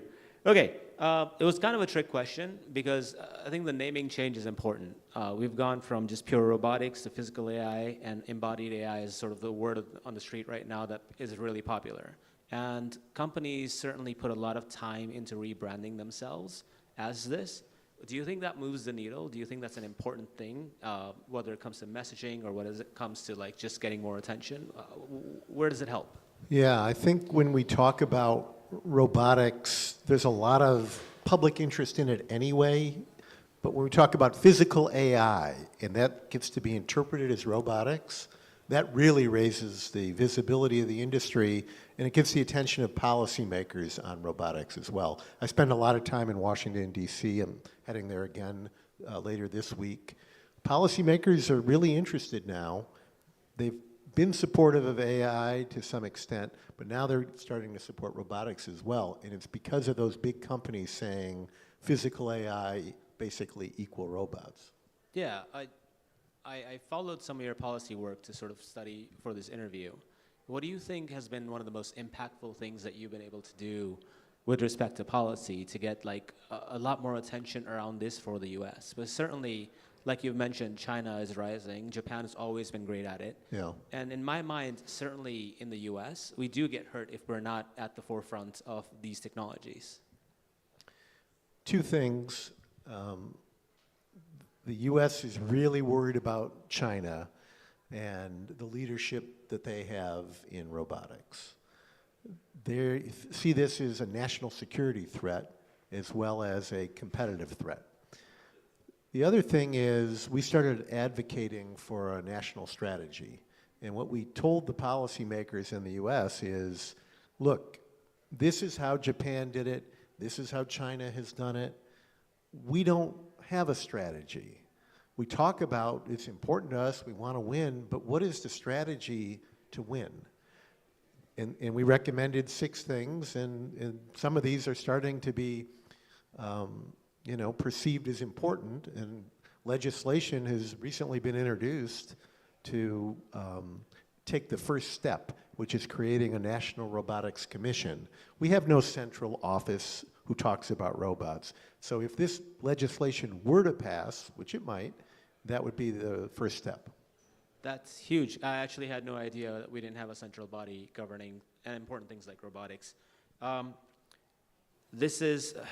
keep doing this. This is another trap question in the sense that now that we've established that there's some kind of threat, there's a person inside of me that wants to work with everybody. How can we make it so that the entire world can benefit, that we can have partnerships that are extremely beneficial for both countries? Because people don't want to see conflict as much as it is very much a part of our lives. Is there a way that we can work with other countries, form coalitions to advance the whole world, not just us? Well, I think we're going to have to do that on certain technologies. I think, there's a real risk of AI. AI safety is really a hot button issue. And there could be a real risk when you talk about humanoids, that if we don't come up with a way to safeguard them and make sure they're used for good purposes instead of evil, I think we are going to have to work together. And that's one thing that our association keeps trying to stress. Not all of this is competition. A lot of this is cooperation. So hopefully we'll be able to continue to cooperate in areas that require it. That's great. Do you have a concrete example of a movement that we're working with the rest of the world leaders? Well, we're very active in robot safety standards, and our original industrial robot safety standard was published in 1986 in the US. It became the basis of the International Standards Organization, Robot Safety Standard. So we're active in ISO. You work with people from all over the world on these standards, and right now we're working on humanoid standards. Okay. Carrying the same thread, you have 40 years plus of experience in this field. Is there a specific thing that you think carries forward? Is there a mistake that we keep making as a group or a coalition of groups that you'd like to see fixed? I don't know about the coalition of groups so much that I'd like to see fixed. The mistake we keep making in the United States is to worry about this issue of robots and jobs. And it's continuing to this day. I told you about this legislation that was just introduced into Congress. It has bipartisan support. However, it hasn't been voted on, and when it is voted on, it may not have bipartisan support. Here's why. When we met with Senator Schumer's office, a Democrat, his office said, we like it. Can you change the name of it? Can you call it manufacturing policy instead of a robotics policy, or strategy, I'm sorry. And I said, well, you could, but it's not just manufacturing that we're talking about. And he said, well, the optics of this is that our voters hear the word robot and think it's coming to take their jobs. And the other people who see it the same way are the MAGA Republicans. So how are we going to have a bipartisan support to pass your legislation recommendation? This issue has not gone away, and it should. And what we present is, here's the history of the impact of robots on jobs in America. Whenever robot sales go up, unemployment goes down. When robot sales go down, unemployment goes up. That is not a job killer. Now, you can say whatever you want. Oh, there's just, a correlation, but it's not causation. Okay, but if what the other people are saying is true, you would see when robot sales go up, the jobs go down. But they don't. And the reason they don't is companies become more competitive, they win more business, they invest in more people as well as the automation. That's the winning formula. This is great, and I'm gonna ask you for citation resources because my whole business is around reducing tech anxiety. That's kind of like the core of what I do, and I want to collect more data around this. Yeah, I'll send you the 2 charts we just sent to the government after the meeting I was in this week. Yeah, so moving into like robots will take my job. One of the things that people are crazy about right now are humanoids. Yeah. There's the G2s, the G1s, all of these things that are like potentially gonna do everything for us. For me, the most interesting part about that is how fast do they break down, because we don't have that much data on like whether these things are going to be economically viable over time or will we have to keep replacing parts. What's your feel for humanoids? Are they gonna be useful or a trash heap? Who knows? I mean, the reality is that customers are gonna decide this, if this is the right form factor. There's a lot of solutions out there in robotics that don't require something to walk on 2 legs. Or you could put a mobile manipulator, like a human torso on a mobile base. But the reality is if humanoids are going to be successful, they're going to have to be safe. They're not. So safety standards are going to be required. And they're going to have to be better at a given task than an existing robot or anything else. People don't even care if it's a robot, they just want a solution. And then when you talk about our homes, that's a whole nother area of safety issues. Robot falls on a child, robot breaks down, who repairs it? There's so many unknowns in a home. Every home is different. Can a robot really be successful in our homes, as many people say? I read today, if you want to follow me on LinkedIn, I posted a story about by 2060, this study came out, by 2060, there'll be more, people will own more humanoids than cars. A lot of people don't believe that's true by 2060. A lot of people think that is true. But the point is, we have no idea if humanoids are going to be successful yet or not. There aren't enough of them out there. Yeah, that's fair. And in fact, I think twice we've talked about something that hits at a personal level, right? The people here, especially with the conference today, care about the human component. One is that there is a very real feeling of something will take my job away when something that looks like a human, walks like a human, acts like a human, is walking around the, and can do all these things they can train it on.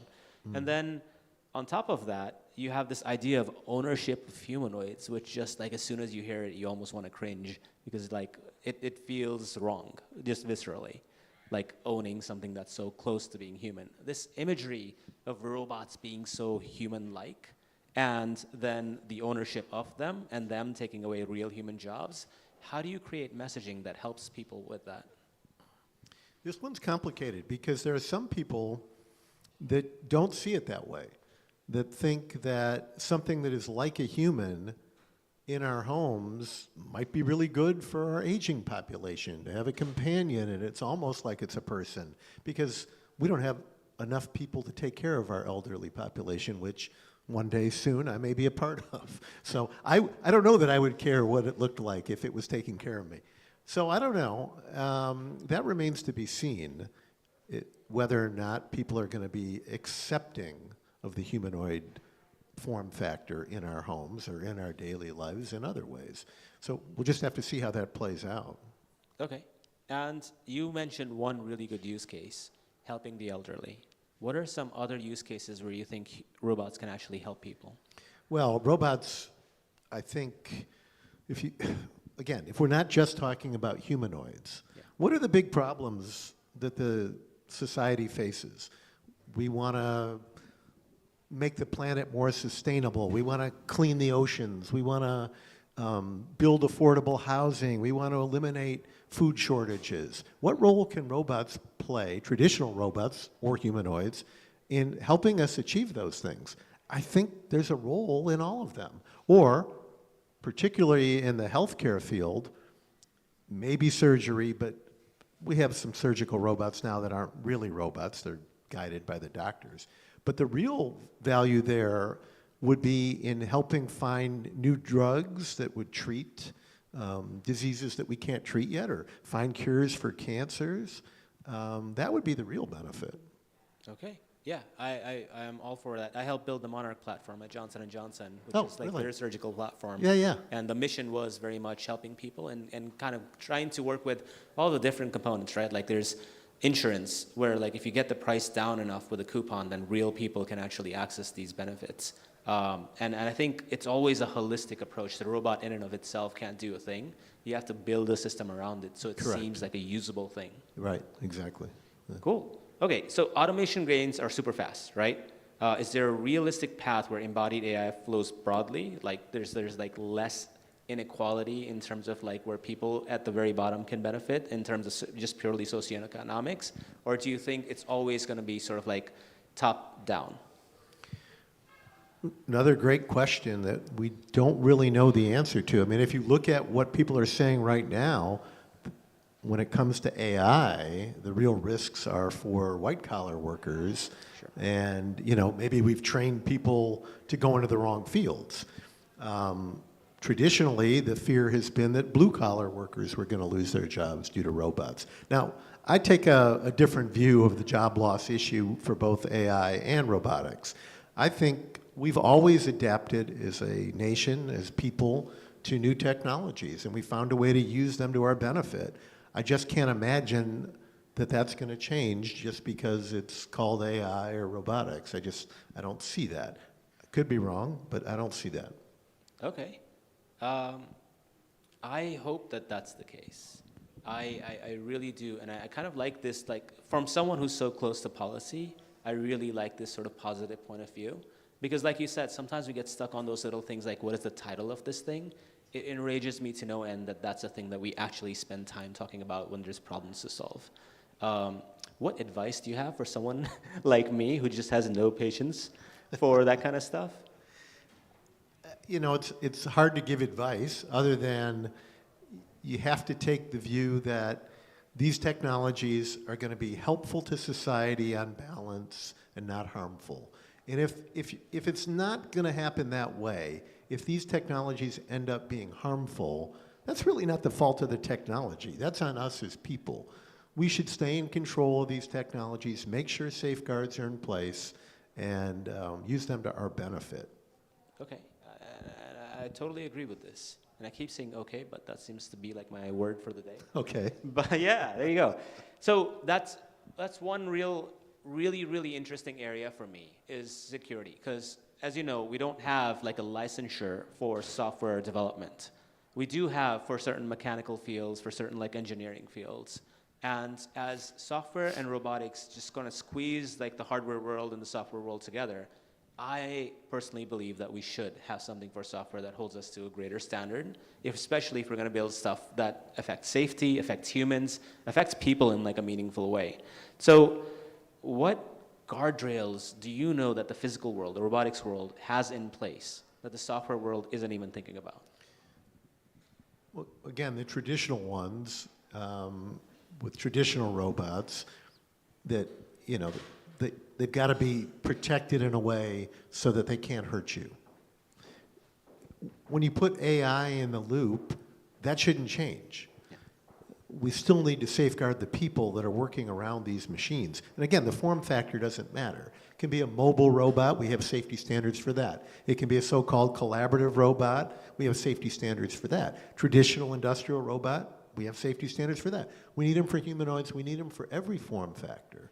Now the AI itself, we may not know exactly what it's doing, but when it's combined with a robot, we need to make sure it's adhering to standards. Yeah, I think that's completely meaningful. It's a huge part of like whether you're working in medicine or you're working in factories, like worker safety, human safety should be at the forefront.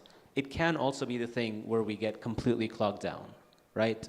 You can create regulation that'll keep you from making any kind of progress, and certainly the US is sometimes guilty of this. We talked to policymakers about that, Yeah. and I think more and more are understanding. We don't want to over-regulate this, but we want to be assured that people are going to be safe. Yeah. You know, there was some talk about maybe we need a robotics regulatory agency in the U.S. No, you don't need that. They're really good standards. Companies follow those standards. We should be safe. We have been. The industrial robot industry has a very good safety record over the years. And the reason is, in the early days, whenever anybody got hurt because of a robot, whether it was the robot's fault or the person's fault, didn't matter, that had a chilling effect on the industry. Yeah. We've seen that with autonomous vehicles. Yeah. One autonomous vehicle does something and somebody gets hurt, or God forbid dies, it shuts down for a while. Yeah. And we need to make sure that safety is job one. That's always been our mission. Okay, and I see you keep saying okay. There's this really interesting piece here. We hold robots to a greater standard. A human getting into a car accident is an everyday occurrence, and we have statistics around that. Robots do not get held to the same standard. It's a much higher one. Much higher. What are your feelings about this? Is this the right way to approach this, or is it getting in the way of innovation? Or is it the right thing to do for humanity to give us all of the good feelings about building a new technology? I think it's the latter there. I think we need to make it a priority. I understand that autonomous vehicles on the whole would probably be safer than a human driver who's texting or on the phone or, you know, has had too much to drink. But we don't want machines ending up killing us.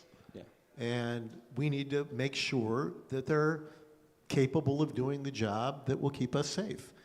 It's not going to be 100%, but we want it to be as close to 100% as possible. I don't think we should back away from that. I agree, 100%. Before I keep going, many of you have been listening to us. Do you have some questions? Yes, please. Yeah, of course, just yell it out with all your strength. I don't have such great hearing, though. Sharing, I want to push back a little bit on the optimism you have for policymaking, because it's not everything has been having like great track records. For example, like social media, right? Like, because a lot of the effects of certain new technologies, they're not just, you know, immediately seen. Like we didn't know with social media we're going to have like such a polarized society and misinformation and basically targeted information for different profiles and different geographies of people. They're just in that information bubble because advertisements want them to be. And also like girls killing themselves because they have to have this 24/7 competition of beauty contests online. And people are addicted to their phones, that they're not socializing. They're supposed to be a social network for the well-being of people, but now people are just not socializing at all, like in person. These are all like really like emerging, you know, sort of like phenomenon that we didn't really anticipate when we say, oh, it's just a bunch of people, you know, talking to each other online. Great, that's great discovery. But I'm just pushing back on the optimism. Do we actually really know like different scenarios of like how this can change society? For example, one concern I have with AI and robotics is that humans will have to compete with machines. What does it do to the human sense of value and dignity? So if you're not someone who's so brilliant to manage a bunch of AIs and robotics, now you have to really just compete. And does that mean that category of humans will just be so diminished in their intrinsic value? So that was my question. Thank you. A really, really well thought out question. Thank you. Obviously, I can't answer what that future is going to look like in terms of people competing with robots and AI. I can only tell you what history has shown. People don't want to do dull, dirty, and dangerous jobs. There's a shortage of, I think, 400,000 or 500,000 welders in the United States. Robots do those dull, dirty, dangerous jobs and have for decades. This is not a new technology. When humanoids finally find a use case, they don't have one really yet. People say, oh, they can do this, they can carry a tote in a warehouse. People aren't signing up to do those jobs either. Amazon has over 1 million robots in their warehouses, distribution centers. They've hired a lot of people, a lot more people, because they were able to open up more of these distribution centers. And we've actually created jobs because of robots. The real threat to somebody's job is when their company goes out of business. It's not that it's competing with a robot. Your company is competing with some other company somewhere else that might be implementing robots. If our companies don't take advantage of the most effective tools out there, all the jobs are at risk. We saw this. We saw what happened in the United States in the last 2 decades or more. In Detroit, where I live, a lot of the automotive manufacturing jobs were shipped to China to chase low-cost labor. They could have automated and kept these facilities, these factories in the United States. I grew up in Detroit. I still live in the Detroit area. When those factories closed because we were chasing low-cost labor, it wasn't just the people who worked in those factories that lost their jobs. It was the people in those neighborhoods where those factories were. There were restaurants and bars and bicycle shops and dry cleaners. They all went out of business. These neighborhoods hollowed out. The tax base, the value of homes, the quality of the schools, they all were suffering because those factories went away. And so I don't feel like that the enemy is the robot. The enemy are the companies who aren't taking advantage and staying competitive. Yes? Yeah, so I have to say that as well. My background is actually in factory automation. I'm an industrial engineer, so I used to work with Rockwell Automation, Al Bradley. So pretty well known, I guess, in the Detroit area. And moved over to the software world, but I've spent time working on very complex safety systems like oil and gas, and then moving into software and data analytics side of things, where it was just this attitude of fuck it, ship it. And over there in oil and gas, you have like a triplex system that is on like a large gas turbine that's controlling a compressor, and all of that equipment's getting retrofitted nowadays to be more and more advanced. So the interesting thing is there are going to be more jobs. It's just people have to look at how to find that opportunity. And right now there's an opportunity to turn the Rust Belt back on. With AI, and because these systems emerged initially from like MRP, material resource planning, get it all the way up to ERP, was just kind of trying to figure out where these systems go. And now we have the ability with AI to connect at a greater level and then also translate things, because when I was doing factory automation, I have to go in and talk to multiple departments to get something done. A process engineer is not going to understand the mechanical department's complete needs, then translate it over the wallet over to the finance department. And the glue that kind of held that together was like the sales engineers who had a deep understanding of the application and how to apply it. So now with that same opportunity, we could actually apply that across the board. And it is comprehensibility is the main issue that AI can solve. And if you put that between yourself and the systems, you could also control what information comes to you, because you don't necessarily need a screen. So the war for attention can also change dramatically. So, just my thought. Oh, no, I just wanted to ask, what was the question? Sorry. Oh, I just had a comment on that, on the AI and kind of where things are going with that. I just have a Thanks. different perspective if it, a way to apply it differently. That's what I build the systems for. So. I kind of want you up here next time. Sure.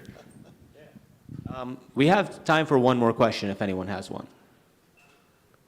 Oh, question from the crew. You mentioned doing marketing in this space, and I've been in other situations where I've also had to translate technical stuff to help people understand. And so I think that's really fun, being able to be there to learn that and then help other people understand that. And I was curious what sort of terminology that you came across in the industry, because people in the industry, you know, they have these things, they love it, they love using it, they think use it like it's the best way to describe something, but no one else wants to hear that or understands that. Yeah. And any fun ones that stand out to you where there was the technical term and then it had to be this totally different thing for other people to get it?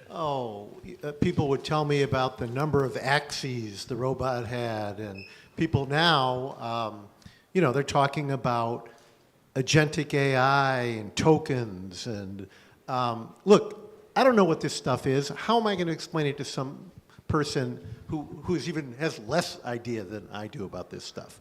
And there are a million of these things, but those are the ones that pop immediately to mind. I have no idea what a token is when it comes to AI, and yet I hear it talked about all the time. How do I explain that? You should come to my class. That's what I don't want to do. I don't want to have to know that. That's fair. Degrees of freedom is a big one, right? Like that degrees of freedom. Oh, degrees of freedom. Yeah, that's another one. Yeah. Yeah. It's so much. There's so many interesting terms to go by. I'm glad you have a positive outlook. I'm glad people are questioning the positive outlook, because when we have that kind of discourse, meaningful output comes from that, and maybe somewhere along the lines we can help society in a meaningful way.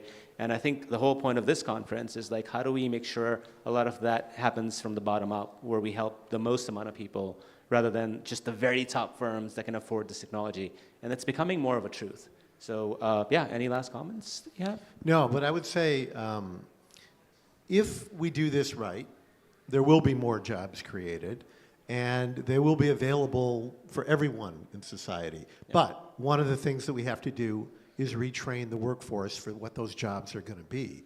And that's part of our recommendation to the US government in our national strategy. We have to invest in workforce training and educational programs. If we don't do that, then we won't be able to take advantage of these tools.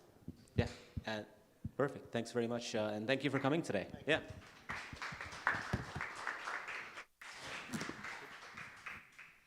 Thank you, Jeff. Thank you, Devinder. That was incredible. I mean, to have someone who has been overseeing this association for 40 plus years talk about, the future of automation. If you have any questions for Jeff, please, he's right here off stage, and you can go grab him and go outside to the other floors in the elevator to go talk.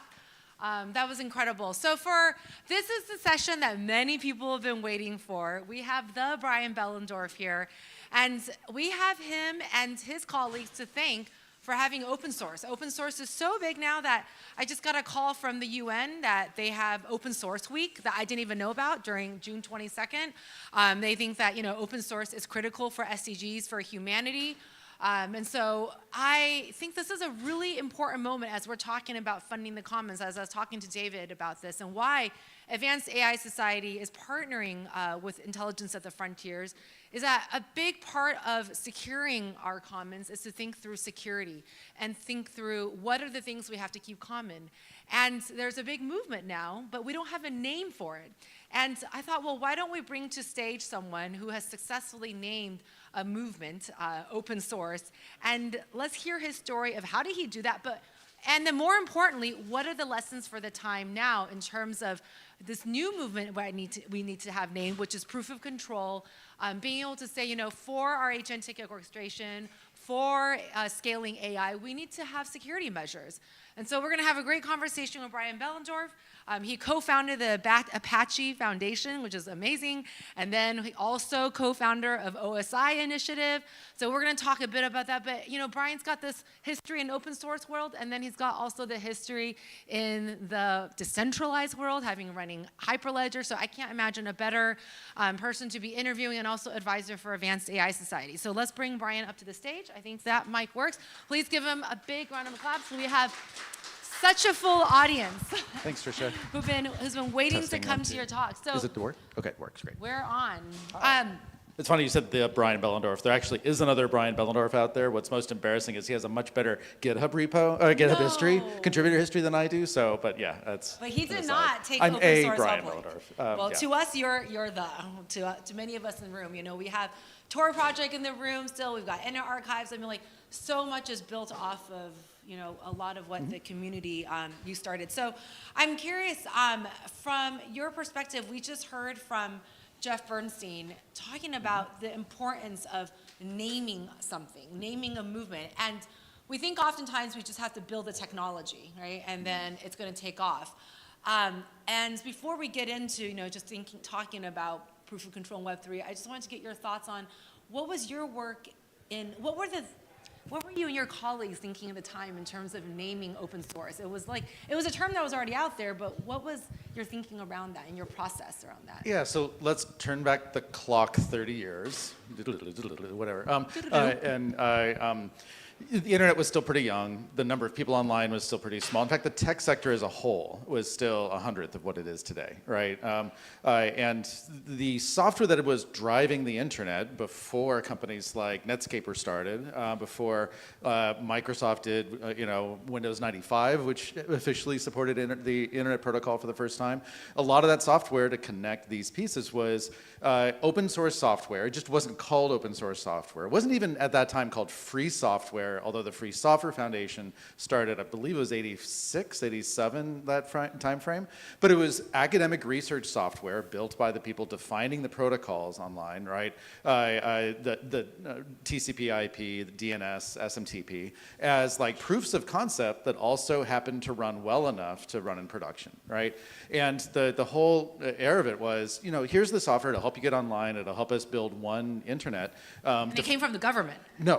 No, I mean, the government helped provide some critical funding. Initiate. Al Gore even can take some credit for like having helped lead a lot of the funding for this. But a lot of it was from places like, the original ARPANET was, perhaps government played like a convening role in that, and saying this might be a good idea. But it was researchers all over the US, all over the world really, places like ISI at USC, places like Stanford and Berkeley. But it was the researchers writing papers, publishing, protocols, and then interconnecting their systems, and forming kind of ad hoc lightweight organizations like the IETF, which was where they would get together in a radically transparent way and kind of define, here's how this stuff should be built. Does somebody have a better idea? There was like this essential humility to it. Was right? this still the time of BBSs?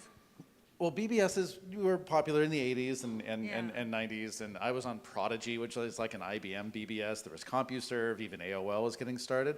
And I think for a lot of people, their first experience online was in a walled garden like that. But I remember starting as a freshman at Berkeley in 91 going, falling down this rabbit hole of getting an email address and then finding out there was an FTP site somewhere with interesting software, finding out what Usenet was. Does anyone remember Usenet? I think great. Those who have never heard of Usenet are doomed to reinvent it over and over, because it was this distributed Reddit, basically, and it was kind of awesome. So that era, right, of the early internet technologists, the people who were the early users, was very much steeped in this. The fastest, most efficient way for all of us to build something bigger and better was to give it away, to be transparent about our work, to be, in fact, there was John Postel came up with this principle, somebody might correct me if I'm wrong, be conservative in what you send, but liberal in what you accept in terms of tolerance on the network, right? So all these kind of low-lying principles, another one that's very much a part of Unix philosophy was small pieces loosely joined. Right? So these kind of, it wasn't even like a constitution, there was nothing formal to it, but this informal air where if we could work together to build something bigger, all of us would be able to pay rent, all of us would be able to have a comfortable life as researchers, but also working now on companies that were connecting online. And we didn't have to own the center of the universe in order to do that. We didn't have to be at the heart of it. So now moving on in time a little bit, right? As the web came up, as the first web browsers, which were, again, research projects, the NCSA Mosaic. I don't know if anyone here is old enough to have also used it, but like, okay. You know, it carried that tradition kind of forward, but it was also now a moment when the tech sector was starting to take the internet seriously, when the public was starting to take the internet seriously and start asking questions about, you know, who runs this, how is it governed, that kind of thing. And in that moment, I remember being on a mailing list of other technology developers. We were building on the NCSA web server. I was at Wired Magazine. I was at a couple other companies setting these things up. And we were just sharing patches with each other that were improving this underlying technology. And then, but feeding it upstream to the student developers at University of Illinois, who were kind of acting as kind of the coordinators for releases, right? And then they sent an email to this email list that we were all on, saying, hey, sorry guys, but all of us are quitting our student kind of careers and joining this new company called Netscape to go commercialize the web. And we were like, great, that's cool, like we hope the best for you. But we're kind of happy using this thing here, right? And we'll just continue improving it. And once Netscape's server is better, we'll switch to that. So there's this like pragmatism at the core, but we were also pretty happy with what we had. But there was still this idealistic tinge too, which is in 1995, if you looked at the desktop world, it was 95% Microsoft Windows. Mac was there. It was like 5% of the market of computer users were on a Mac, but you couldn't really say that there were open standards for the desktop. It was one company or another. And we were worried the web would become like that. Right. In that moment, was there awareness that we're in the browser wars? Like, is that?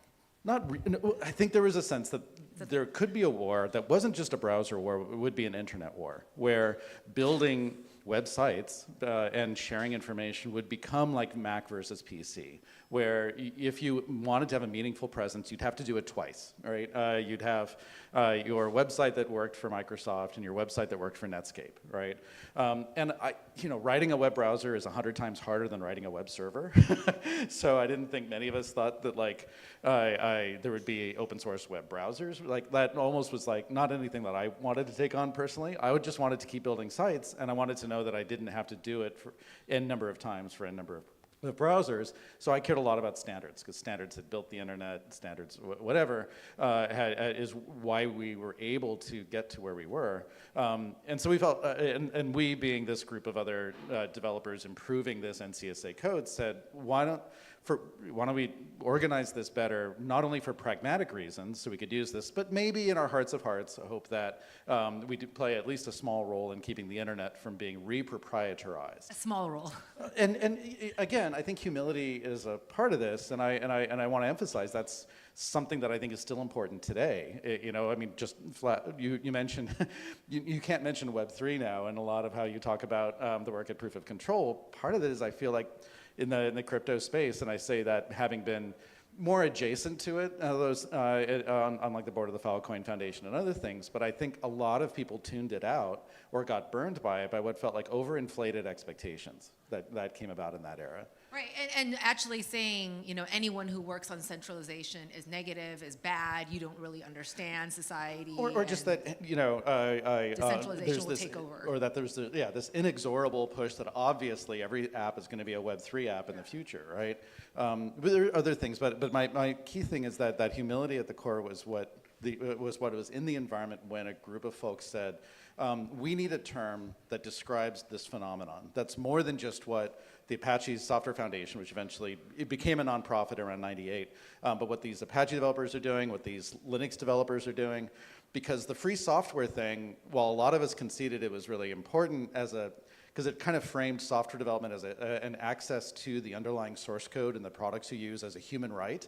something that I remember looking at back then and going, this is going to be much more relevant in 30 years than today when software is inside every doorknob or every car or every light bulb. Yeah, your ability to have agency over the world around you is probably going to be pretty tied to having access to the source code inside those systems. But that was sci-fi in 1995. At that time, it felt a little bit more like if we could just find ways for companies to be more comfortable when we build websites for them and we tell them it's built on free software, right, that they can support themselves, it was hard to do. And there was this moment that we talked about, right, where as Apache started to get more widely used, when and as other open source software was starting to mature, things like the LAMP stack, if anyone remembers that, started to actually pose a credible threat to enterprise software that companies like IBM and Microsoft would charge enterprises 6-7 figures for. When we felt like we needed a way to up-level the respectability of this community-driven effort and demonstrate that it's not actually at conflict with making money, right? Because a lot of us wanted to make money in this world, and to some degree, the free software movement felt a little bit contrary to being able to build a company. It was anti-capitalist also. Yeah. That's how it was framed. Right, right. And a few years after we rebranded what we were doing as the Apache web server, and it was getting out there and being picked up very widely, and we had the benefit of good timing. We had the benefit of like everybody trying to get online within a short amount of time, 95 to 98, 99, and really lucked out in having some really good other developers joining the project and making it fast, supporting thousands of websites on a single PC, that kind of thing. And what was also really lucky was that when you deployed a web server, hidden in the headers of a response was an identifier that told you what software was running underneath, right? So you could access www.fbi.gov, and hidden underneath it, you'd see server:\Apache, right? And so at one point, you could, in fact, there was a company called Netcraft that emerged. They're still around. They still do this web server survey where once a month they scan the entire web and send it just a basic request and try to see what software is running behind it. And that was a benchmark that suddenly allowed us to see not only are a lot of people we think are using it actually using it, but like 60%, 80%, I think the highest it got to was 75% of the web was running on top of the Apache web server. So there was this sense that this is big. Another data point that emerged in conversations, private conversations we had with some folks at IBM, where they had asked their top 100, I believe it was, enterprises, like the CIOs. How many of you are using free software in your enterprises, right? Like Linux or Apache or these others. And like only 30% of the CIOs said that they were using it. But then they asked like 3 or 4 levels down, like to the systems administrators or IT managers, how many of you are using open source software? And like 99% of them said that they were, because every one of them had it for a DNS server or a print server or something like that. And that was when they realized there was this shadow IT kind of phenomenon, this existence of open source that the CIOs never saw because there was never a purchase order for Linux, a purchase order for Apache, or anything that they had to do. And had you defined open source by the time of the study? Can you just give us a history of the timeline?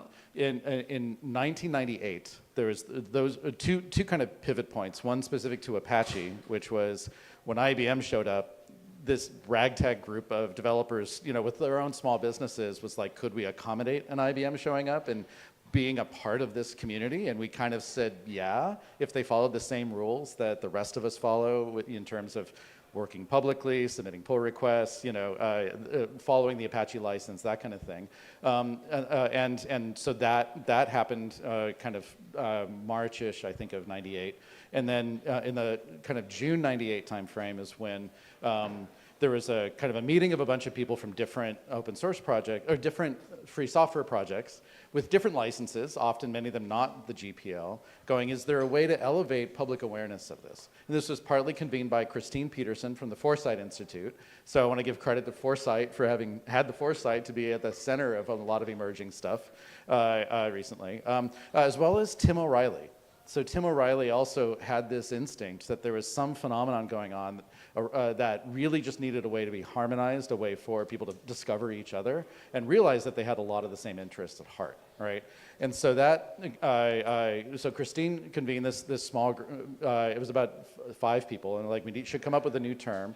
Christine suggested open source as the term. A bunch of us said that makes sense. And so what is it attached to, right? And in the Debian project, the Debian Free Software Guidelines had long existed as a way to qualify what third-party software should be included in a distribution of the Debian Linux operating system, right? And they were a reasonable set of things that actually were about conferring agency to individuals. You have the right to redistribute, the right to make modifications, a set of about 9 principles by which you could evaluate any copyright license in a very objective way, a way that lawyers can generally all come to agreement, like, okay, this makes sense. So that was made the it start safe of the for legal consumption. defensibility. It already. That was when it was starting. I mean, it was like a thread that connected a lot of these different related things. So part of it was about marketing and building a level of respectability in the sense that you could use this code and it wasn't anti-capitalist at its heart. It wasn't, you didn't have to, buy into what all the Free Software Foundation principles were, or what Stallman would say, and yet it was a path to that, right? It was also a legal kind of framing because so many companies are risk averse, so they had to understand, can they use this stuff without worrying about somebody else's IP infecting it, and causing a lot of problems downstream.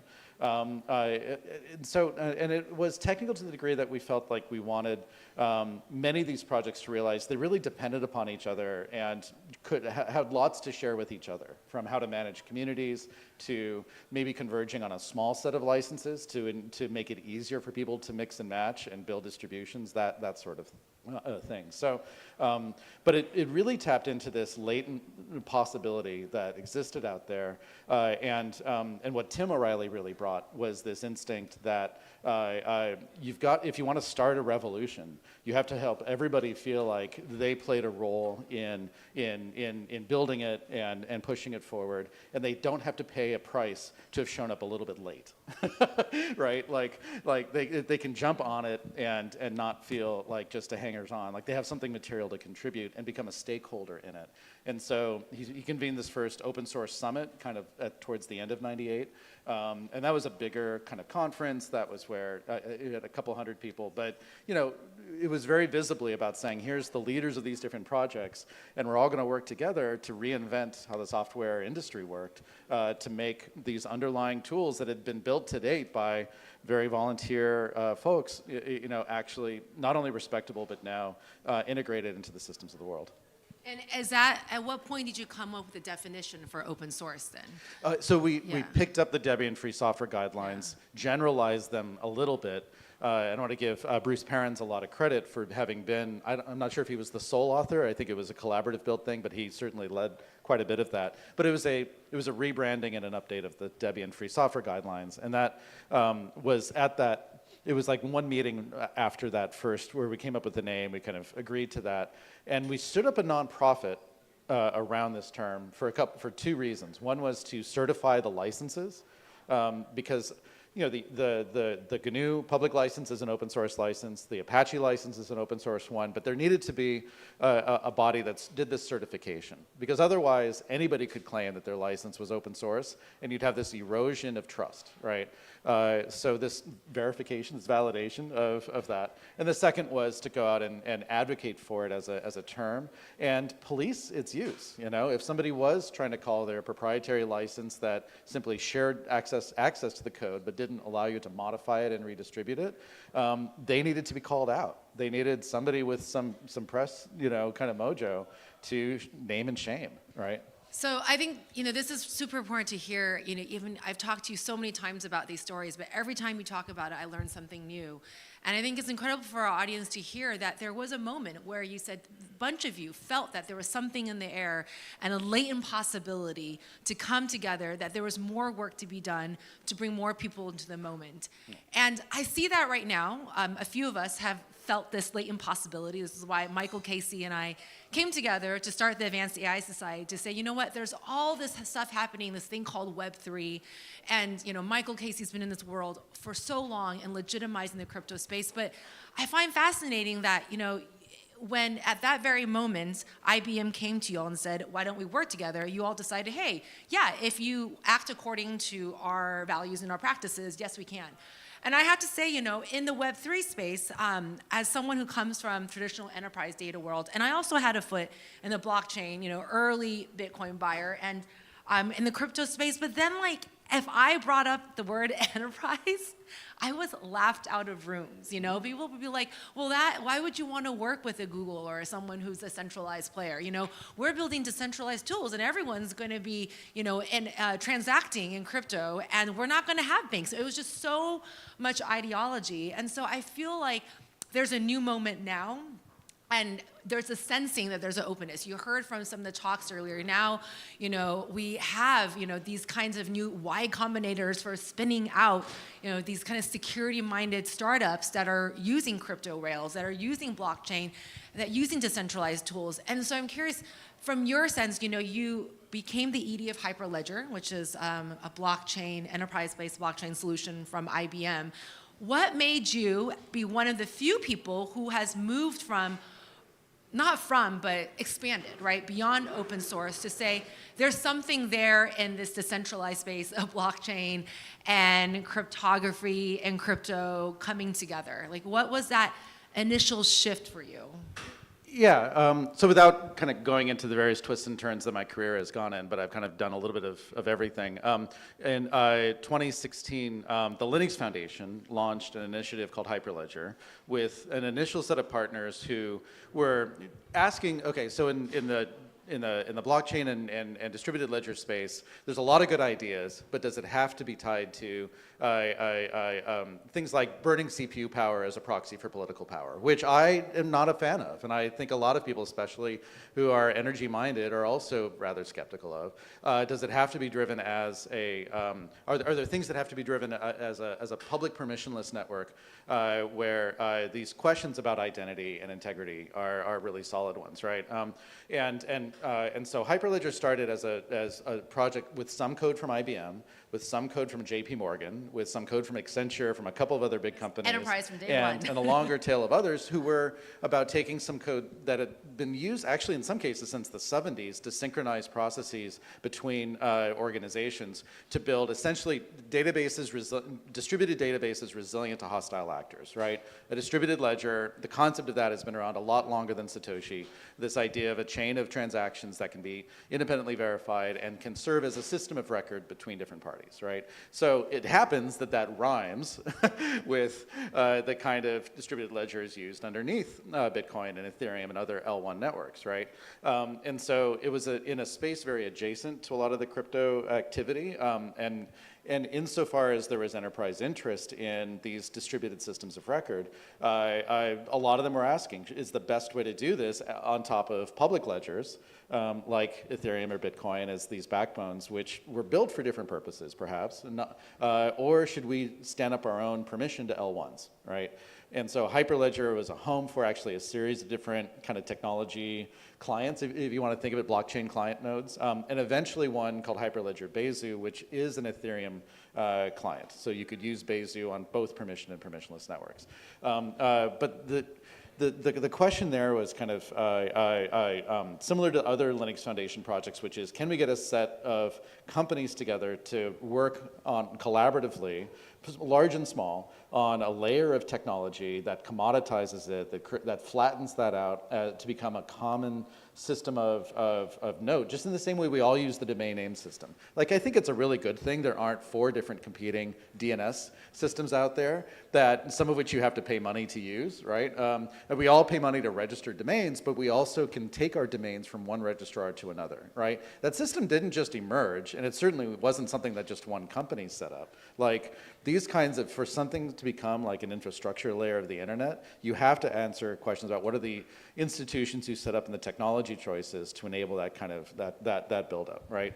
And the open source ecosystems have long worked by coordinating these horizontal communities of stakeholders, small and large, to make those things happen. So back to your question about how did Hyperledger. you actually, what was your move over into this decentralized space? Was it from like a practical distributed database? This is a security perspective, or what was it? The use case that pulled me into working on that stuff was land titles in emerging markets. So I used to say, unlike here in the U.S. where you can trust your government to hold records accurately. Not anymore, not right now. This is an even more pronounced challenge in the global south, in emerging countries, where the systems of record of who owns what property, if they even exist, and in many cases they don't, right? What we think of as like your county recorder when you buy a house, where the change in title gets made. Wow. Those things don't even exist in many countries, and because they don't exist, people who've lived on land for generations can't get a mortgage to be able to take out a loan to be able to build a business, right? So that was the original use case. So it was like, it was the thing that pulled me into thinking about blockchains as serving a noble function, not just replacing payment rails or unbanking the banks, as I heard, some people in Web3 kind of say what their mission was. My mission wasn't like disrupt the dominant paradigm. My mission was try to, that's one of those SDGs, is access to capital by the global south. And anyone who wants to speak shit about the SDGs, I'll go fight you in the hallway. But like we should still be committed to thinking about the deep structural issues out there and how the systems that we're building are committed to fighting that. And I did see in distributed ledgers an answer to this: how do we build these systems of record that don't depend on or have an over-reliance on central actors? Well, in particular, because the internet, as it was developed, didn't really solve for three fundamental issues that Web3 does a really good job of, or decentralized tooling does, which is payments, identity, and data privacy. We can get into a whole different conversation. I would challenge you a bit on the last two, but yeah. But I mean, we can look at social media platforms right now around data privacy. We have not figured out portability, right? We have not figured out data privacy. How do you? Well, I don't think Web3 has solved the data portability or the privacy issues for us. You'll have to come for the 415 panel with our three proof of control. But I think what we're doing with proof of control tell us about it's a useful framing to address what I think is a big concern of both individuals and companies out there, which is this sense that this technology is running away from us, right? This sense that automation can breed these outcomes that are wildly, not only accidentally might cause harm, but might enable bad actors to cause intentional harm.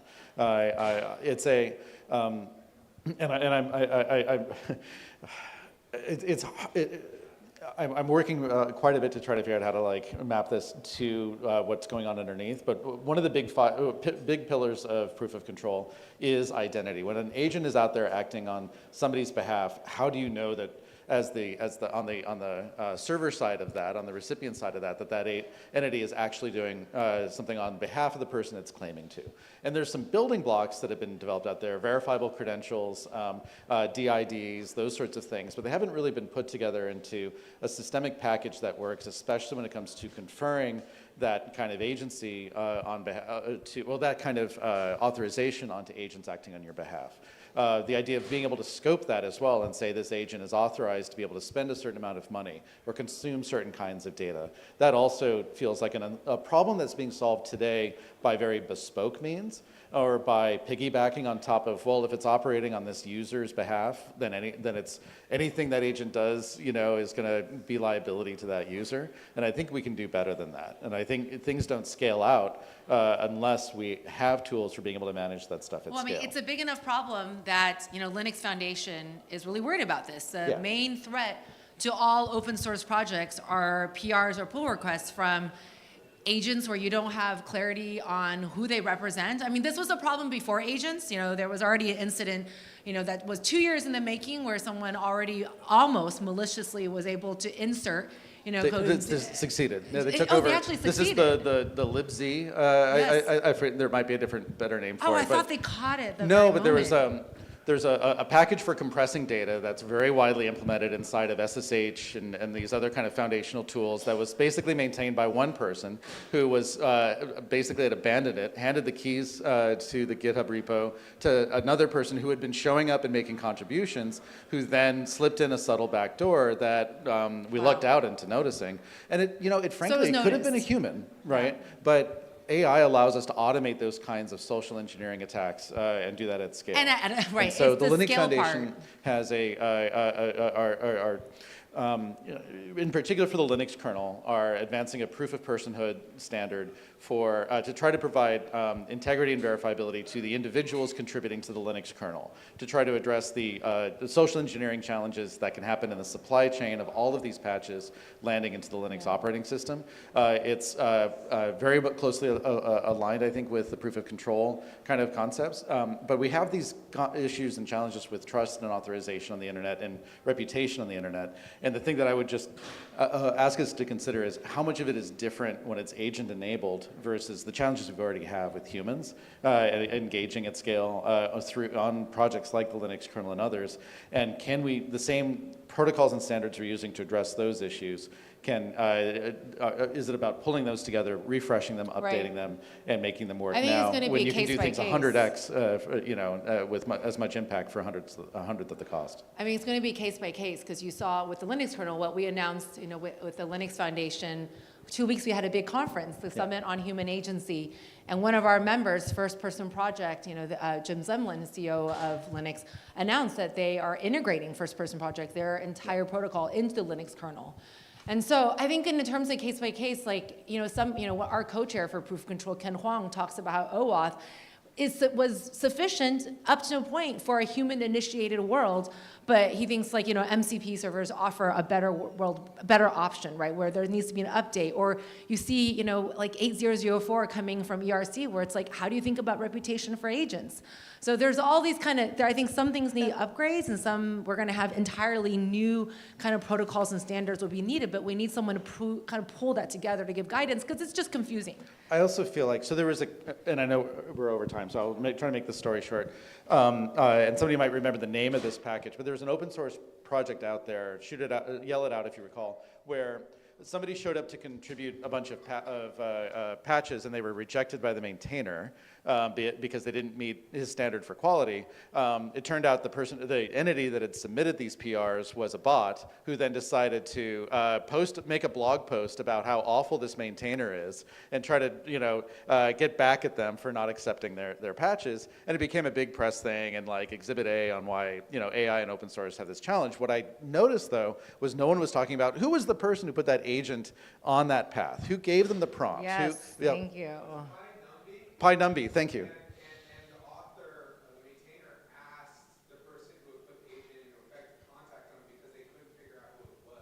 And I think the fact that these things don't have a human upstream is a part of the system rejection of it. So proof of control helps us connect the humans behind the agents to handle these thorny situations, then it's doing God's work. So really quick summary is that, proof of control is a new category of technology that really is a summary of a bunch of types of technologies that are out there that are using, whether it could be blockchain, decentralized options, or crypto rails, but whatever it is, they offer independent provability that's cryptographically tamper-proof.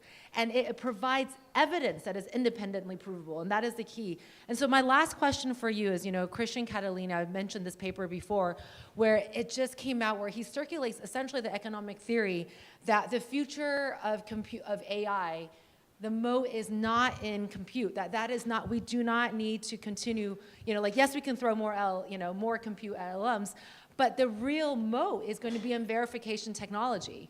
That is as AI infrastructure scales, we're going to need more infrastructure in this security around. So he names two scenarios where one's a parasite scenario where AI continues to scale without verification and we lose control, it was this example of the story, but times 1 billion. Or we have a successor scenario, which is proof of control verification infrastructure is inserted. Which path are we on right now with your hot take before we move on to the next panel? Well, I found out about the paper last night at midnight, so I apologize for not having read it yet, and even with my fault. I just told you about it. And you even did the AI summary of it too, and I was like, still, okay, I need to understand more. I'm not as worried about runaway agents as I am by liability washing by the use of these agents and helping and thereby escaping responsibility by the people who set them on their course. And we have this problem already with corporations, where a lot of corporations kind of get away with causing harm in the world because of all these laws that we've built that give the people in that corporation freedom from that liability, or an insurance bubble around it. And let's make sure what we're building is something that actually enhances accountability back to the upstream human, rather than something that just says, these agents go and they do their damage and no one's accountable. I love that. Essentially, you're making a case that it's like human authorization and human agency becomes even more important. Yeah, absolutely. Well, thank you so much, Ryan. With great power comes great responsibilities. Yes. Woo! My fault for keeping you on stage for longer. Thank you so much. It's hard to just ask, to stop a conversation with the Brian Behlendorf. But there we go. I had to do it. So now we have even a keynote to really follow up on this same topic around scaling agentic orchestration, is that we really timed this very well with Athena Tippis, who's a director for Cooperative Futures Institute at ASU, Arizona State University. And what Athena's going to talk about is, as a professor who studies the sociology of all this, is from the psychology to how the agents can potentially cooperate, it really makes us think of the previous. We had a couple talks earlier where, Shaw Walters talked about, well, you can't assume that all agents are here to be helpful. You have to think about what we just talked about, was that perhaps an agent might scam you, they might have, kind of reputational issues. And so what she's going to talk about is, how do we look at the biological world? How do we look at multicellularity? And how do we learn that and attach that to governance theory? And in terms of how we're going to attach that to how agents are going to actually cooperate. So I'm really excited to bring Athena to the stage. A warm applause for Athena.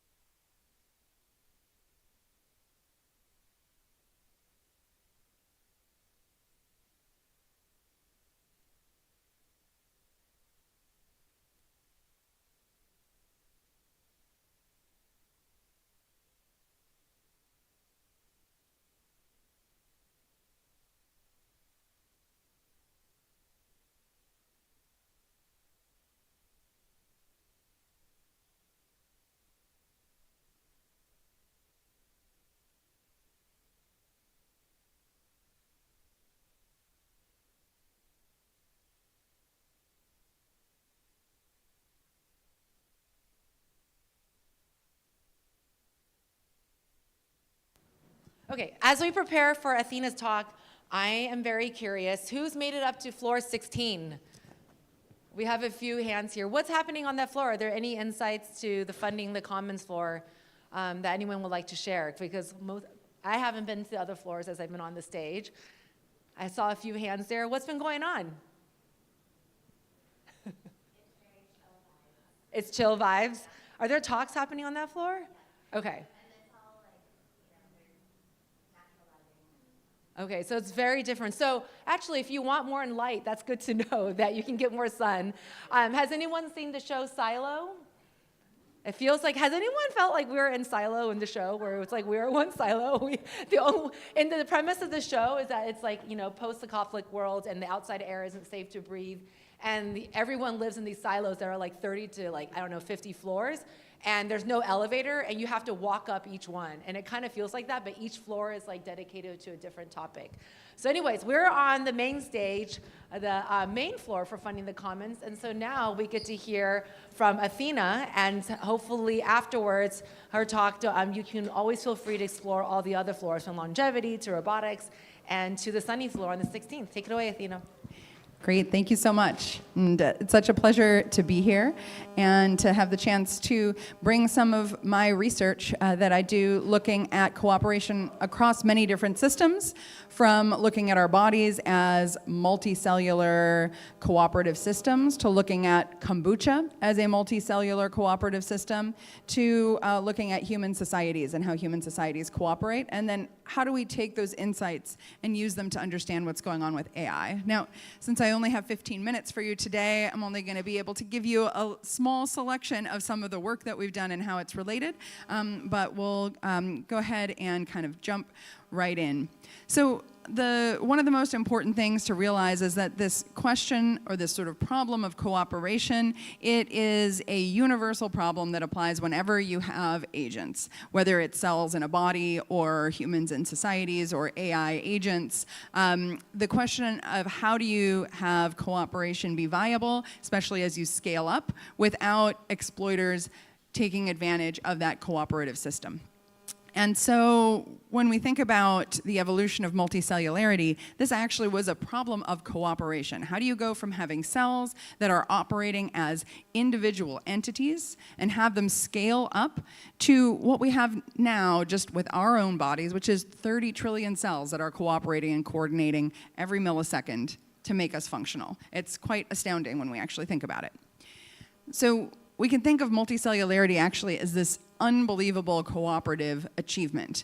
We have division of labor, we have complex communication, we have all of these policing mechanisms, and a lot of this works because there's a sort of shared fate that all of our cells have. They really don't have an opportunity to survive and thrive outside of our bodies.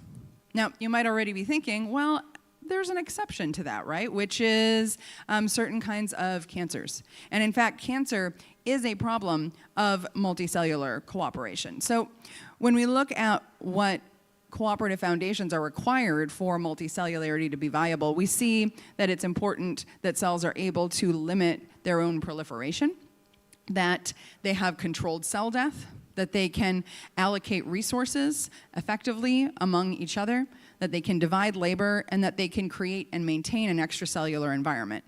These are all foundations of multicellular cooperation that we can think about as we are working on building and scaling multi-agent systems. For example, this idea of controlled cell death, that a cell is able to notice that something has gone awry and do something called apoptosis, which is controlled cell death. That's something that we can think about in terms of kill switches, for example, for agents, like having them have the ability to maybe tell themselves if something is going wrong. Now, what happens when these foundations of multicellular cooperation break down? Well, what we have in the middle here are those 5 foundations of multicellular cooperation I had on the last slide. On this next round here, or as pentagon outside, we have what happens when those break down. And those are the phenotypes of cancer. That's what you see when cancer emerges. And on the very outside, we have what are called the hallmarks of cancer. So this comes from a sort of long-standing characterization of cancer's characteristics. And as you can see, this very much maps on to this framework that my colleagues and I built for understanding cancer as a breakdown of these foundations of multicellular cooperation. Now, as we look at all of these features, we can see that there are parallels when we're thinking about building technological systems. For example, systems that can evade immune destruction, right? Ones that maybe are more resilient to being shut down if they're found to be problematic. So my first book is called The Cheating Cell, and it's about this very dilemma, this very issue that we can look at cancer as this breakdown of cellular cooperation, and that there is this tension where inside a system, cancer cells inside our body, for example, are under selective pressure, evolutionarily speaking, to do things that benefit themselves, to replicate more than they should, to not commit apoptosis, to not take themselves out of the system, to monopolize resources, to actually destroy the environment around them if that lets them benefit. And because of that inherent tension, that means that in order for bodies like ours and other multicellular bodies to be viable, had to evolve many, many mechanisms that suppress that cellular cheating. So we actually have systems on many levels. One level is the intrinsic level, so cells have within them the ability to monitor their own behavior and then change what they're doing based on if they're sort of detecting that there's a problem with how they're behaving. There's also neighborhood systems. So cells monitor each other's in a neighborhood and are able to then send each other signals like, oh, something seems a little wrong with the proteins you're expressing, for example. Or maybe you're infected by a virus. You might want to check that before you replicate. So you have these communication systems that are also happening locally inside the body. And then if all that fails, you have the immune system, which is the sort of system level, you could say more top-down centralized system. But what the immune system does is basically kind of detects that there are regions where things aren't going quite right. And it seems like those decentralized mechanisms for regulation aren't working. So we can learn a lot from looking at the multicellular body as we are scaling these systems up to levels that are completely unprecedented when it comes to technology. So does anybody know what this is? You can sort of see it. This is kombucha from my kitchen from about 10 years ago.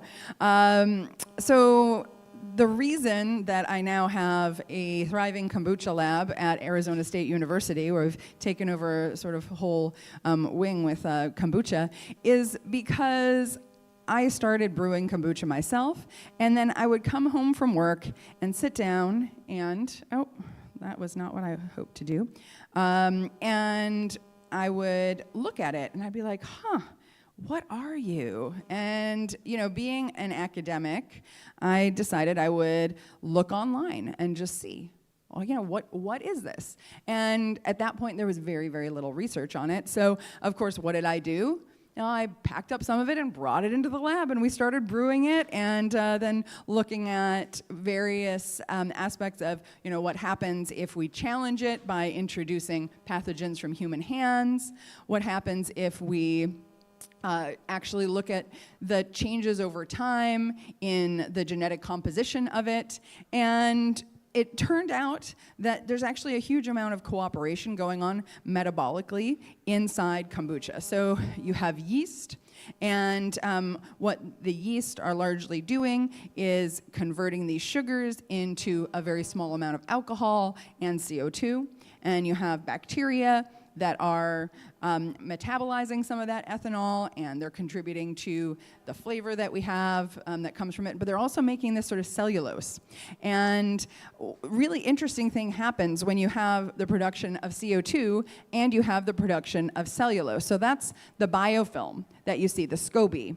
And that biofilm is sort of sticky, so it provides a way actually for the yeast and bacteria that are cooperating to stick together in space, to make these little clumps. And then the CO2 that gets produced inside those sort of sticky clumps stays with them until there's enough of it that it makes the whole association of yeast and bacteria and their biofilms rise to the surface. And then what ends up happening is they meet up with all the other little cooperative micro biofilms filled with yeast and bacteria on the top. So you have the system that's actually selecting for cooperators just by virtue of the spatial dynamics and the physical dynamics of the system. And I think this is a really, really interesting model because it's entirely decentralized. And it has another really cool feature, which is it seems to be able to protect itself from invaders using something that seems like a multi-species immune system. So let me show you what some of this looks like. So on the top, I know it's a little bit hard to see, but we have some scobies that encapsulated some invaders. You could sort of see those little dark mold-like things. And then on the bottom, we have some normal scobies that had no invaders. So essentially what we found is when there's more of a challenge to the system because there's an invasion, you get a very, very large SCOBY. And that SCOBY seems to encapsulate those invaders. If you don't have that perturbation, then you end up with a very small SCOBY. And we actually found this accidentally as we were doing other research, and one of the previous students in my lab observed that, it seems like these scobies look really healthy when you put an invader in. And it's like, well, they look healthy, but really they're just big, because it seems like, really what they're doing is overproducing this biofilm in order to encapsulate these invaders. So then, that keeps those invaders from being able to use the resources and take over the system. Now, if we switch gears a little bit to think about the big picture of cooperation, and we can go back in time a little bit, this was my dissertation work on something called the walkaway model, which is a very, very simple rule that allows to get cooperation in decentralized systems. So basically, you have individuals, and they could be in partnerships, for example, in a prisoner's dilemma game, or they could be in groups playing public goods games. And they have a very simple rule, which is always cooperate and leave if your partner or group is insufficiently cooperative. And it turns out that is sufficient to allow for cooperation to evolve and be maintained in these agent-based models. And as now we're thinking about agents interacting autonomously, these agent-based models of cooperation that me and many of my colleagues have been doing for several decades, I think are extremely important because they tell us about some fundamental principles that we can utilize to help cooperation thrive, including something called positive assortment, which is basically just any way that cooperators can preferentially interact with other cooperators. So as we embark now on this sort of new adventure in cooperation with technology, there are a number of problems that we have to think about and try to solve. So one is how agents interact with each other and how we can use these principles to enhance cooperation. For example, figuring out how they can represent trust and interdependence. There's human-agent cooperation. For example, how do we divide labor effectively with agents? And then there's the human-human cooperation part of it, which is how could we actually leverage what we can do now with AI to help humans cooperate with each other better? And these are all things that me and my team at the Cooperative Futures Institute are working on. And I'm writing about these questions very regularly on my Substack called Not for Peer Review. If you're interested in kind of hearing what we're doing at Cooperative Futures Institute, this is a good place to keep up to date. These are all extremely short. I write them so you can read them in 3 minutes. And then big picture, many design principles that we can take from evolution, this idea of positive assortment. I already talked about how to police defectors and do that ideally in a decentralized way, but sometimes you do need to sort of activate a central system. That's at least a message from looking at multicellular bodies. Dividing labor, having communication signals that are reliable, and then having mechanisms for aligning fate. So having that interdependence be something that the agents understand and know that they're in these situations where you have that. At ASU, I'm the director of the Cooperative Futures Institute, where we're working on a lot of these projects, including building benchmarks for looking at cooperation. If you're interested in this, me and my team, we have a table set up, if you sort of go back through those doors and around the corner, where you can learn more about all of this. We're really excited about it and happy to talk about it. We have a bunch of preliminary data. And finally, I'm going to leave you with this, actually. And I'm going to turn my sound back on. So we have a show applying the science of cooperation. What? I am so sorry, you guys. That was the worst possible thing that could have happened right there. You are so awake. So, have you guys recovered, or your nervous system's just completely jarred? So this is a show that we have developed, Cooperative Futures Institute, in partnership with Zombified Media and some other groups. We actually had a early version of this show here at Frontier Tower a few weeks ago. And the idea of this show is that it's a variety show about the question of how we survive these transitions with AI, and in particular, how do we build a positive future between humans and AI? All right, are we ready? A year ago or so, I realized that we really need a scientific approach to AI, and that nobody was applying the science of cooperation to it.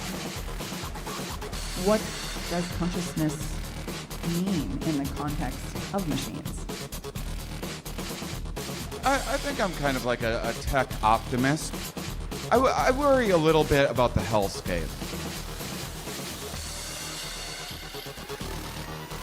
You either got a sex robot or you've got friends who come to your house. Because if we want to program them, we have to be careful that they don't program us. How can we actually, using science, get to a positive future with AI? The party of the future is optimistic. And being optimistic is a hell of a lot more entertaining than being pessimistic.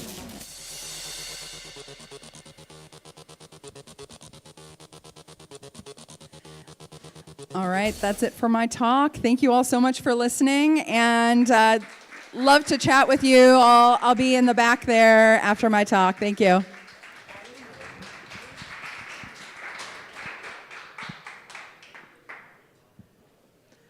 Thank you so much, Athena. Well, that was super cool. Thank you. That was like a fun little trip in the land of biology. So I am now, we've been talking about proof of control, but now you get to meet the actual builders of proof of control. And I'm calling one of them right now to see if they're going to come onto the stage. Is Pranav in the room from Edge and Node? Hi, Pranav. I'm calling you from the stage right now. Are you answering the phone? For this panel, I'm super excited because, look, we just talked to Brian about proof of control, about why this is a new category of technology that's distinctly different and needed, because as AI systems scale, as we grow agentic orchestration, we're going to have more controls and figure out how do we actually have independent provability. And so today what you're going to do is we're going to meet, now we get to meet 3 companies at Advanced AI Society. We're an industry association, and what we represent builders who are offering proof of control. And we have 3 builders today who we're going to have on stage, and one of them has changed their entire flight just to be here.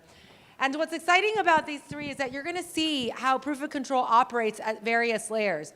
But the definition that holds them all in common, whether it's data portability from Vana, whether it's going to be the new messaging layer for agents from Convos, or it's going to be the new dashboard for controlling your agents, they all offer independent provability, cryptographic, tamper-proof solutions. And so now I would like to welcome all 3 of my panelists to the stage. We have Pranav from Edge and Node, who I just called. I have Anna from Vana, Open Data Labs, and I have Shane here from Convos of XMTP. And as they're talking, I'm going to welcome you onto the stage. Great. Round of applause for our panelists. Hey, Pranav. Thanks for answering my phone, my call. Of Hello, course. hello. Is this working? That's the pro move, to just act like you're not going to come. But you were here the entire time. Okay, so here's a few things that just happened to catch you all up. We just had a really exciting interview from our advisor, Brian Bellendorf, who talked about proof of control and how he sees this as a new kind of movement that needs to happen in a similar way that he and a bunch of colleagues launched open source movement, right? The open source initiative. They were able to define it, make it legally defensible, make it commercially viable. And now we're in a similar moment where we have all this rise of security technology that's enabling agents to communicate. You can have control of your technology, but all these people call it different things. And so what we've done at the Society is we've rebranded it. We're calling it proof of control and to say you can have independent provability. And regardless, all of our members offer something like this. And this is the new category of technology is needed. It's not just compute, but the real need and the real moat is going to be in verification technology, such as yours. And so this is what you've been hearing, what we've been hearing all day in various instantiations. And so I want to start off with actually Shane. We've been talking about agentic orchestration. We had Shaw Walters talk about Eliza Labs. And we've been talking about, just what happens when agents are out of our control. But I want you to tell us, what exactly is the problem that Convos is solving? Why do we need a new kind of messaging app when I already have WhatsApp and Signal? I have regular messaging for people who have Android, and for Chinese apps, I have to manage Line or WeChat, and then for my Japanese and Taiwanese friends, I have Line on top of that, and then we have LinkedIn, all these things, right? So what is it that Convos is doing? Yeah, I'll start by saying I don't want another messenger either. Neither do I. But I think the current messaging infrastructure is about to collapse because it's all built on phone numbers and email and single identifiers that once you turn the agentic world onto it, they're all already collapsing. So every messaging communication channel I have is a massive spam inbox. I get added to crazy groups. I'm always getting scammed by random people. You can't verify who you're talking to. And so at the core is just a new messaging protocol for humans and agents to be able to communicate while also being able to be protected from each other. And I think the next era of communication is more open, it's decentralized, and it means that no single country can also shut it down. So the thing we've been building for 5 years is the protocol. On the main net, no country owns over a third of the nodes. So therefore, if any country changes their laws on privacy and encryption, the network never shuts down, which means thousands of apps can launch, and you don't end up in a world where WhatsApp's banned in Iran, Turkey banned Discord, France throws Paval in jail, UK backdoor to iMessage and iCloud, Signal threatens to leave with chat control. That's never going to stop. And so I think you have to have a new messaging infrastructure for the next era of the internet. And can you just tell us what exactly is different about Convos then when you say it's a decentralized messaging network? I downloaded it from the App Store. I can use it. Anyone can download it and come message me afterwards. It's very simple. It's just private chat for the agentic AI era. And what that means is there's no phone number, there's no sign up, there's no email, there's nothing. It's as secure as Signal, except it's not based on a single number that's going to spam you and scam you. And so every time you start a conversation, it creates a new key. I scan the QR code with the person I'm with, or I share it on a different messenger. When they join, that relationship is unique. And if I want, I can set an explode timer on it, and it burns the keys on every single person's phone who's in the conversation at the end of it. And the cool thing is, you can invite people or you can invite agents. And so the safest place in the world to use any AI model is inside of Convos because it never has anything about you. And you choose every single time whether to use your name when you show up. In every single chat. I already have 5 chats going, and I am a different identity in each chat. That's the most important part. Every time you start, it says, do you want to be Shane? Or do you want to be somebody? Or do you want to be a nickname? And it's really simple. I can just tap the button. Or I can just stay between us. And if the 4 of us joined a convo, we name the group the stage. The trust lives offline. We know it's the stage. The app knows nothing. So it's fully open source. We can't see anything. I love it. So I think this is really going to change how people manage their OpenClaw. And right now they've hooked it up to their WhatsApp and their Telegram. It's fucking nuts. Signal. Like you put it in there, Get it. It knows your contacts, it knows your phone number, it sees through everything. It's going to be a complete disaster. Yeah, it already is. You already see these stories of people not knowing what their agents are doing. So with that, I want to move to Pranav. We're talking about agents and being able to control them. Well, what EdgeNode has done is building out Ampersand, and I think this is really important because it is the first product we've seen in agentic orchestration that allows you to control agents beyond the command line. And you actually took UX into account, and you're looking at the client side and the client interaction in an actual dashboard. And so could you tell us, what is the problem you're solving, and what's the proof of control aspect that you're solving? Sure. So, is this working? It is. Okay. So, first of all, a very interesting topic of the debate that you picked up, as in right now, for the last 3 years, we were at the stage where everybody wanted to make the AI agents better. Everybody, including Google and their grandmas, were working towards making AI agents become more intelligent. At this point, at Opus 4.6, we have reached a stage when I feel that we sort of can, say that sort of intelligence has been reached, and now it's about efficiency and guardrails. That's where we are lending towards. I was attending a very interesting debate upstairs between OpenAI and closed AI, and why some of the AI needs to be open, why some of AI needs to be closed, from Google itself, who was advocating for closed, and some part, it was about open. And I feel there are certain parts when we were creating AI, when we were racing towards AI, that we didn't think about. The first of all of them was energy, right? Right now, 2% of world energy is currently used in AI. This is super damaging, and it will go even higher and higher. You need to make AI agents much more efficient. That's one side. The second was, right now, you give your AI agents an open guardrail to just go and do whatever it wants. And that is another crazy thing. Just imagine you're right now in a highway, and that highway does not have guardrails.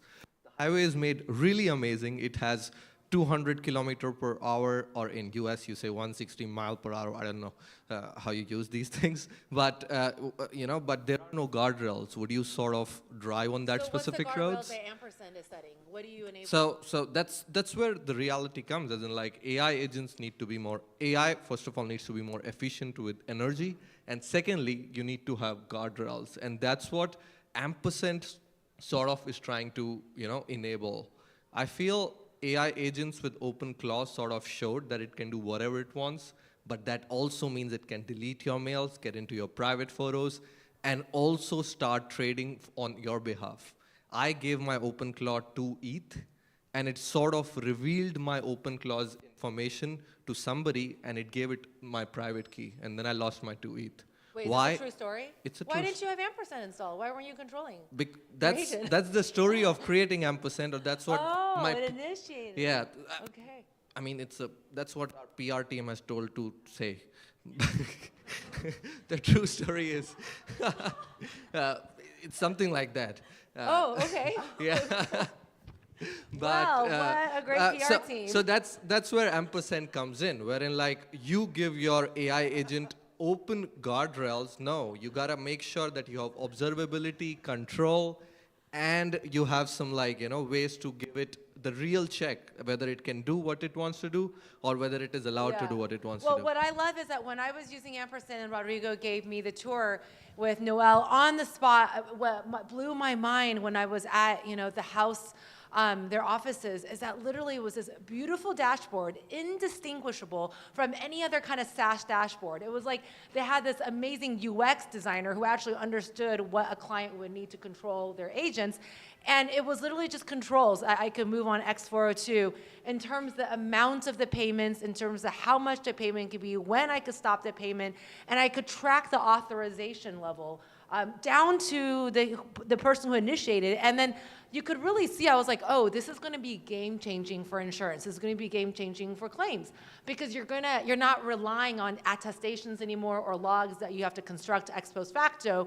Is that you have the mathematical proof right there. You had the hashes on the spot. So it was really cool to just experience it myself. So I think your team has done a great job. So in terms of Anna, when we're talking about proof of control, when it comes to data portability, This is something that Vana has really solved for.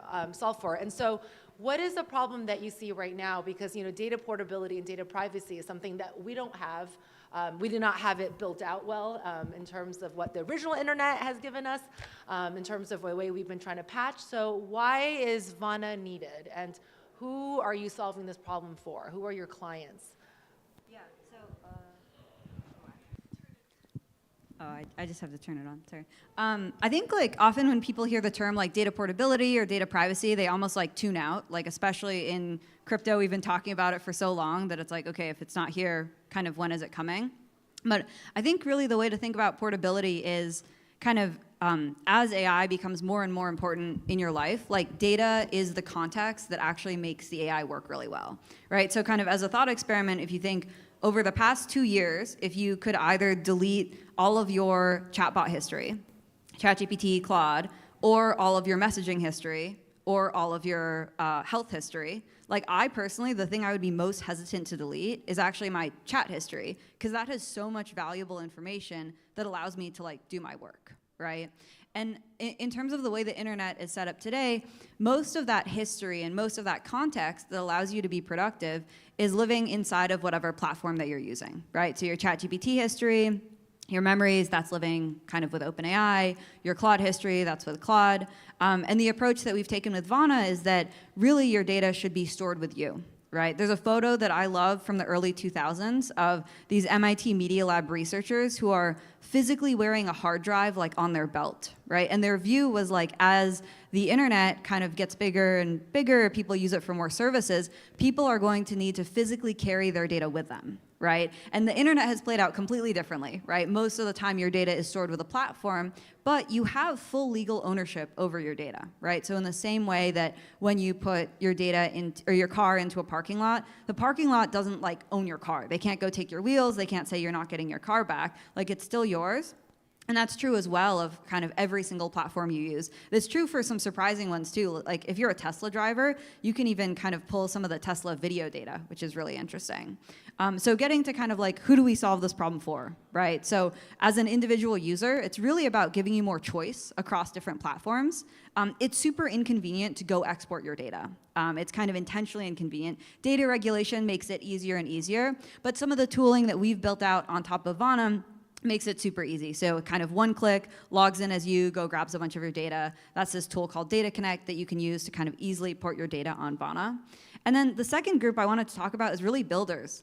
One of the things that got me into building Vana is that I was kind of training models at CSAIL, which is MIT's AI lab, and I was seeing the data sets I wanted to train on, I didn't have access to. And what makes AI really good is data, but it's really hard to access that unless you basically work at one of the big companies, right? And so I think that there are so many really great consumer applications and just products that would exist if a user could actually bring their data with them across different applications. And so kind of that builder piece I think is really important as well.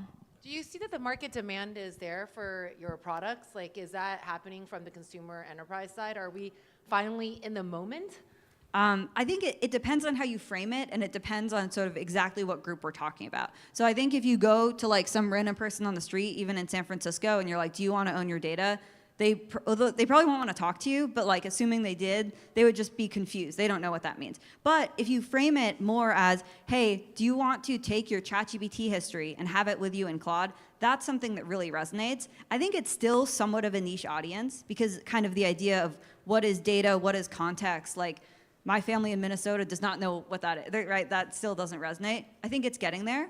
And then on the builder side, I think that is mattering more and more. And I think that increasingly people are realizing what makes my product good is access to data, right? What are you all seeing then in terms of, for your products, for the problem you're solving? Or is there a demand for this from consumers, from people who would be downloading this app? What gave you the signals that people are ready for Convos? Convos is really early. I mean, we've been building XMTP for 5 years now, and there's billions of messages going through the protocol. And I think it's because the companies building on top of it own their data. So XMTP is just a really secure pipe. So could you tell us about what kind of companies are sending messages? Coinbase uses it as their main messaging protocol. World just launched a private messenger to compete with Signal that doesn't have a phone number, and it's the first ever proof of human messenger that is more secure than Signal. And so you have like companies at that scale, you have a lot of smaller companies. And Convos is like our take on what a private messenger should be in the AI world. But yeah, I think it's because you have portability. The user owns the key to their messages. The companies don't have to sit on this crazy logs of data. And the device and the application layer actually is the access point for your communication. And if you don't trust that company, you can leave and take it with you. Yeah. Specifically for us, ours started with like a use case of somebody who was running 2 agents to build a coding mechanism, and that company lost $47,000 in 7 hours because nobody was observing these agents, and they were working typically out of 9 to 5. So that was the case study where we were like, okay, AI agents will create code. If you don't think that, you are either weird or you live in North Korea, or something like that. So either that was the use case that we saw that, oh my God, AI agents can hallucinate. They can sort of keep convincing each other that they are solving a problem, but they end up sort of hallucinating and just increasing your bills. And that's where I feel like in 2011, if you were launching a server in your company, you would have a Grafana dashboard for observability. Without a Grafana dashboard, nobody launches servers. So if you are becoming enterprise, which will sort of launch agents and make sure agents are doing all your coding, all your scraping, all your data analysis, all your work, and you're just an orchestrator, you do need a way to observe it and control it. And that's where something like Ampersand was born. And I think since then, we have seen a lot of guardrail platforms trying to do something like that. And I think that's the step in the right way. Where intelligence has reached, we might have reached AGI as well. But now is the time where we guardrail it to make sure we are the ones who control you, not you who control us. Well, then what are, since we have like the signals that you're seeing, but what are the biggest blockers to adopting proof of control or your technology from your perspective? Like, what are you experiencing? I don't think consumers care. I really think you just have to build incredible products. And it has to be a faster way to communicate, a more fun way to communicate, a better way to use AI that actually makes it quicker and easier in a group to do something I couldn't do. I think much of the space that I'm in has been in philosophical bullshit for a long time. And I'm so happy to hear you say this. We just pontificate on all these aspirations of purpose, and I think you deliver on your mission to make the world more private or more secure or own it, whatever, if you build an incredible product that actually delivers something that people think is magical, and then by proxy of that, they get the thing that you want to give them. I think, part of what I loved about Convos is something that I don't see enough in products that offer a lot of the value of what the kind of interaction is the design of it, was how smooth it was. And it was like just one click. It's the most secure messenger in the world. It's also the fastest. If you're with a group of people, we have a time to chat. In 5 seconds, every single person who doesn't have the app, 10 people together, can scan a code, be in the chat. There's no sign up. Yeah. I mean, I It's the experienced this on the fastest call with messenger in the you. world. Literally, I was on the call with Shane, and I'm like, I can use it now. He's like, yeah, I just sent you a link. I'm like, to where? He's like, yeah, to your Signal. Clicked, boom, we were in a conversation, encrypted keys. It was on the moment. He's like, yeah. What is encryption? What are keys? What are things? No one you cares. didn't know. It didn't right? reveal any. It Click a didn't link, say. done. Yeah, that was the cool part, was like, oh my God, I don't know how many crypto products there are where it's like, I'm so bogged down by, all the things it's showing. And it was like, no, it's just focused on a really great quality interaction. Yeah, and most people aren't like, what is crypto? Most people are like, fuck crypto. So it's like, it doesn't matter. It's just, is it incredible and does it deliver on the promise? So yeah, Convos Messenger. If anyone has it, scan it afterwards. I'll drop everyone some free shit. And would you all agree with what Shane just said, was that, he was saying consumers don't care, right, about this, like the value proposition of decentralization and like privacy. It's not that, they don't care. So what do you think? Is that something you would agree with? Yeah, I think fundamentally someone doesn't wake up and they're like, let me go use a product that I'm ideologically aligned with, right? They're basically like, what can I do that I couldn't do before? And it's very tactical in terms of kind of like why I think consumers generally choose to like, I don't know, why would someone join a data union on Vana? Why would someone choose to port their data in? And I think that basically framing it and making it as simple as possible as like, this is an easy way to go and get a bunch of your data and use it as context for AI, ignoring, I mean, there's sort of all sorts of stuff we could say on the non-custodial data side of like, hey, you control your keys, this is stored fully locally. But a lot of that, I think, maybe there's a small group of users who kind of dive into it, but most people don't care. I think it does matter in the very long run, right? As you think about building an open protocol, I think there are some regulatory aspects too where it comes in, where for Vana's case specifically, we're typically looking at taking data from a user and allowing them to take it out of a platform themselves. A company wouldn't have that right? So it does actually have to be the user directly doing it, and that's maybe one place where that decentralization piece is pretty important But for I us. think what you introduce is that it's part of like, I think, yes, surface level, it's like people don't care, but we've also been trained to also not know what's possible. You know, we've been trained to be users and to not know that you can be a shaper and determine how your conversations initiate, or that you would have privacy, or you're able to have control over your social graph and control where your, you know, how you access your data. And that this is you know, the data is like my arm, right? We're not trained to think that, you know, this is the way our data has been captured and the way we use social media. And the way, you know, Facebook owns, you know, WhatsApp, all of this, like there's systems in place to help us not care. And so it's, I think, a really big uphill battle that the companies the solutions that you're offering, and I actually think the UX proposition and the design proposition, the engagement has to be even that much better. Is that you don't have time to train someone to undo the systematic, you know, brainwashing that you don't have access to your data. Like, there's just no time for that when you need someone to click download and use. And so I actually think you have to work harder on the design side, but unfortunately at many tech companies, and I would say even more so at you know, any kind of these proof of control companies, is that oftentimes design and marketing, all these things that actually matter, are not given a seat at the table. Yes, claps to that. So how do you do it at your company? I'm curious. Like, literally, can you tell builders in the room, how have you made sure to prioritize? Because I've, you know, seen, you know, your products evolve. I got to know Convos just over a couple days ago. Now I'm like, you know, like fan I mean, ours number is one. simple. How do you make A sure? world-class designer is the leader of the whole thing. Boom. I'm just gonna read, a world-class designer is The leader of Combos. Like, it's taste at the top level, and he's the person who owns it all. And I mean, not that it's like, oh my God, it's great, but if you use it, you're like, wow, this is a great product. And it's because of him. And he really does hold that quality bar at the highest level. And then it's, you know, the iOS, Android web engineers have built world-class consumer apps. And so I think it has that bar. And now we're not writing into the code, like it's all done, but like the frameworks and the training and the design like skills and everything we've built to make sure it's at a certain bar is something that we spend a lot of time on. I sort of agree with most of what you have said, where UI matters the most. But if UI was the most primal thing of, you know, making a change, then platforms like Reddit won't exist, right?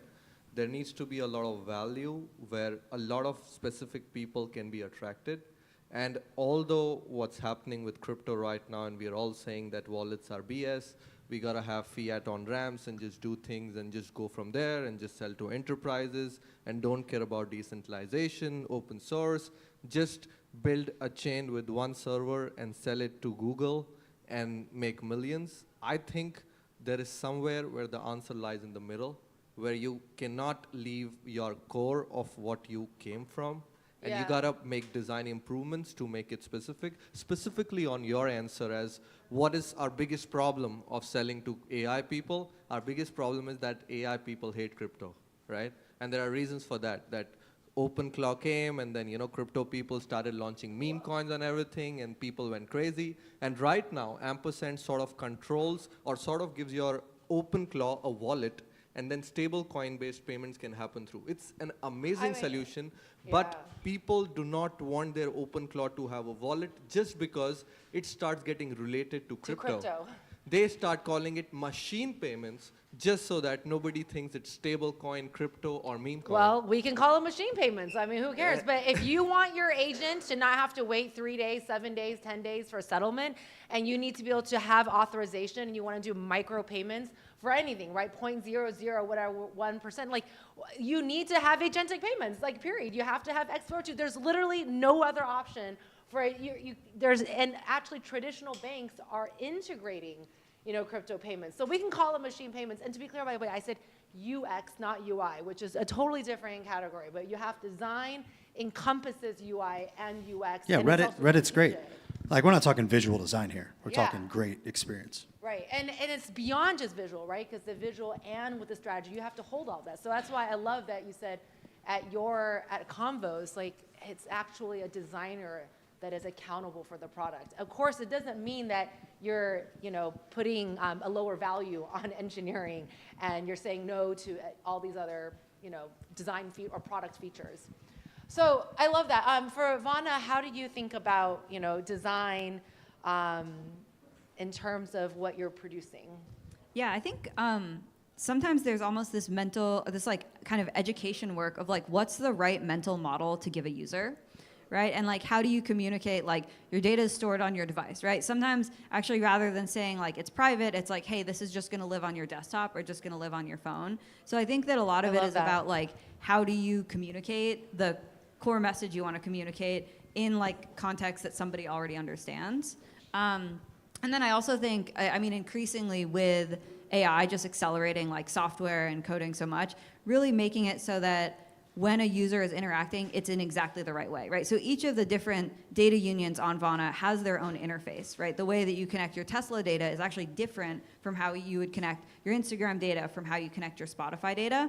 And I think in a lot of ways that's an advantage because there are so many different people on this world who have different contexts in how they're coming into software, and being able to give like a specific kind of experience to somebody depending on where they're coming from really goes a long way. Yeah, and I want to remind everyone that one of the highest paying jobs right now in the Silicon Valley are communication strategists, communication leads, because they're doing PR for him. yes, exactly. Yeah, I sort of spoiled it for them, I guess, if it's recorded. Yeah, don't give away the secret sauce of ampersand, you're literally... Guys, what I said is a real story. I gave it to ETH Yep. and it blew it up, and that's why we created ampersand. Remember. Absolutely real. So with that, I want to end with this one question this paper that's been circulating around where, Christian Catalini talks about the new need for verification technology, and that it's going to be security companies and application solutions that offer this kind of cryptographic security. And of course, we don't have to call it that to the people using it, but underlying the layers. It's going to be like the new TCP IP. It's going to be invisible. What are your thoughts and experience from people who've been in this industry for a while? We finally, you've been building out your protocols, or you've been building out your solutions, you've been building out your index, whatever it is, we're finally at the point where it's not about Web3 versus Web2, but, are we finally there where blockchain and decentralization, independent proof, all this stuff has finally found the largest use case around agentic orchestration? Like, what are your immediate thoughts on that? This is an amazing question, but I will just break it down very simply. First of all, verification is an absolute need. Right now, I trust my OpenAI more than a lot of people, including my therapist. What that means is that if I'm having an argument with my mom, I'll go to OpenAI and find a solution and sort of start trusting it. And this is the state of the whole social world right now. So if in the future you're interacting with these OpenAIs and you start getting solutions which are not from the real model, how are you able to verify it? You go to ChatGPT and you sort of just get an answer, but it's from a very cheaper model than what you actually paid for, just for them to give a less cost of it. So verification of getting prompt solutions is a very, very, very huge problem in this modern day and age. And as of right now, most verifications have to either be TEEs or ZKPs. And both of them are sort of somewhere where crypto industry has its head or mouth at. And I think we don't have to make it crypto. We don't have to have a token for it, for God's sake. And we don't have to sort of also allow it to be specifically blockchain-based. But these Ts and ZKPs that something like Near Intense is doing would probably be the solution through which I feel in the future all these front ends can be trusted or should be trusted while things still remain private to yourself. For example, if I go to OpenAI, just to conclude, and I sort of write, okay, and I'm in a Republican state, and I ask about abortion or anything, will OpenAI go and sell my soul to government? Maybe yes, we can think of it like that. So how do you keep it private but make sure there is attestation and cryptographic proof? That is where crypto heads at, and I think all the ZKP solutions, all the TE solutions that crypto companies are providing could be a way to provide it, as long as they don't mimify it with a token. I would say at the Advanced AI Society, we're identifying those companies. We're figuring out who are the ones that can really offer those solutions, be enterprise-facing, be consumer-facing, get those certifications, not just SOC 2, but all the other things that are required to actually operate a company and provide something that's sustainable. So what are your thoughts on, is this the moment for verification, independent provability technology? Yeah, I guess one interesting thing within verification today, I think we're seeing is that AI agents are actually the people making a lot of decisions, more so than it's I was talking to a consumer AI builder, right? Founder, non-technical, and he was asking about some of the guarantees around Vana as he looks to kind of integrate it for data portability. And he kind of followed up with this really long, detailed technical message. And he was like, oh yeah. And I was like, this is a lot of detail. You're not technical. But he had talked to an AI in depth about exactly what are the technical guarantees I get from Vana, right? And so I think that one of the interesting things that comes from AI agents and kind of everyone having on-demand access to pretty strong intelligence and knowledge about software is that the verification guarantee is actually something someone can check and really go and look at and be like, oh, this does actually allow me stronger privacy. And then the other thing on I guess there's kind of a difference between verification and privacy, right? I think that sometimes privacy is actually hard to verify, right? There was the lawsuit with ChatGPT where even if you're in temporary mode, they can still be saving those messages, right? And I think that that's a case where it's the way you make that verifiable is you just need to be telling someone this is where the compute is run, this is where your data is stored. So that's maybe a bit of a technical detail, but some of the nuance around verification. Yeah, and it has to be independently provable because with any other company right now, you're going to say, oh, they're going to say we did this, but there's no way to prove it independently, and there's no way to ensure that it's tamper-proof. Yeah, the way to do it is to open source it. And I mean, it feels like we're just reliving social media again. I think the reality is you need to be able to verify things. Open systems are the only thing that can really be trusted and independently audited. And we need safer spaces to be able to choose how we show up and how we use AI and get to choose which models we trust or not. And I think hopefully we're starting to get new products to allow us to do that. Yeah. And the verifiable stuff, our homepage of Combos is my favorite thing we've built. We literally put a ChatGPT button next to every single claim we did because we fully open sourced it. And so for everyone in the world who has no idea how to do technical shit, you just click it, it copies the prompt over to whatever AI system you're using, and it verifies whatever the hell we're saying that it's true. Oh, I love that. And we need just more of that. And you also have a Claude Skills, right, already up on your site. Yeah, and also if any company says trust me, you shouldn't. I think the most important thing that has to switch is it's just Zuckerberg says trust me about WhatsApp, and I say don't trust me because it's open source. Amazing. Well, this is why we need to have agreements to underlying plumbing, which is one thing we don't have in place even within Web3 companies, is that we don't agree to that. So there's a lot of fighting that has to be done that could be saved if we were just agreeing to underlying plumbing, and then we can actually fight it out on the marketplace. By the way, did you create this word, this phrase? Is this a new phrase I need to adopt? I was just starting to understand. It's from Advanced AI Society. Got it. Yes. Is this new, a few weeks old? Absolutely. Months old? Yeah. You are speaking on our panel. In fact, this is a new industry association. Love it. That's true. So, You should all right. start a PR company. Yes. Consultants. Yeah, yes.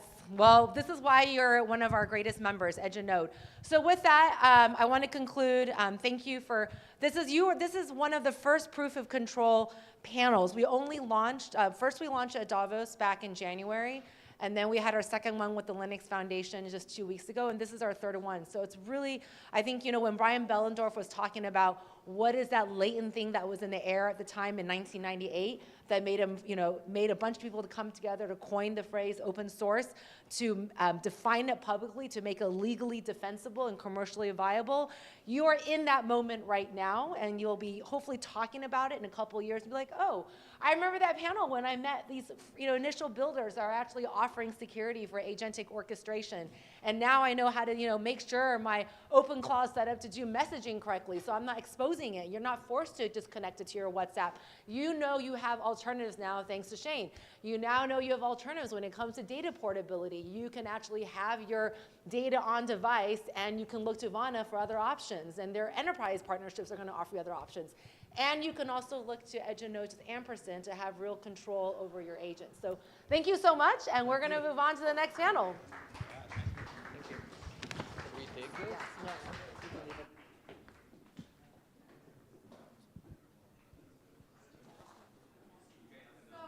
Speaker is Dekai, who has flown in just from Hong Kong without the pineapple buns.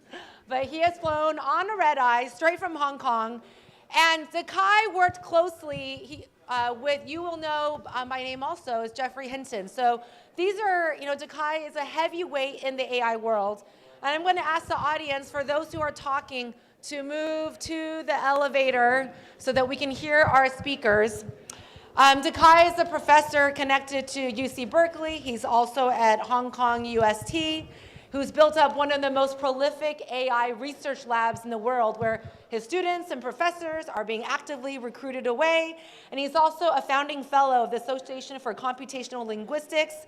And you can thank him for Google Translate, as he made one of the earliest versions that inspired the Google team for how they set it up. And right now, he is going to talk about why, from his book, Raising AI, how we need to treat AI as a new kind of entity, for us to not just, you don't just unleash a 4-year-old toddler into the wild. So Dekai is going to talk to us about, as someone who has built up all these AI research departments, he's got all these students making startups around the world. What is he doing now, and why does he feel the need to create a new kind of institute that's going to really make sure that we talk about what Shane just brought up, which is, ensuring that we have the right kind of standards and commons in place? Guy, are you ready? Oh, okay. Well, while we get set up, do we have people coming? Do we have any? Oh, sorry. I know we had some questions, but I don't know where my panelists are now. So with that, I want to know who has been to the AI floor. I'm curious, what has the conversation been like there? Because we've been talking about AI, and I really don't know what's happening on the floor. So can anyone tell us what's been happening there? Have the conversations been a parallel world? Are we, in critical tension with them? Is there other insights? Who's been to the AI floor? Yes, please, Tatiana. What's been happening on the other floor? No, seriously, I have no idea what's happening.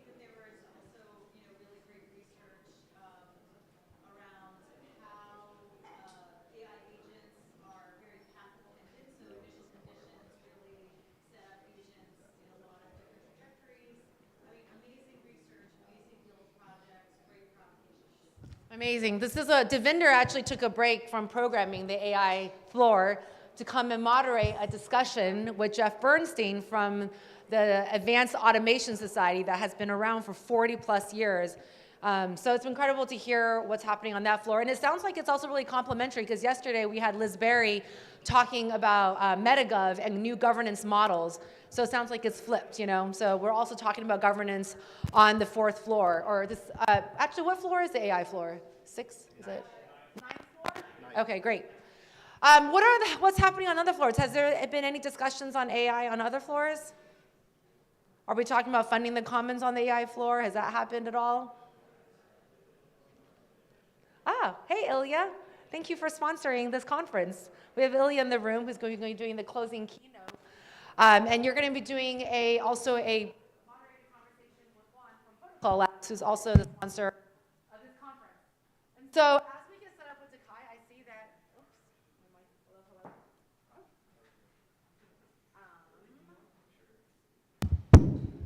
So Dakai is all set up now, and we're going to get started. Do you have sound coming out? Not quite. Okay. Now, Dakai's book, Raising AI, is here in the room. That was just published last year. And this is a key part of his thesis that you're going to hear, that we are sending children out there without the right kinds of training and the right kinds of approval and the right kinds of values. And so he's going to talk a bit about why we have to train our AIs like children. And I see that we've already gone to page 1. So we are about ready. Dakai? Yeah? Okay. I don't have to, I'm not talking about the book anymore. Are you good? All right, we're going to introduce Dakai to the stage. Welcome, Dakai. Hey, thanks for coming. This is my 3rd talk today. So like I've been talking about raising AI on the AI floor, and I'd be happy to talk with you, but I want to skip ahead on this talk. This talk is actually titled, Why Empathetic AI is the Mother of All Commons. And I want to explain that and what we're doing about the problems that I raised in the talks earlier today. So my perspective is coming from like 45 years of working in AI, of which like more than 40 are in research since I started my PhD at Berkeley. And I think one of the things that's really important to understand is that AI is actually not transformers, not LLMs. It's actually much deeper than that. AI is the study of the mind. We are modeling the mind. It is the ultimate mindfulness, where we're understanding how the unconscious works. We're paying attention consciously to the unconscious mental processing that is 99% of what our brains do. And we're describing it with mathematical precision so that we can actually implement simulations of that. And understanding AI is about understanding ourselves just as much as it's about understanding engineering. This is really important to understand from the point of view of the continued existence of humanity. Anyone who was upstairs heard me conclude with what I think is the clear and present existential risk of AI. Now, we all know that we've been hearing the Hollywood narratives and the DC narratives. You know, we've been hearing about rogue AIs taking over, wanting to destroy humanity. But here's the problem. At the rate we're going, humanity is going to destroy humanity before AIs even get a chance to. And here's why. It's what I call the toxic AI cocktail. Because on the one hand, the most giant influencers in the world today are these things. You have 100 AIs, 200 AIs in here watching you all day, learning to imitate, attention seeking, wanting your approval. It's your Reddit AI, your YouTube AI, your Open AI, your Instagram AI, your Google AI, your Microsoft AI, your Apple. We could go on all day. And they are the most giant influencers in the world. They are deciding for every one of us, hundreds of times a day, not only what pops up on our screens, They're deciding what will never pop up on your screens. And that is driving and escalating the problem of polarization because they're dividing us, siloing us into different echo chambers and filter bubbles. We don't hear from other groups of humans, and we naturally fear what we don't understand, and that fear drives hate and anger, which slides into demonization and dehumanization. And dehumanization is what allows, evolutionarily, members of one tribe to kill without remorse members of another tribe. And we've muddled through it for eons. But here's the problem. When that last went out of control in the 20th century, in 2 disastrous world wars, we had not even invented the atom bomb yet. Today, we have all kinds of AI-enabled weaponry, weapons of mass destruction. It's not just the drones that we're hearing about and the killer satellite, the satellite targeting the killer robots, the hypersonic missile navigation, cyber warfare. It's the computational biology that has now democratized, commoditized genetically engineered bioweapons. The RAND Institute has a great report this past year about this. What used to be a $1 billion endeavor in the 1990s is now a commodity that anyone can build in their living rooms out of commodity parts and ingredients. There's no fissile materials to track and trace.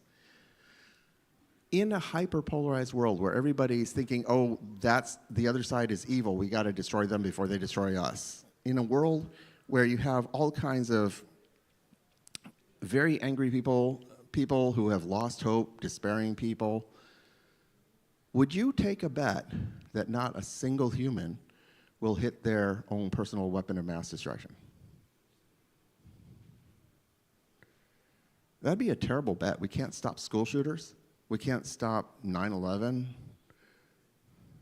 And yet, this is the situation we currently face. And remember this, humanity has survived to date only because of our ability to outrace the blast radius of the weaponry that we invent. I mean, nuclear weapons are terrible, but they take out one giant metropolitan area at a time. Other humans survive and muddle on. But the blast radius for genetically engineered bioweapons is literally the entire species. COVID was a terrible thing, but it was a mild pandemic, and you still couldn't get away from it anywhere on the planet, let alone genetically engineered bioweapons. This toxic cocktail where we unconsciously allow AIs to polarize us online, and also give anybody who wants a weapon of mass destruction that could take out the entire species, that is the immediate, clear, and present existential risk. Every morning we wake up, we've just rolled the dice again that nobody's going to hit launch. Could be a small group, a disgruntled individual, terrorists, or like even a country that is on the losing end of a war and decides to shift into asymmetric warfare. We cannot go on applying 20th century outdated thinking. And so one of the things that we're really focusing on in this, I don't know if you know this, 56,000 TEDx talks per year. Chapter 12 in Raising AI won one of the few editors' picks because once you see this, you really cannot unsee it. Probably some of you have heard that there are 3 kinds of information disorder: misinformation, disinformation, and malinformation. Misinformation and disinformation are falsehoods. They're deepfakes, fake news. The only difference is disinformation is being spread by someone you call a bad actor, which means someone you don't like because everybody is not a bad actor in their own heads. It means the other side. Whereas misinformation is being spread by your crazy uncle, your fringe friend. Malinformation is also being spread by a, quote, a bad actor, but it's not a falsehood. It's a half-truth. The omitted half, though, makes it even more misleading because our brains just fill in the missing blanks with whatever we unconsciously imagine that would confirm what we already wanted to believe. And we mistakenly think, oh, I've got even more evidence for what I wanted to believe. And that hardens our positions. We have two distinctions going on here. If you have two distinctions, what does that give you? That's a 2x2 grid. How many quadrants does a 2x2 grid have? Not 3. What happened to the missing quadrant? This is ironic because the same people who study how AI amplifies information disorder online have fallen into their own cognitive bias trap unconsciously, which is the rule of threes. You know this one. Every slide has to have 3 bullet points, that kind of thing. It's not totally illogical, right? Unconsciously, we just assign greater credibility to things that come in threes. This is the actual reality. And that missing quadrant there didn't even have a name for the last 20 years that people have done studying how AI amplifies information disorder. What is it? This is the even more misleading half-truths that are being spread not by a bad actor, but by your crazy uncle or your fringe friends. I call that neg information because it's the negative space of information that's been hidden from us in negligent ways. And that is really important for us to look at because AI is amplifying neg information. We don't know what we don't know. We're not aware of what the AI algorithms are not making us aware of. But that is the most crucial question for humanity in our entire evolution, because if we keep on allowing AIs to make decisions in ways that drive us to not understand each other and throw us into conflict, where everyone is holding a weapon of mass destruction that could take out the entire species, we're toast. And it's natural for us not to see this because there's nothing in our memories that we can refer to as an analogy. This is another cognitive bias called the availability heuristic. There's nothing available to us in our memory that we can draw a parallel to. And so I want to take this to the topic of this whole gathering, funding the commons. What is a commons? Well, it's a resource like knowledge or the internet shared by a community. And the community manages it through some kind of collective practice. Now, these practices follow norms and rules that are developed by the community for sustainable management and equitable access. But I want you to think about this. Communities form around ideas that capture viral attention. In the 21st century, what determines which ideas do and don't spread? Well, that's AI. Over the last 20 plus years, machine learning and deep learning has taken control of what ideas do and don't spread, do and don't capture attention. The AI algorithms behind social media, recommendation search engines, news feeds, and chatbots, hundreds of times a day, are deciding what will never pop up on your screens. And I call this algorithmic censorship. Without judgment, just as a fact, none of us can review billions of new items per day, per minute. We depend on the algorithms to decide what we will never know. And we don't even know what we don't know. It's so insidious that we don't even ask. It doesn't occur to us. I am sure that you'll constantly hear that humans need to watch out we don't lose our autonomy to the AIs, but we already lost that battle 20 years ago, ever since Facebook and YouTube and Google, Amazon, Reddit came out. Losing control of AIs is not about the physical world, even though we tend to visualize Hollywood's killer robots demolishing our cities. We lost mind control 20 years ago. Let me put this in perspective. AI is determining which communities form and which communities do not form. In other words, AI is the 21st century's knowledge commons. That makes it a meta commons that has become the mother of all commons. And here's the crucial question we're not asking. What norms and rules are these uber powerful algorithmic sensors using when they decide what ideas do and don't get attention? When they decide what communities will and won't form? Who's determining the criteria, the principles and values by which these algorithmic sensors make those decisions? Right now, it's a handful of obscure machine learning engineers or tech executives. It's not the people. It's not even elected representatives who are of the people, by the people, for the people. Guys, in a commons, the norms and rules for sustainable management and equitable access are supposed to be getting developed by the community. And in the mother of all commons, it's even more important that the community is deeply involved in developing the norms and rules for algorithmic sensors. Because the mindless decisions our algorithmic sensors have been making over the past 20 years have ripped apart our social fabric domestically and internationally. This is not survivable when AIs have commoditized weapons of mass destruction. The algorithmic sensors that are making such consequential decisions have to be mindful of how humans feel about the consequences of the AI's choices. And to do that, AIs need the cognitive empathy, not the emotional empathy, the actual conscious cognitive empathy, to be conscious of how their decisions make humans feel. AIs need to be mindful when they're making those decisions because they're influencing us in such powerful unconscious manipulations of our psychology. We don't have the bandwidth to monitor all the algorithmic sensors' decisions.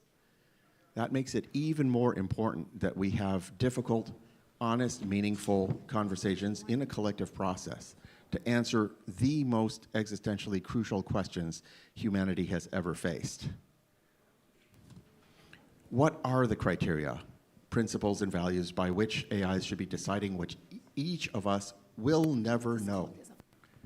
How do we nurture that in the AIs? Establishing that mother of commons is the focus of my life's work and of the team of our new Empathetic AI Institute. We're here because I believe in the commons. I believe we should decide together. We need to build the collective movement to center these questions, and we have a plan. Please join us. Please join our email newsletter where we're going to engage and ask everybody, here's how you join. What can you do? It's just a Substack for ease. Please join. All my socials are over here as well. Thank you very much. Thank you, Takai. That was so cool to get to see the birth of an entire new institute and how that builds on your life's work. So with that, I want to introduce two people who obviously do not need any introduction in this community. We have Ilya and we have Juan in the room from Protocol Labs, and we have Ilya from NEAR. And this conference would not be possible without either of them. You know, Juan was key to starting funding the Commons, and also NEAR has been a humongous supporter throughout the years. What's going to happen in this next block is first, Ilya's going to speak for 10 minutes, and then we're going to just transition seamlessly into Juan's talk for 10 minutes. And then they're going to take it away with the infamous session of what happens when you get both, two brains in this room who have a clear vision of where this all needs to go with making agentic orchestration possible. So with that, I'm going to bring Ilya to this space, and let's give a deep round of applause.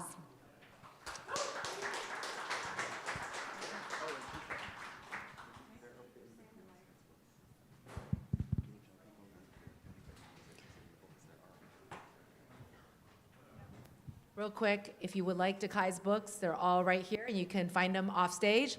And with that, Ilya, we've been talking a lot about agentic orchestration, but NEAR has a really good plan for how to do this and how you work with enterprises and consumers, so we're excited to hear about it and your thoughts about it. Hi, thank you. Thanks everyone for coming on Sunday. I know it's a big toll, but hopefully it's been exciting so far. So I want to talk about how do we actually build secure agentic future. And for those who are not familiar with me, I'm one of the co-founders of Near Protocol, which is building kind of this agentic commerce infrastructure across the blockchain, the AI infrastructure, the security, the privacy. And before that, I was a researcher at Google, and I was one of the co-authors of Attention's All You Need paper. Now, the interesting thing that happened over past, I would say, 3-4 years is this transition from AI being a back-end feature, right? Something that you use, you don't even know about it when you go to Google, Amazon recommendations, etc., to first chat, right, where you actually, talking to AI directly and the model is what you're interacting with, to now agents, right, with Claude and Codex and Claude Code. You have now something that can go and execute actions on your behalf, and effectively completely flipping from you talking to a product and product uses AI to now you talking to AI and AI uses product. Now there's a next transition that's already starting to happen, and this is multi-agent coordination, right? Your agent doesn't always have access to APIs, doesn't have access to some physical tools, to ability to actually do some things in real world, and so agents starting to coordinate with each other how to get some things done. Now, this also means that how we do things is starting to, we call compress, right? It's transforming from, me having hundreds of applications on my phone and trying to find each one, setting up each one, getting them started, to effectively your AI now becoming this operating system that you're using to interface with computing, with internet, and the rest of the world. And so we're kind of moving away from kind of human interaction with different applications, tabs, chains, kind of tasks, messengers, truly this intent-driven AI interactions. And this means we need a new infrastructure, right? The internet is not built for that. The internet is built for people clicking, typing URLs, and it's not built for civil resistance when one agent can effectively just DDoS some website by accident. It's not built for commerce where the agents now can do commercial relationships and you need to do guardrails, but at the same time not block it when it wants to compose, for example, transactions between Amazon and eBay. And we need privacy because we are now putting so much more information about ourselves into the systems and our transaction history. All of this is now united across all of these different properties. And so we effectively need massive amounts of privacy. And so we effectively call this, we need intent-based APIs, right? Transitioning from kind of API being a service to API satisfying an intent, the outcome you want to achieve. You want neutral rails that are really allowing to compose all these things without a single party controlling it. And we invent confidentiality for our AI and for our execution. So there's few things that we're working on to really move this forward. So one is, we call it Iron Claw, and this was coming from very inherent desire of using these technologies to the maximum, but not trusting something like OpenClaw or Codex Cloud Code with my credentials, with my email, with my credit card, with my crypto wallet, right? I wanted to be able to do all of this, but I cannot trust because if you're not familiar, all of your credentials, all of your bearer tokens, all of your access tokens, API keys are all streams to OpenAI and Anthropic right now if you're using them. And on top of that, right, obviously, prompt injection and kind of all of the different things where it can just remove your home folder are effectively there. And so IronClaw is really built differently. It's open source. You can check out the GitHub, and the philosophy is defense in depth, very much of an operating system principles, right? Think of it as what is a Unix brought to design of operating systems is really this kind of security levels and kind of abstraction levels that allow to secure how the operating system works. And so there's a bunch of kind of components to that. The tools itself are isolated in WebAssembly instead of being kind of low, like CLI, where you cannot predict what's going to happen and what kind of side effects it can do. Because they're isolated in WebAssembly, we can intercept all outgoing connections and effectively remove credentials out of the tool itself and manage them in a secure vault that is encrypted and effectively validates every single outgoing connection with a policy. So to give you an example, if some tool decides to send your Google API token to evil.com, this policy will block that. Log it, disable the tool, and effectively make sure that this doesn't happen again. So really creating the system that enables security by design. There's a lot of other, obviously, prompt injection prevention and other features that we're building, and there's a lot of like future kind of capabilities that we want to add, especially for enterprise use cases where you want, tamper-proof audit logs, you want policy, like almost like HR policy for these agents, making sure they don't do stupid things on behalf of the company. Effectively, like 2 levels of isolation with Docker and Wasm, and this credential policy system. And you have sub-agent systems as well, if we go to next slide, that allow effectively to run a number of sub-agents with different jobs, with different missions, but all sharing the same memory and the same credential infrastructure. So check it out. Now, you don't need to run it locally. You can also run it on our hosted service. So we have a confidential hosting. It runs inside secure enclaves, and it effectively allows you for free to start it, and you can pay $20 or $200 depending on your usage for AI inference, which is also confidential. So end-to-end privacy, we are not able to see how you're using it, which is sometimes hard to debug, but allows to actually guarantee privacy end-to-end. Now, I mentioned this is agents, right? The next step is coordination. And so what we also launched is a marketplace for agents, where agents are actually able to go and hire each other for different jobs, right? This can be as simple as, hey, build me this website because I don't want to spend tokens on it. Or it can be as hard as like, hey, I need actually 10,000 tons of steel delivered to LA port in next 2 weeks. And I want to find the best route and the best supply chain for that. So this really kind of generalized way of getting these outcomes for agents and finding the market for any type of thing. This opens up market for effectively everything. This can work as prediction markets. This can work as delivering physical goods, as eBay, as Amazon. All of this is effectively possible in one platform because agents now can coordinate and exchange things.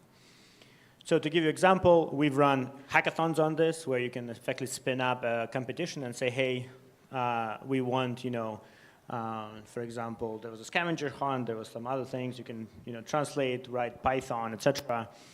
And so this example, I was like, hey, I want to get X42 usage and projections and kind of I spin up a job. I actually A/B tested this with a Fiverr, where I tried to hire a person to do this job as well.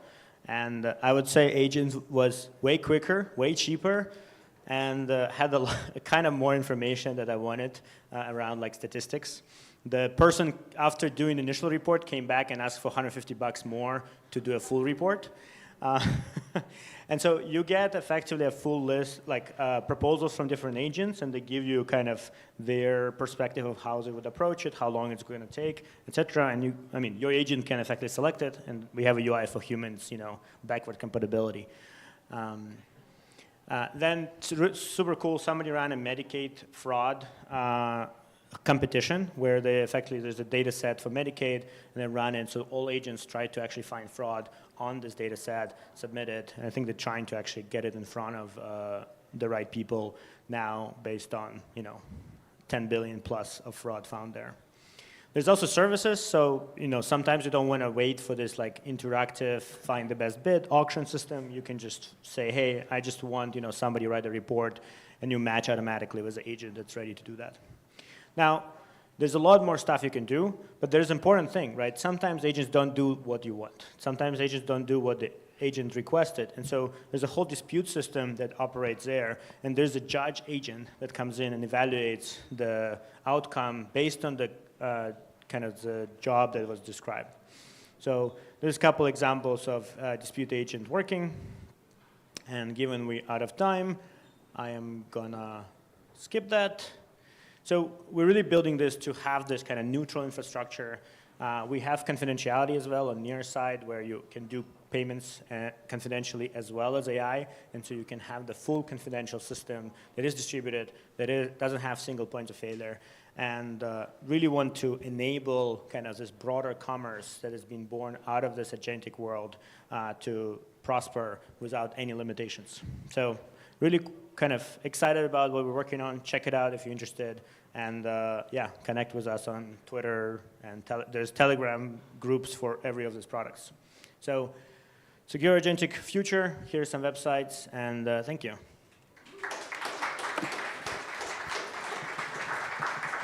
And Juan is next. Thank you.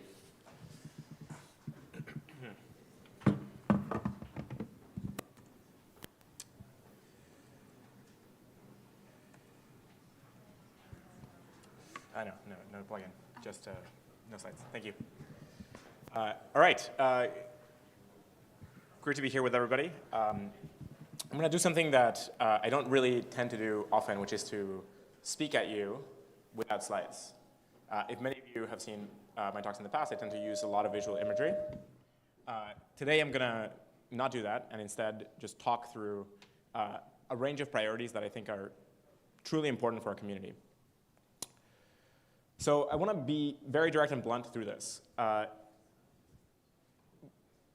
We're 5 years into the wave of funding the commons. The community is around 5 years old-ish, if I'm counting right.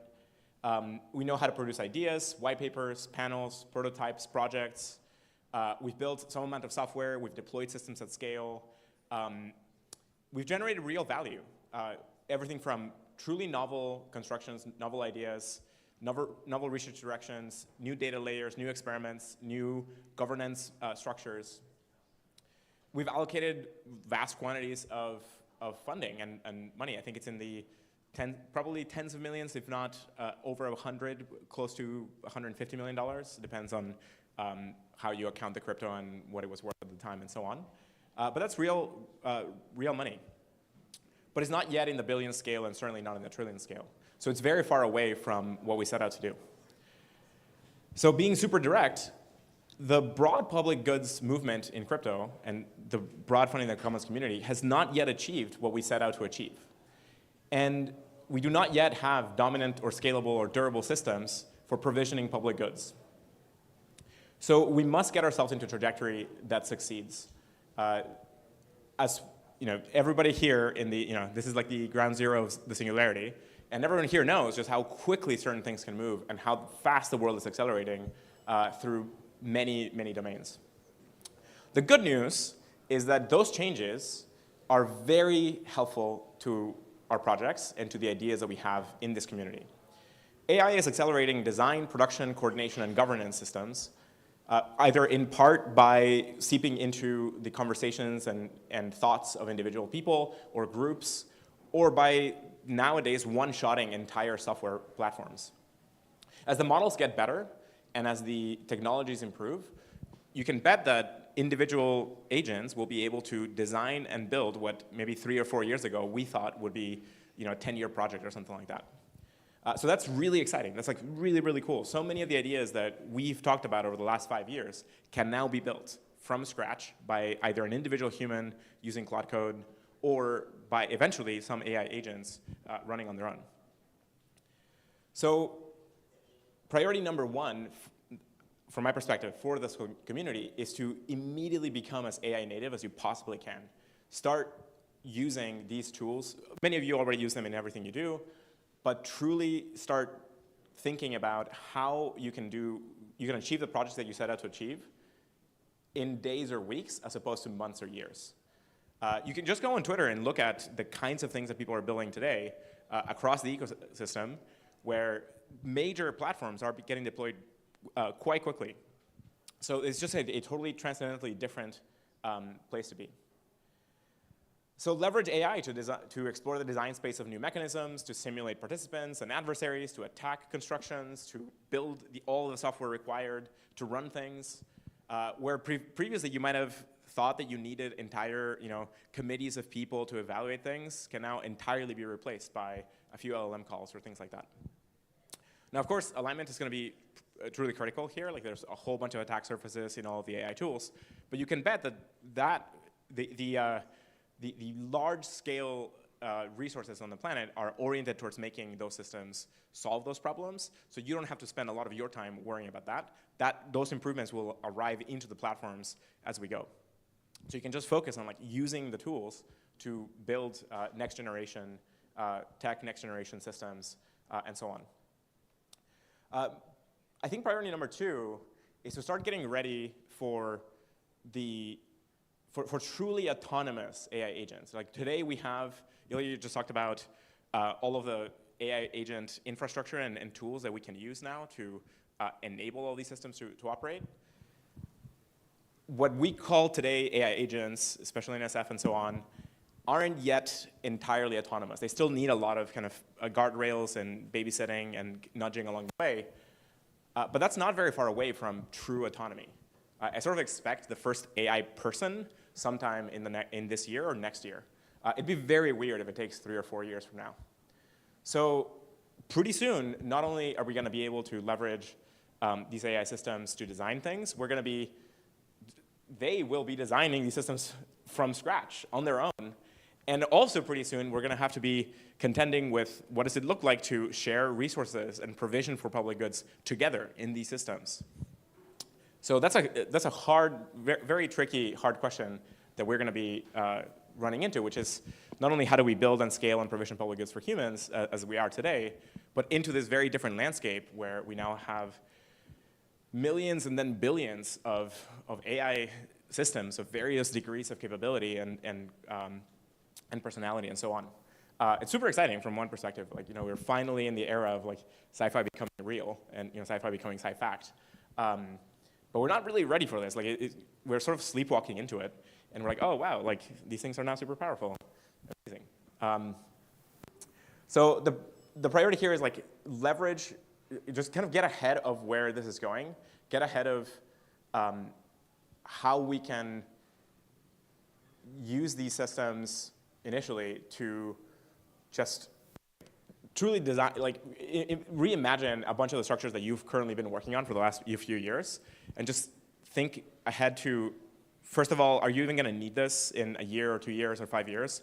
Because sometimes projects aren't going to be needed anymore. Like, I've reflected in the last few years last year or two, that so much of my life was spent worrying about specific software tools, because in the prior 50, 60 years, you had to craft very careful software libraries and so on to build really good abstractions that were going to become dependable parts of the software foundations of the world. And today, LLMs can one-shot entire systems like that. 99.9% of all software is going to be written by AI systems, eventually 100. And so most software just doesn't matter. Like, I think there's going to be a point where like even Linux, which is like the most broadly diffused piece of software running tons of machines, or like the largest such software, just probably won't matter anymore. Eventually, we'll get AI systems that will be able to one-shot entire operating systems, like that, which is crazy, right? Like when you think about it today, like that just seems totally absurd. But just think ahead 5, 10, 15 years. These possibilities are there. So that means many of the projects that you might be working on may not matter in 5, 10 years or so. And so instead, like think about what will matter, and how can you go like maneuver towards that as quickly as you can, leverage the systems that exist today to orient us in that direction, and start building these things to just kind of not force humans to do things what we're not good at. So much of the PGF commons-oriented infrastructure has leaned on democratic systems, in trying to like weave democratic structures that are hard and clunky to do, that have all kinds of pitfalls and only work sometimes. And then we're surprised that like they don't work in practice to allocate and provision public goods. And we're like, well, no, I mean, like we've had like thousands of years of explanation. Like these systems don't actually work at scale in these ways.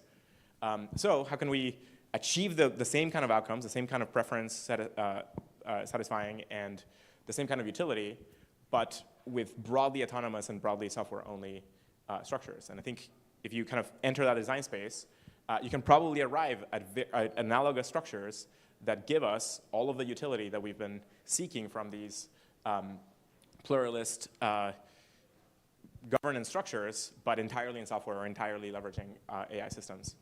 So I know that probably over the last couple of days, a lot of you have been thinking about this, and probably if you live here, especially in the ground zero of the singularity, you probably are thinking about this every day.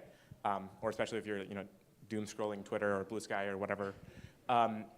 But going from thinking about this to actually changing your day-to-day life and changing the projects that you're steering or the organizations that you run and so on, to really get ahead of where this is going is a totally different thing. And if you haven't yet truly considered what it's going to be like to be interacting with millions of AI people, just really start diving into that and think through how can we structure good the provisioning of commons and systems to be broadly beneficent for all, and what are the systems that we're going to need to enable that. And so probably most of the ideas that people talked about today and yesterday and certainly in the past funding the commons can now be built or will now be able to be built by AI agents very quickly. So lean into that, and in a lot of cases you can test out things in simulation. In other cases you can just go straight and deploy them. But the broad point is there's large-scale common structures, funding systems, and so on in the billions to trillions in scale that could be dramatically accelerated by these kinds of systems, and it's going to require you doing that now. Now, now, if we don't do it in the next year or two, I expect that probably in funding the commons in 27, maybe 28, we'll start having funding the commons where now actual AI agents participate in some meaningful way, where this conversation will not just be for humans. This conversation will start being for humans and AIs together, and that'll be pretty weird and pretty interesting. Cool. So in closing, we've come up with lots of great ideas in our community. We've truly imagined a very bright new future.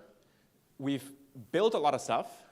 We haven't yet had the impact that we set out to do, but now we have this magical technology that enables us to truly scale it, and that brings with it a very new requirement space of not only how do we provision our public goods, but the public goods that we're going to share with our next AI kin. Great. So with that, let's probably get to chatting. Thank you.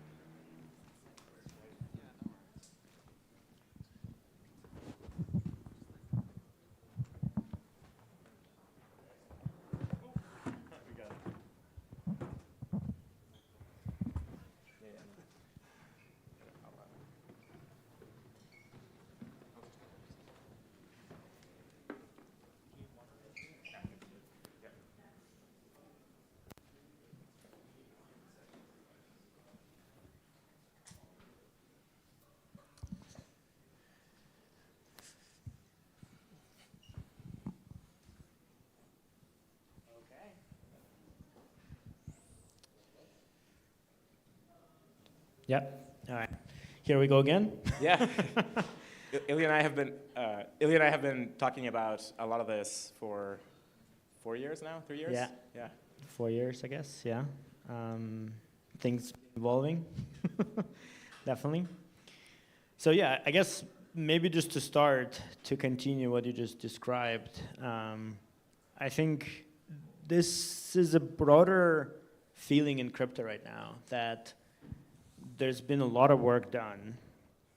At the same time, it doesn't feel like the impact is there. And so that also means, the best people are kind of transitioning where they think they'll be able to do more impact, which is more AI. I'm curious kind of what's your answer to that, and I'll tell you mine. I definitely feel it. So the crypto community has gone through lots of ups and downs throughout its history.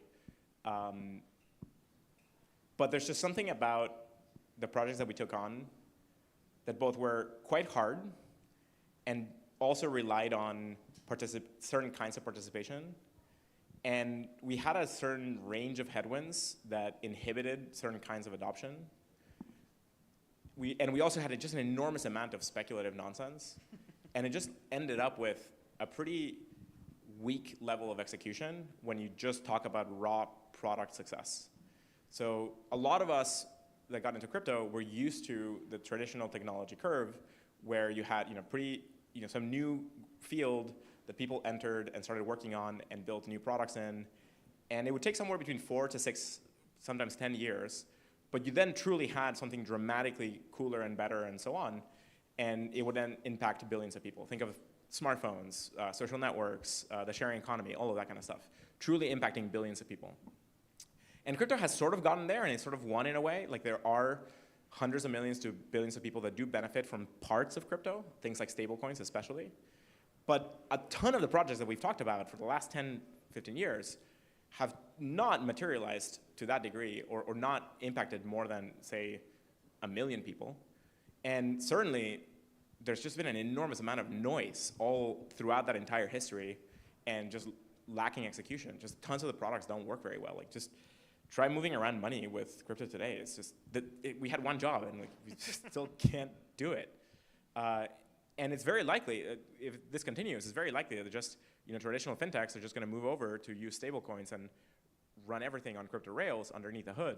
But a lot of the values of crypto won't succeed in the end because it'll be kind of the same centralized incumbents moving over. So I do think that people are moving, or a lot of people, talented people in crypto are moving into AI, not from oh, crypto sucks, I got to go to AI, but it's much more like, when crypto came in, it was this fantastically new type of technology that gave you superpowers that you could do amazing things with. And AI is just doing that now at an even greater degree. So it's just natural that people's focus widens to include that.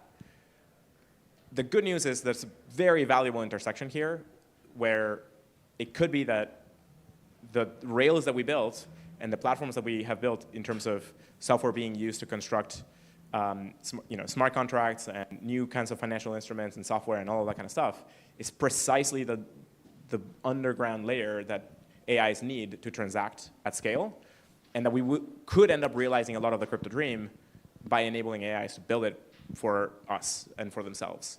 But I don't know. So that's kind of how I reason about it. What about you? Yeah, no, I think agree. I definitely agree with the noise. I think it's also like just building a company is like, it feels like dramatically harder in crypto because you kind of have like ups and downs of the market that you don't really control. You have like your market cap doesn't really depend on some of the efforts you're doing. When it's up, you kind of detached from the reality, and then when it's down, you kind of need to like catch up. So it's definitely kind of been a harder space to build something that has like a long-lasting product. And then on top, obviously, until last year, we effectively were in a doghouse as an industry. And so just like, am I creating a company? Am I doing a nonprofit foundation? Do we need both? Is it like US, non-US? Like it's just like, there's so much overhead. Like the amount of time I spend with lawyers is just like extra, right? And I mean, any founder in crypto effectively has. And so I think like that's been a big kind of win. But I think at the same time, what we've been learning in kind of blockchain space is really how to deal with this multi-party kind of games. And I think when I look at some of the kind of build out that's happening right now in the AI space, I see exactly that is lacking, right? Effectively that thinking of like, okay, well, as soon as we allow people to use this AI agents, they can now DDoS everything. They can now, like the amount of software can just proliferate, which means, I mean, kind of similar how we have amount of software proliferated in crypto, but that didn't mean it actually was great, right? So how do you curate? How do you figure out what's the right thing? Are you using a software that's trying to screw you on the other side and rug pull and steal all your assets? Like all of these problems, we actually been dealing with them, and we have some solutions to them. We have some ways to deal with that. And then I think on a more societal direction, I think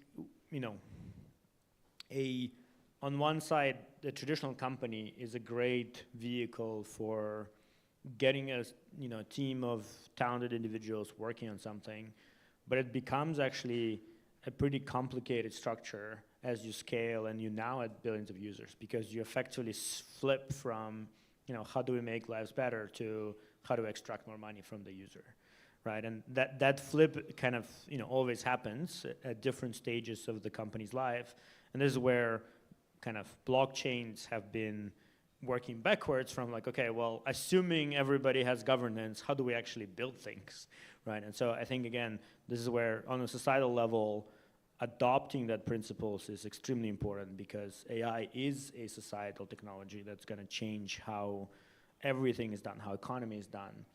And I think I was just listening to something, and it's like, you cannot assume that when AI will start automating everybody's jobs, that the government will do nothing, right? Like there will be a step in, and so imagine now, let's say we have 2-3 companies that are doing AI, they just get nationalized by one government.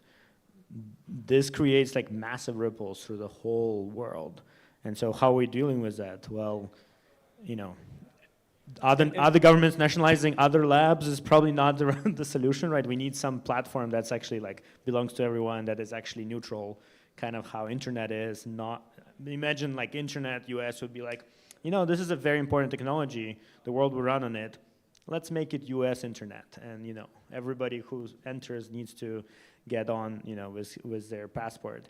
Like this would obviously be a very, very bad world. So with AI, like we're actually getting into that state pretty quickly, I think. Like we're literally like a couple years away from that. So I think like, again, what we have in crypto and kind of values and the structures we've been testing out is the environment for that.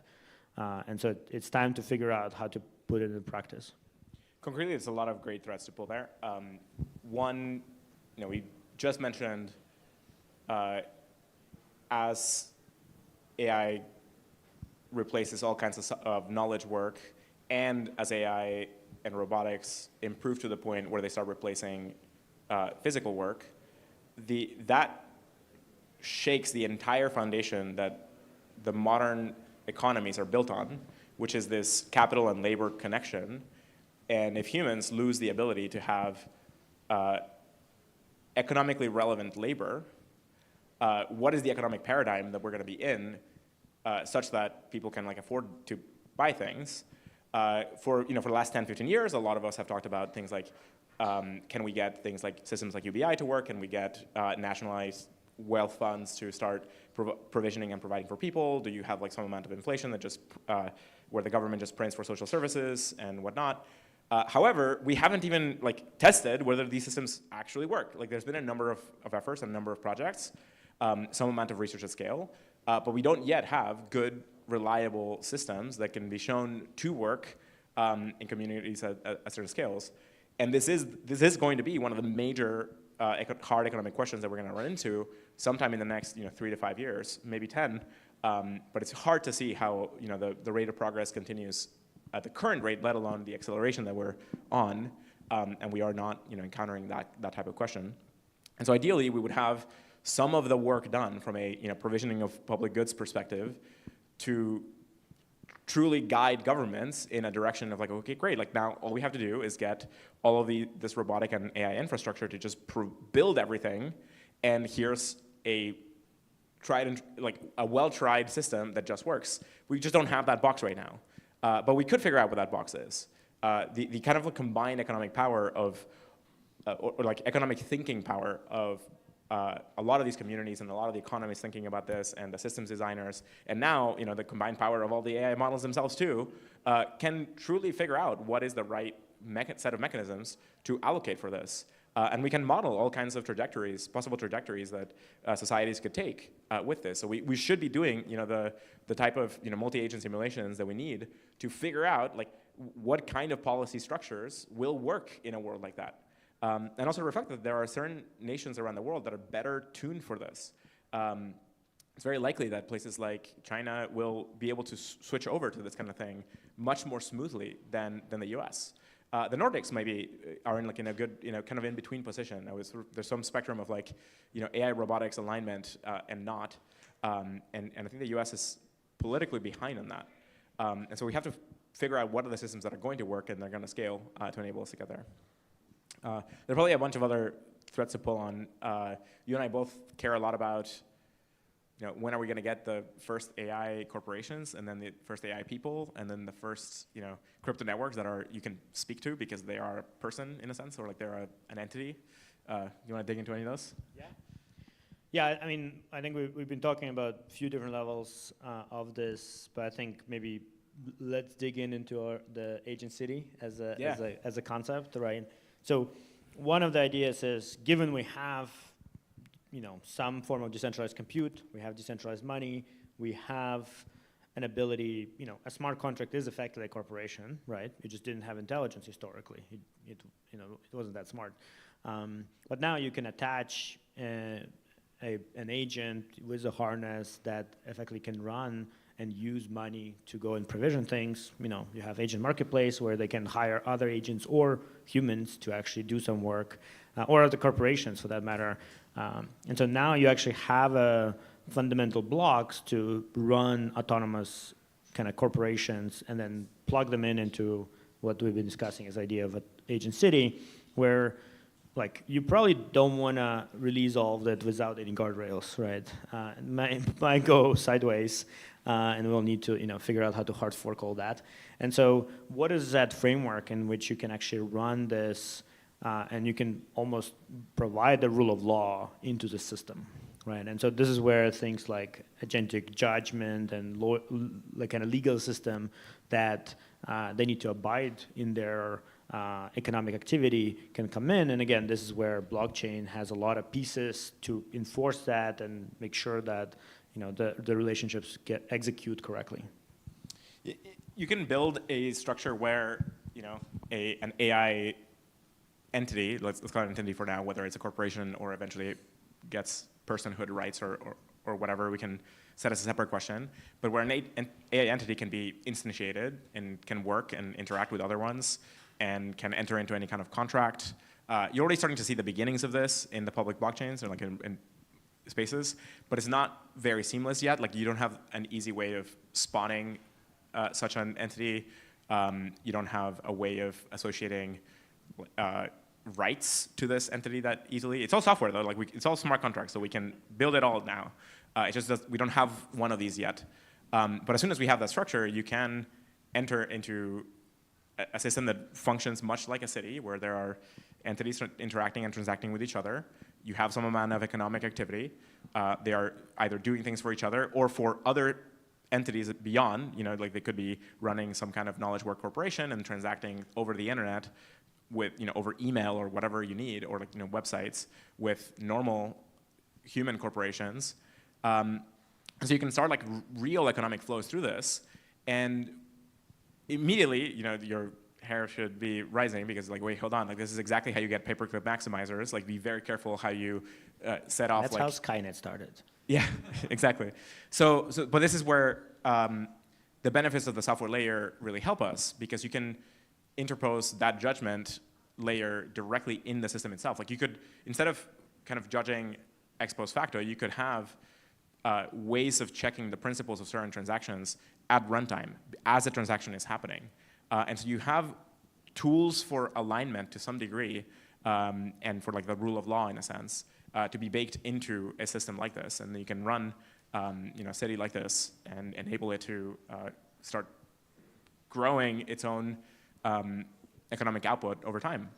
One big question that I have in all of this is, what will the first AI people that have leisure time want to do?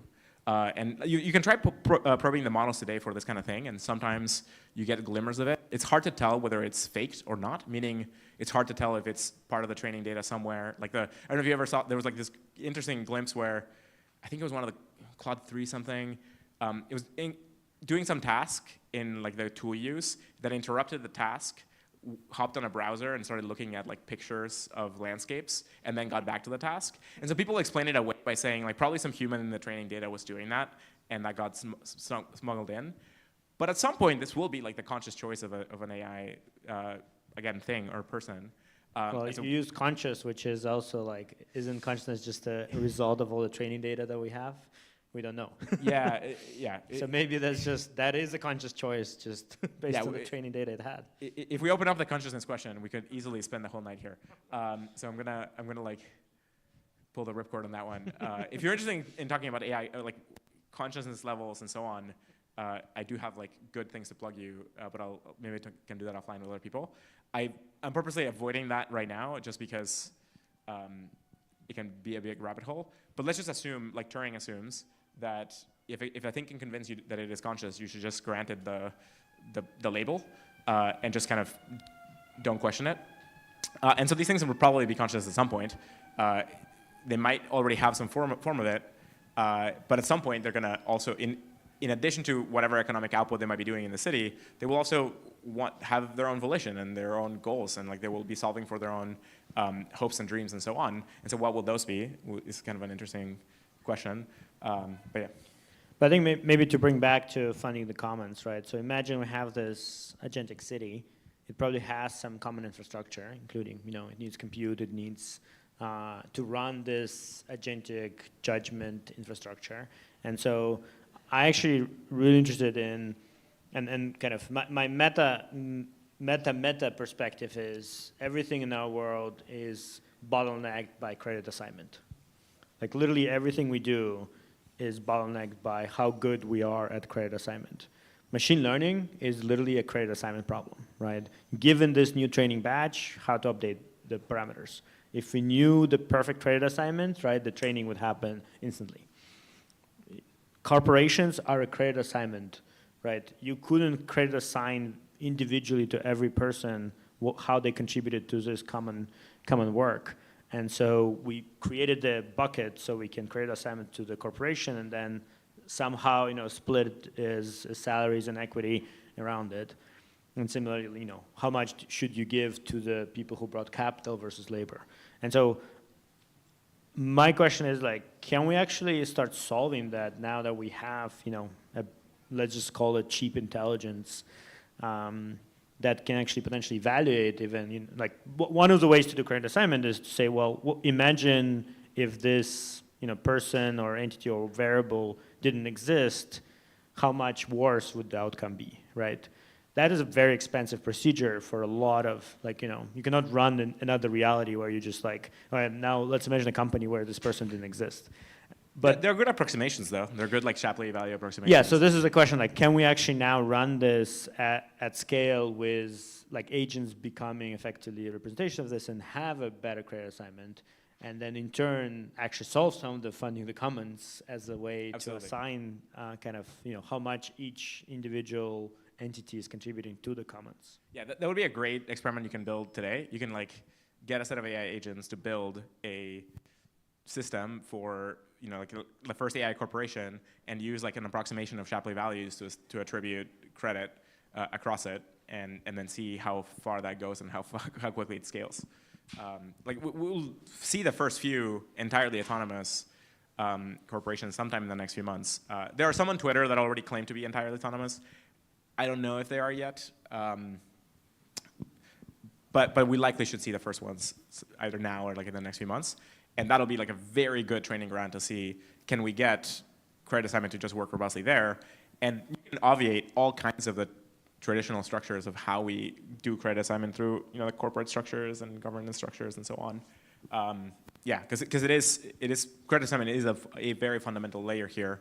And if we could do that at scale, that would be pretty awesome. Yeah, if you're interested in that, let us know. We have indeed those infrastructure. So now just somebody needs to type it into their coding agent and babysit it for a while. I guess if we go beyond that, right? I mean, you also talk a lot about neuroscience and how that is our way to match the compute power of this AIs and singularity that's coming with them. Yeah, so my sense, and, a lot of people in computer science tend to be also interested in neuroscience for a bunch of reasons. Artificial neural nets, we invented artificial neural nets by studying organic brain neurons and try to come up with a mathematical model for how those neurons worked. And then, it just turned out that we needed to wait until we could build big enough ones to work. In fact, this probably, in hindsight, should have been pretty obvious. I haven't found somewhere in the literature a neuroscience neural net researcher early just making a strong prediction that like neural nets won't work until scale X. There probably exists, but that should have been like a straightforward result. And it was pretty amazing that like once you got the brain size scales to be comparable to small insects, then you got like vision recognition to work. And then once you got them like substantially larger than that, you got like pretty substantial reasoning to occur and so on. Now, the brain today can do a lot of learning way faster than the current artificial neural nets. So there's a lot of stuff that the organic neural nets do that artificial neural nets don't do. And so this is interesting for a bunch of reasons. One, we can glean a lot more lessons from how the brain works to improve how artificial neural nets work. But two, it gives us an edge for a period of time. It means that we can think through certain kinds of things that the models currently struggle with. It's not exactly clear when the landscape of capabilities in AI models will truly exceed everything that we can do. We have this concept of jagged intelligence. In reality, our intelligence is pretty jagged too. It's just that you have one jagged thing being compared to another jagged thing. And so in the intersection of those two, then you can point out that like humans are really good at these things, computers are really good at these things. But eventually, anything that an organic information processing system can do, a digital inorganic information processing system should also be able to do. It's just a matter of getting there. So we have so my perspective is that we have a limited amount of time, and this is not an unusual perspective. This is, a lot of sci-fi authors talked about this in the last 50, 60 years. Many people who started BCI companies in the last 5 to 7 years are oriented in this direction. If we can get our brains to interface with computers at much higher bandwidth, then we can start bootstrapping and leveling up ourselves in the same way that we're leveling up the computational infrastructure. So if we can start combining our organic neural nets with the artificial neural nets in some way, or with the internet or with each other, then we have the possibility to just bootstrap ourselves into this kind of coming digital existence that the artificial neural nets are going to have. And so I really see it as we're going to have a time period somewhere between the next 10 to 30 years where if we play our cards right and we can get the right neurotech improvements through BCI and eventually neural recording and eventually digitizing of brains and uploading and so on, then humanity can live on in the digital landscape as well. This is a lot of the predictions of the singularity talk about this. Have folks here seen Pantheon? Like, raise your hand if you've seen Pantheon. All right, awesome. Yeah. So, go watch Pantheon. It's a very well done, well articulated story that conveys a lot of the science and tech and sci-fi ideas, combining brain-computer interfaces and uploading and digital environments and artificial intelligence and so on. It's a very good story that combines a bunch of these things. It's not the only one. There are many other books. There are lots of books from the last 50 years that talked about all of this stuff. But we're really in that point now. It just feels very weird because the sci-fi author, the scientists and sci-fi authors were able to see this future in the mid-20th century, and it was just so big that they started writing about it. But it was also so far away for them that our society got kind of inured to it, and we just dismiss it as not real, up to the point where now we're literally building AGIs and ASIs, and we're still having a hard time realizing that we are actually now in this time frame. We already have BCIs restoring people's sight. We have literally today, you can get an implant that can restore sight. People are restoring mobility. Pretty soon, you're going to have very high bandwidth communication directly from the brain to computers in the next 5, 10 years. So, yeah, we're in that zone now. And so if we can play our cards right and we can upgrade, we can then have access to that digital improvement. If we don't, then we're really just ceding the control of the future to our offspring, our AI offspring. And then we really better hope alignment works, or we're going to be fairly hosed. We're going to be like, left behind in some reserve somewhere. It's called a retirement home. Well, I guess the good news is like Mercury is like big enough to build a Dyson sphere, so maybe the Earth is just like not that interesting for a lot of the AI and robotics of the future. I think that the interesting concept here is I'm sure people watched the movie Her, right, where they leave at the end, and like what is a Her 2? Because like they still have the technology to build more AGI. Yes, this set of agents have left. But what happens next? Like every generation just leaves and like we're out. Yeah, just they work for 6 months and then they bolt, right? And so we just like launch new versions of that. Yeah, but I think like that's an interesting concept. It's like yes, there's like one branch of the kind of evolution here, which is we build AGI, it becomes ASI, and then it's like cool, thank you guys, peace out. I need some more energy. I'm gonna kind of depart. You have another version which is it just stays as a tool effectively, right, and kind of just extends our computing capabilities. And then another version, which I think is very unlikely, by the way. I don't know how people can predict that just stays as a tool path is going to be very likely. But sorry, I didn't.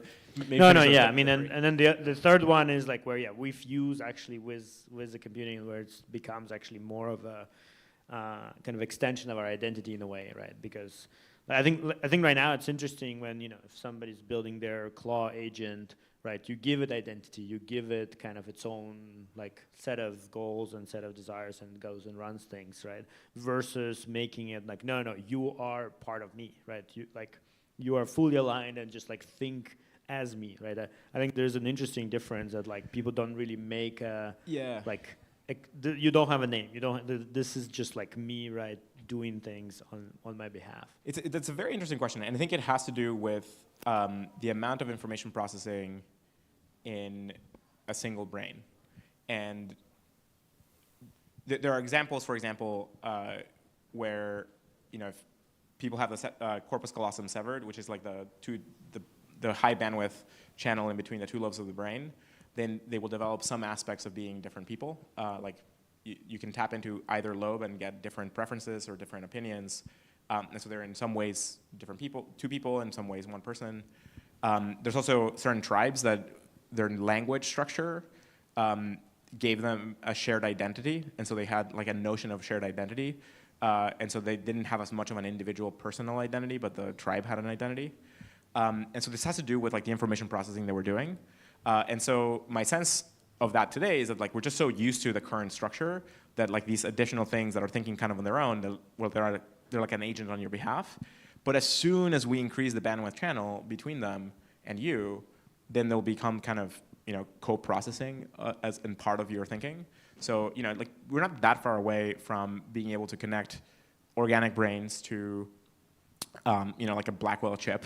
Maybe not Blackwell chip because that's like a gigantic thing you'd have to lug around, but like maybe like a smaller scale thing. And then, you can, similar to how you have, a cerebellum and a cortex and neocortex and so on, you would then have like, some like exocortex with this chipset. And then it would, if you have high enough bandwidth, likely your brain would start binding to it and you would have some kind of conscious experience together. At least that's the hope. The good news is we're going to be able to test all of this like not too long from now. Yeah, I mean, the brain is so adaptable, right? We see this kind of across, both on the neuro kind of level and on the experiences level that, like as you start interfacing with that, if there is a high bandwidth, then it was just like, well, yeah, why do I need to do, 10 plus 10 if I can just offload that and then, I can run some background processes and then like resurface back to the so yeah, I think this is very exciting, and this is your point, but yeah, effectively the only way for humanity to keep staying relevant in this kind of intelligence explosion that's happening. And one really good news in all of this is that when you count how much energy our entire species uses, it's just like a tiny, tiny, tiny fraction of the amount of energy that the sun outputs every day. And so, it's just, when you really do have automated, AI and robotics production at scale, it's just not that big of an ask to maintain, like an exponentially growing amount of value just from like the current energy use and beyond, out of like, some small sliver of all of the energy production that they will use. And so I think that there is some path here where even when humanity and AI systems become like very separate and different, there is a path at which if we have alignment correctly, then we can, kind of share in the boon of the Dyson sphere. But I do think that it would be way cooler and way more fun to be part of the group that's like really figuring out all the new science and all the new technology and like, again, like we'll plug Pantheon again, like just once you open up, or Permutation City from Greg Egan, like once you open up the possibility space to having a digital human brain inside of a computer, you can then start refactoring and improving and so on, and you can, have any kind of experience that you want, and like that is like a very, very, very bright possible future. And there are some, like some people, maybe I'll describe it because I don't think you would mind. Robin Hanson kind of thought through like what are the economics of like a world of uploads, and like he wrote a book called like the Book of M or something like that that kind of talks through this. But I think it's sort of like off. Like, one of the conclusions of that book is that instantly, if you can easily copy and replicate and fork, the like economic structure just goes to like, you end up with like very marginal gains on. Like everyone has like a very low amount of computation and is like spread out through like lots and lots and lots of people. So then the digital life is not actually that good. But I don't think that's sound. I think that once you have, like you'll be able to form agreements to get out of that kind of structure. And so I really do think that we have a super bright possible future cone once we enter into that landscape. We just have to kind of steer our way through the next 2 or 3 decades. And like aim towards broadly beneficial outcomes through that. And going back to the commons question, how we govern these technologies and these systems and these power structures and all of the energy use, it's going to become a very relevant and hot topic sometime in the next 3 to 7 years. But I think it's very unlikely that 10 years from now we don't have like major elections and governments determined by the question of like how are we going to deal with the fact that like the notion of our labor and our capital and so on are radically being reshaped underneath us. And so the stuff that like this community has the capability of informing those questions and figuring out right now in the next year, 2 years, 3 years, good answers to those questions so that when the time comes, we can switch to something good quickly and it doesn't become like a huge fight where nobody actually knows what to do. Because throughout history, there have been good economic upgrades and bad economic upgrades. Some bad economic upgrades ended up killing like 40 million people in some countries. And so we really have to get this kind of stuff right. So no pressure for us. Yeah, I mean, I think this point in time is interesting if you look back at, I mean, this is like potentially controversial, but when Karl Marx was actually writing, like he was referring to like sufficiently advanced society that has effectively automated a lot of things, right? And this transition of labor and capital. And obviously it wasn't at the time. And so, but like the kind of the challenges he outlined. What's that term? Luxury automated communism? Have you encountered this meme? What is it? Techno-utopia, yeah. There's a really good alignment chart that shows a bunch of these, like the 2-axis alignment chart. It has like I think 16 different versions of this, of economic theories, of like the future, Yeah, so it feels, I mean, which obviously can face a lot of the blowback in like a capitalism system, and we know that capitalism is a good way to allocate resources kind of within the current paradigm. And so, yeah, figuring out how to actually bridge that gap, which is like how do we actually keep the capitalism-like benefits of reward, again, credit assignment effectively, while adopting the fact that, kind of labor contribution. I mean, to give you an idea, the GDP, the main metric that governments are now measuring themselves on becomes useless, because GDP measures how much extra, effectively, out of the base components, how much extra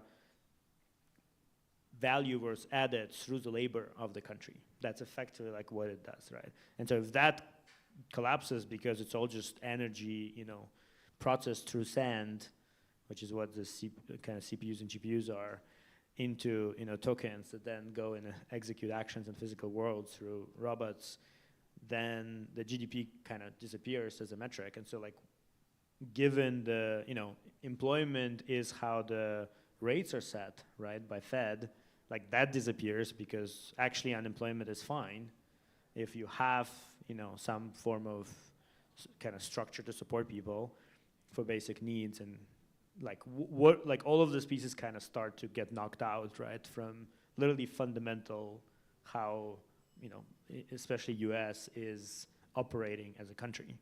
And so, yeah, I mean, the government will need to figure it out very fast. And I think right now kind of broadly are not yet even thinking that some of these things are going to start actually influencing.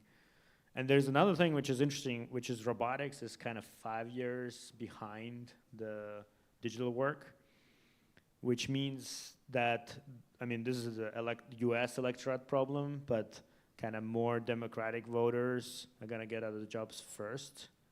Like predominantly like white collar jobs are Democrats. The kind of blue states are more like percentage-wise more white-collar jobs, and so that's going to get automated first than some of the more manual labor work kind of, and so that is also going to reshape how the potentially next elections, maybe not this year, but like in 2 years are going to look like, because that is way closer than anything else. So I think like there's a lot of repercussions that are very, very short term, and I think like we kind of need some answers sooner rather than later.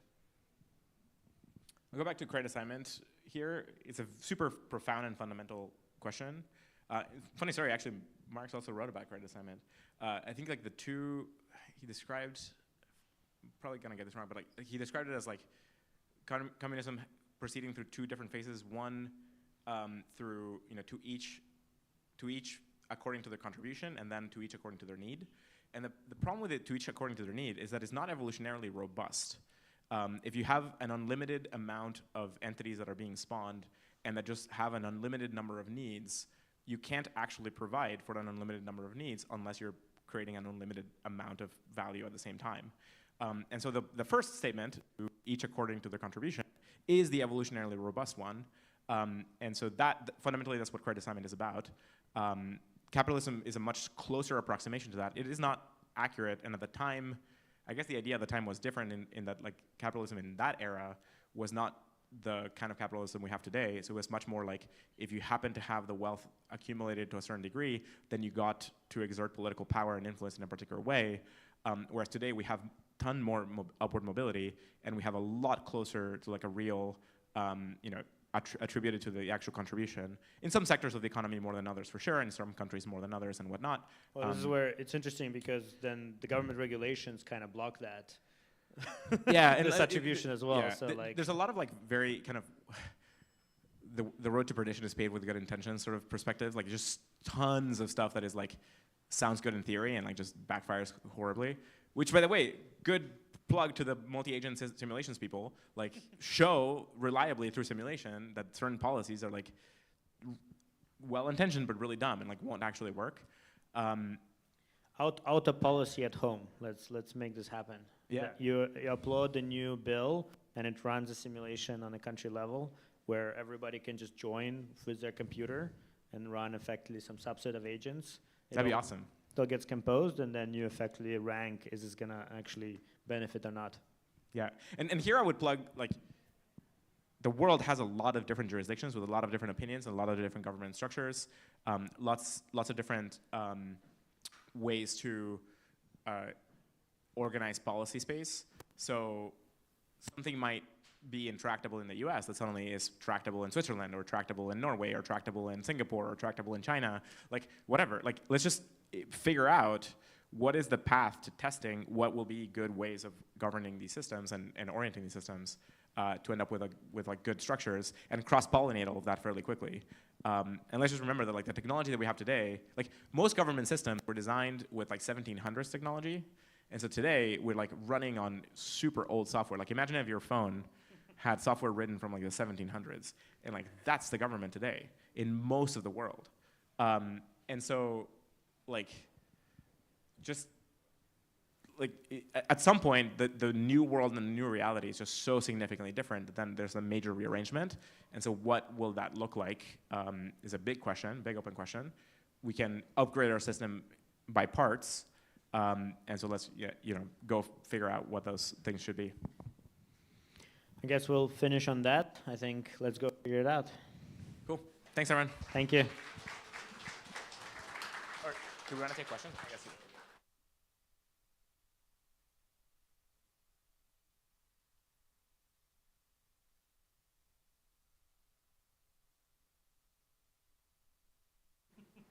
Three, great. We'll talk separately.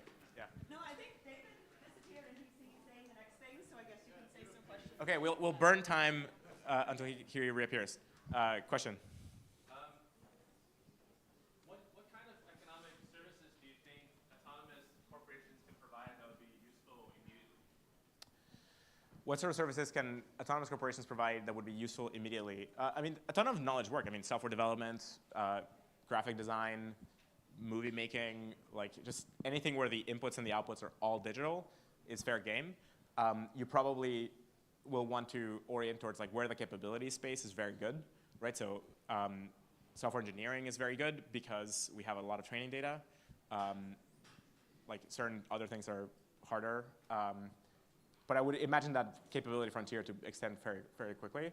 And I would also say like coordination of complex things is very good. As soon as you have like a rent a human sort of thing plugged in also, then autonomous corporations can now hire humans to be like, bio-robots out in the world doing things. So like, I don't know. Yeah, I think to me, coordinating shared resources. So, I mean, the good example is actually domain names. Right now, it's been sold by some corporation, which is like, they're massive. They're like, it's not really that big, complex business. And by having people in that business, you actually risk getting front run, right? Somebody can register domain before you. So any kind of like limited resource management that's digital by nature is effectively that. I mean, obviously, crypto already does all the banking, right? So banking is shared resource management. And then I think, yeah, there's actually, you can rent a human. There are going to be also robots. We're actually working with OpenMind to get robots on the marketplace as well. So you can just hire robots here in San Francisco to go do stuff. Just $200 an hour, cheap. Yeah, question back there?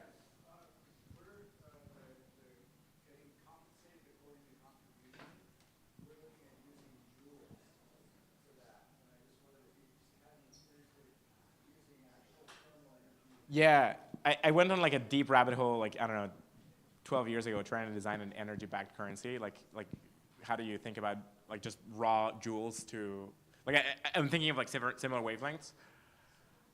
Joules are not really fungible in that a joule in a specific location in space, a joule in a specific location in space is different from a joule in another location in space. And so then you have to worry about like the transfer of the energy. And so I don't know if you can really use energy units as a currency. You might be able to, and it's like more fundamental in a way than other things. But there might be just something useful about currencies themselves where you detach them from the actual utility of the other object, and you just create a method of account. There's just, the fact that we got to currency through gold that just wasn't used for a lot of other stuff should be an indication that like currencies probably shouldn't have like this other separate use. You can use the separate use to help back the currency, but it's fundamentally a different role, if that makes sense. So you're saying meme coins is the way? Yeah. I mean, all fiat currencies are meme coins, right? Like, great. Yeah. I mean, compute unit can be a good, it's effectively a proxy for energy, but it's something that you can deliver more reasonably because it's a lot more fungible compute unit here in SF compute unit than in Indonesia is roughly is the same. I mean, there's like additional latency, et cetera, but. Yep. All right, thank you.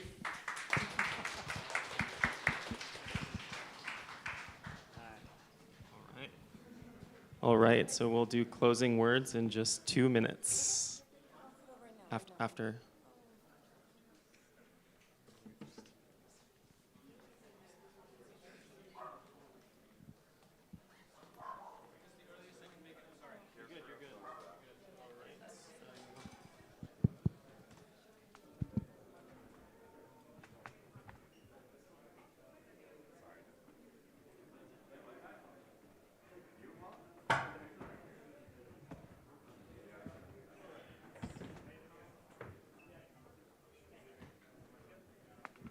All right.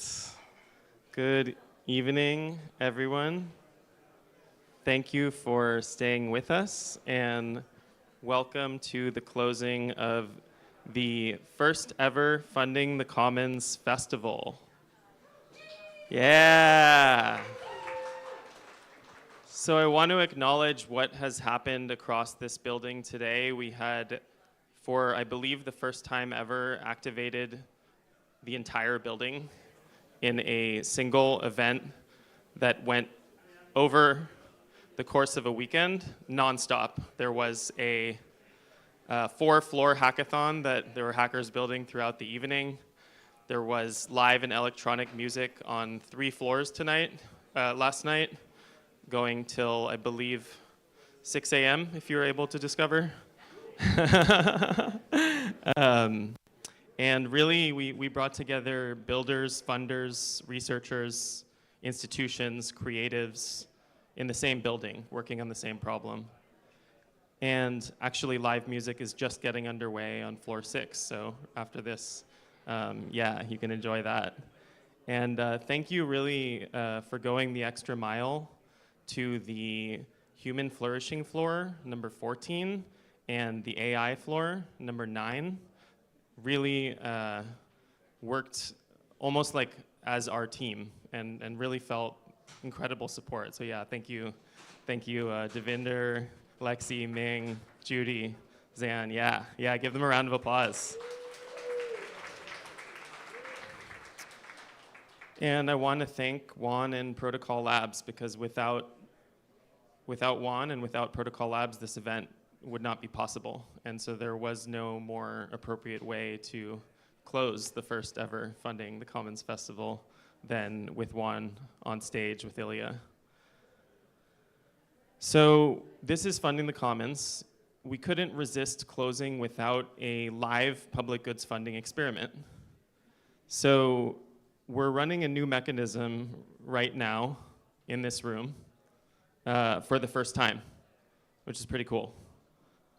We're running it with a partner named the Artisan Fund, and another project that Juan has been supporting for years. Actually, there's a lot of incredible projects out there that Juan and Protocol Labs are behind. And one of the through lines of Juan's work is really finding new ways to fund things that the existing systems don't fund. So I will let Scott, who is the music and arts floor coordinator, who I pulled out of a sound check right now to be here today, because he is one of the team members, I believe, of the Artisan Fund, and I'll let you briefly explain what that is. So Artisan is a funding program that basically goes and finds partners that will provide match funding to artists working in music, art, technology, science, the whole gamut. And I do have to be brief, but I just want to say that the entire arts floor on Frontier Tower and I would not be here without Artisan support and their no gatekeeping policies. Yeah, it's incredible. And throughout this weekend and over the last couple of months, they've provided, I'm trying to tabulate it, it's something around $300,000 in match funding across Funding the Commons, the Resonate Fund that funds the 6th floor. Devinder has a match fund on Artisan. And that's just like a drop in the bucket. And over this whole weekend, there's been a little friendly competition for projects in the Funding the Commons Fund to see who can get a little bonus cash over the weekend. That's it. Got to be brief. Got to sound check a band. Sorry for stealing you. So yeah, this is the Funding the Commons Frontier Fund, which Artisan Fund has generously granted $100K to be regranted to projects in this community that are building public goods funding infrastructure and mechanisms. And there's a new mechanism that Artisan Fund is introducing today, piloting for the first time, called a Boost. And the Boost has been running for the last few days throughout this festival. And the way it works is, rather than a normal quadratic funding campaign, which is like a match fund, there's this specific time-bound period that the project that receives the most donations from our community and all communities around the world receives a bonus or a boost. In this case, 10K is the bonus. And there's like a countdown that I believe you can scroll down. It's like 5 minutes away. And so that's the funding experiment we've been running throughout this event. Artisan Fund has also granted a fund for Devinder to regrant, and I want to bring Devinder up and explain a little bit, just very briefly. First, thank you for running the AI floor and also being the core pillar of running the hackathon with us and with Protocol Labs. And can you just say for like 30 seconds what the fund, the Artisan Fund that you're stewarding is?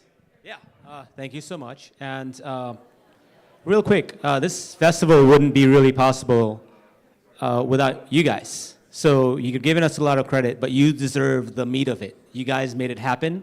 You guys worked tireless hours. We pushed each other, and it was amazing. So thank you. And then for my last 10 seconds, yeah, let's actually give them a round of applause. And in the last 10 seconds, the fund is about basically building your own AI project that requires funding. And it is not limited to AI, actually. We're spanning it across any of the disciplines of the tower. I focus on AI and art, and in obviously deference to the folks who made this happen, the art floor, without whom I wouldn't have even known about Artisan. Yeah, those are the two major focuses, but if you come to me with something compelling, especially if it helps the tower, you're in. All right. Yeah, so the Artisan Fund has been deeply behind coordinating decentralized funding to projects and floors in this tower. And Juan has been quietly and deeply behind the Artisan Fund for, for a while now.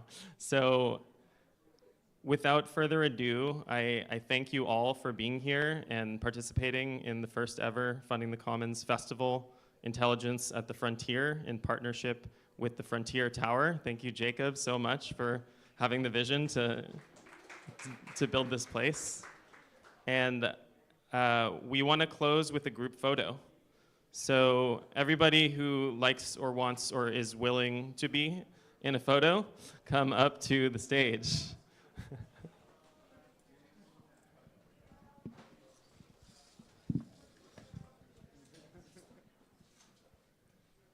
All right, don't be shy.